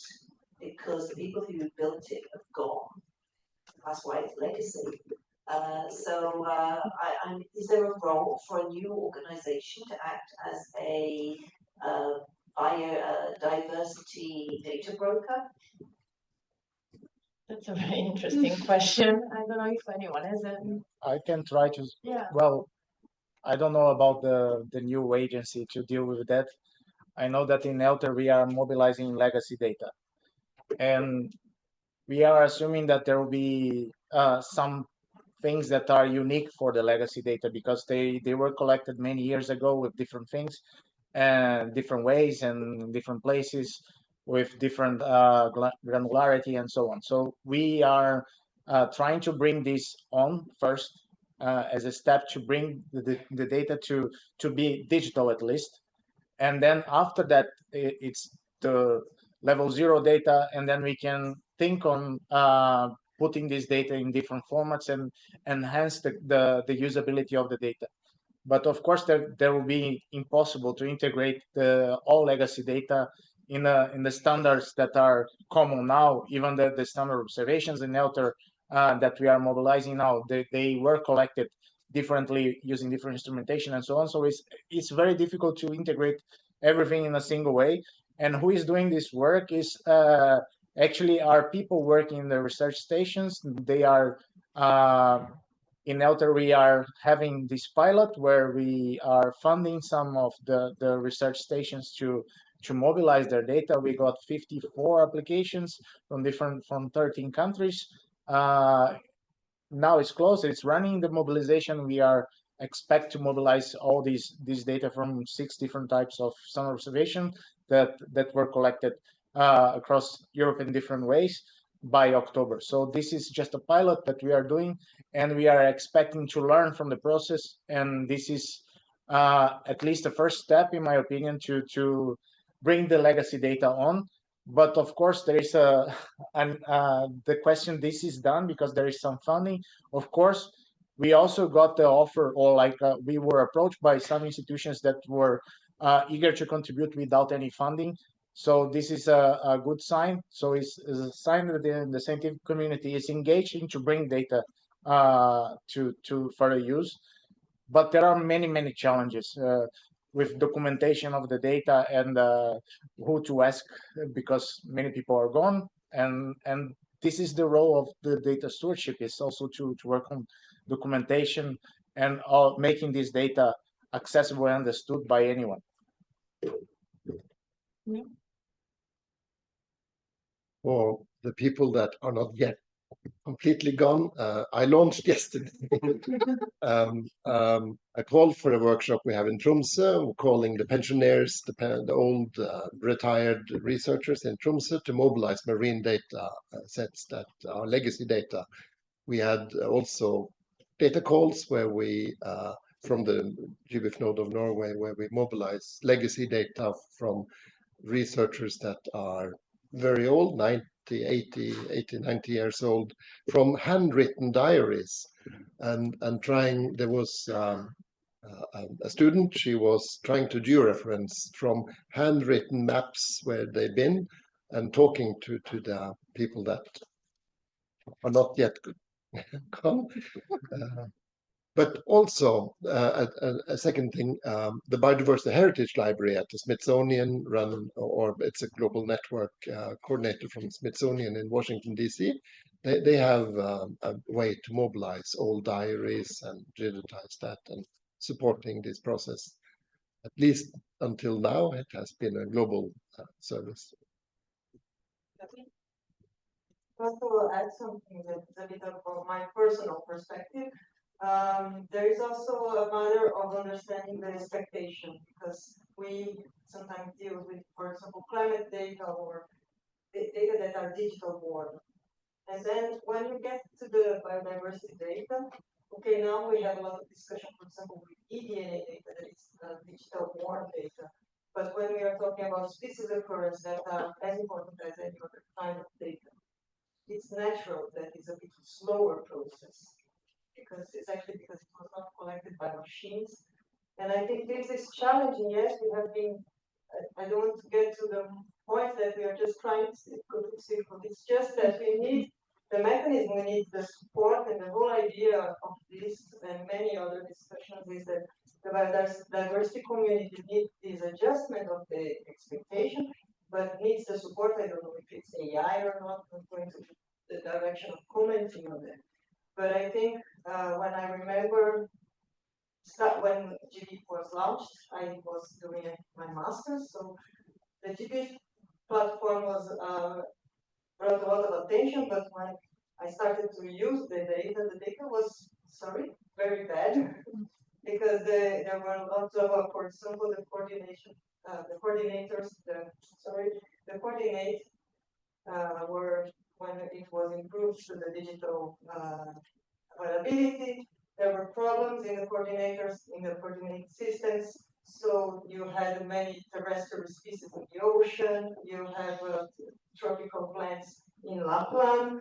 So, but with time, once it was exposed to the world, then the community got the attention that, okay, this exists, this is possible, it's not good to use now, but we can start working on that. We can clean this data, and it happened. You don't need to say it. It's a reality, and there are tons of publications out of it. So I think it's a bit of also the adjustment of the expectations on how fast we can move, because it's moving, and we are getting more and more support. That's my perspective. And I think that's a very important remark. So we need to be quick, otherwise everyone could be gone. But it's a slow process as well. So that's good. I think we need to start wrapping up the panel, unless there is another burning question from the audience. Otherwise, I will ask the panelists to close with your wish list, 2 actions, if you could choose the actions to be taken in the future. On one side, to improve either data collection, analysis, or exploitation for biodiversity digital twin. That's one action for that. And the second action to increase the impact of the biodiversity digital twin. What would you pick as your top actions? And actions could be for anyone, for the community, for policymakers, for DestinE, for everyone. Who wants to start? Haris, do you want to start? Sure. So when it comes to the data collection, analysis, and exploitation that you mentioned, I think that the investment we should make sure that there is continuous investment anyways, so that the incentives for the data sharing are there and are strengthened. And then when it comes to the impact, what I was thinking is that I think that co-designing the DTs, in this case the biodiversity DTs, but in general the DTs, with policymakers would facilitate their exploitation, to make sure that they are designed in a way that they can be used not only by experts but also from non-expert users anyway, so that the interfaces are a bit more more user friendly and so on. That's what I was thinking, that it would certainly increase the impact. Yeah, thank you. Doug. Data collection, and as Alan also highlighted, the need for these incentives. I think that we need to change a bit the metrics system, how we measure in research outputs. Today it's very biased towards the final paper product. We need to broaden a bit the credit system also for producing data, for software, and so on. So it's broader and enable careers to evolve around scientific careers, because many of the people that evolve into data stewards are scientists. On the impact of the climate of the digital twins, again, we shouldn't expect the researchers to know how to interact with this, their services that add value to the research, but honestly, they are quite complex to interact with. So we also need the kind of data steward to help the researchers to gain access to these resources. We can build shiny interfaces for these data sets and so on, but they need access to the data. They need to know how to feed the data into the twin and to interact. It's probably also important to build this skill, to build this know-how, how to interact with the twins. Even if they exist, it's immediate that a professor receiving training 10, 20 years ago knows how to benefit from it. Thank you. Yes, my wish list. I will start on that. So what I think would be very good is to give focus on the data that is already existing.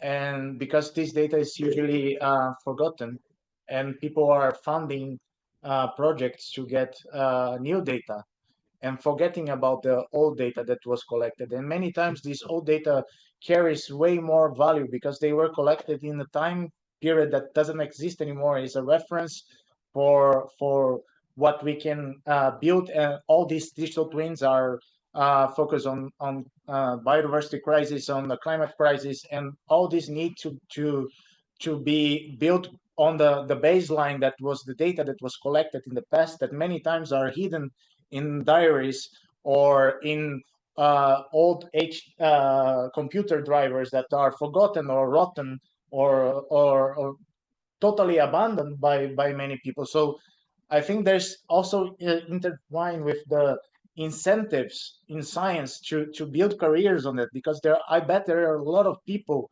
that are interested into kind of this archaeology kind of work to bring this old legacy data into to life and contribute to the advance of current problems. So this is my wish list, and this goes for funding and also incentives for people to do that.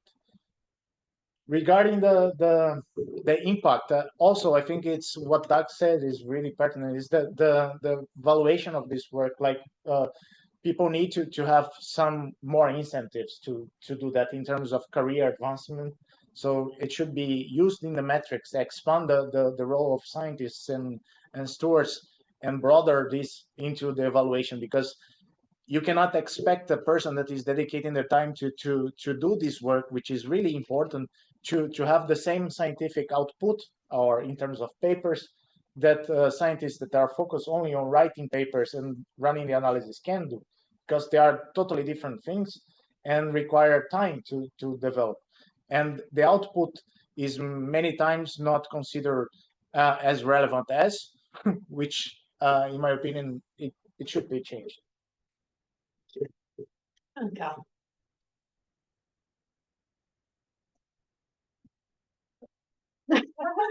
I don't know where to start. I mean, as I said before, if I can wish for it, I would like to have the biodiversity digital twins or some of it integrated in the DestinE system, because we don't have them yet, and I think it's important that we're going to have them in there, that we get to know each other better. Because of course, at least from our side, from ESA side, you're a new community to us, you're from biodiversity.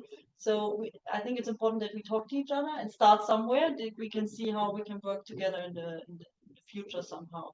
And I think also to increase the impact, it's important to have it on the platform, because then it's openly available for everyone to see it. They see what you are doing, and it's often a problem that people don't know about each other. So if we have it available on the platform, everyone will see them, and everyone can access it and can play with it.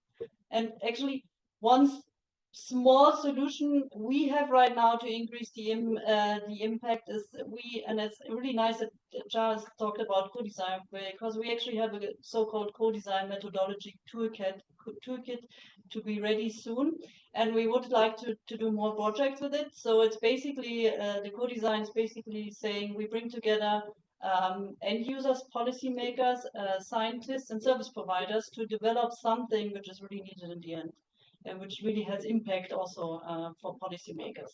So this would be our solution. We're going to try it. It's possible, but yeah, I think the most important part is that we start talking to each other and keep in touch, even if your project ends. Yeah, thank you. And I would like to close on this very positive message. So I would like to call for an applause for our panelists.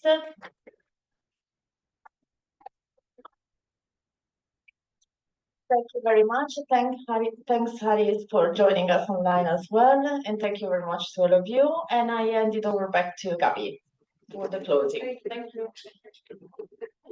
Thanks, Sarah. Thank you for the invitation and enjoy your happy hour. Thank you. still time to join. Okay.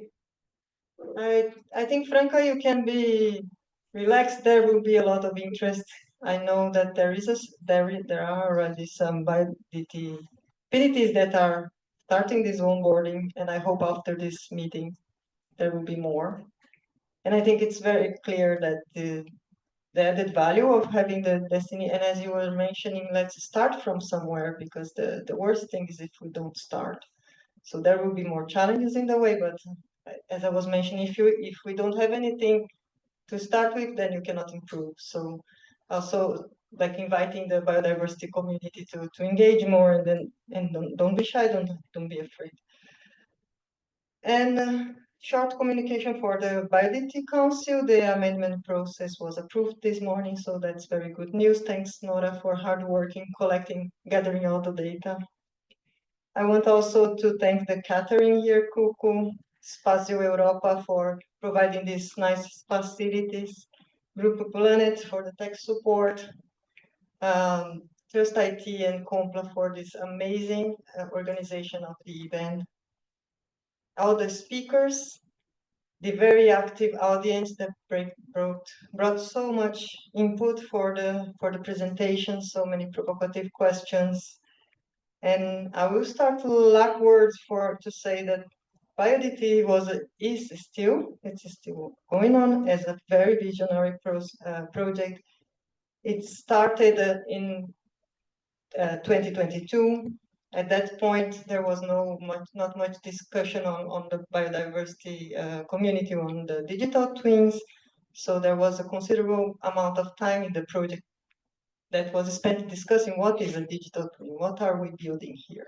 And that was crucial, that was very important, and I think we got to a conclusion, and we are now paving the way for the future of this data integration, HPC integration, biodiversity and RI's communities are working together. It was an extremely valuable point, important to consolidate and make this consortium solid. Was the interdisciplinarity.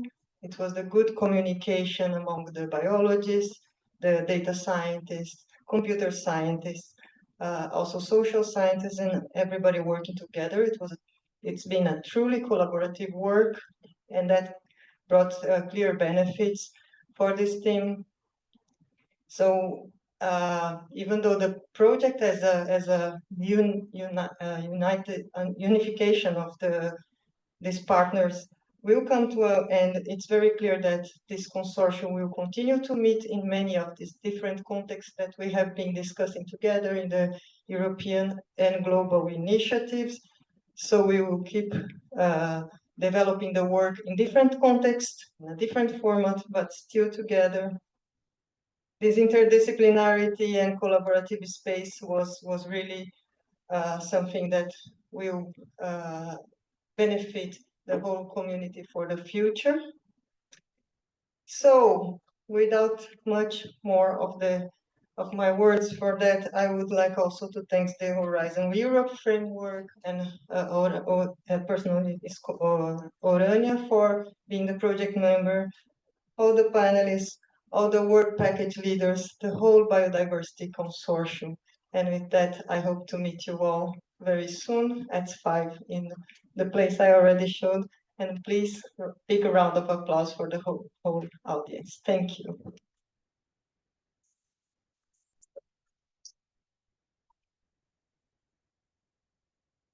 Okay. We had amazing 2 days, or for some only 1 day, and now we can start move on. Thank you. Bye-bye. Bye, good afternoon.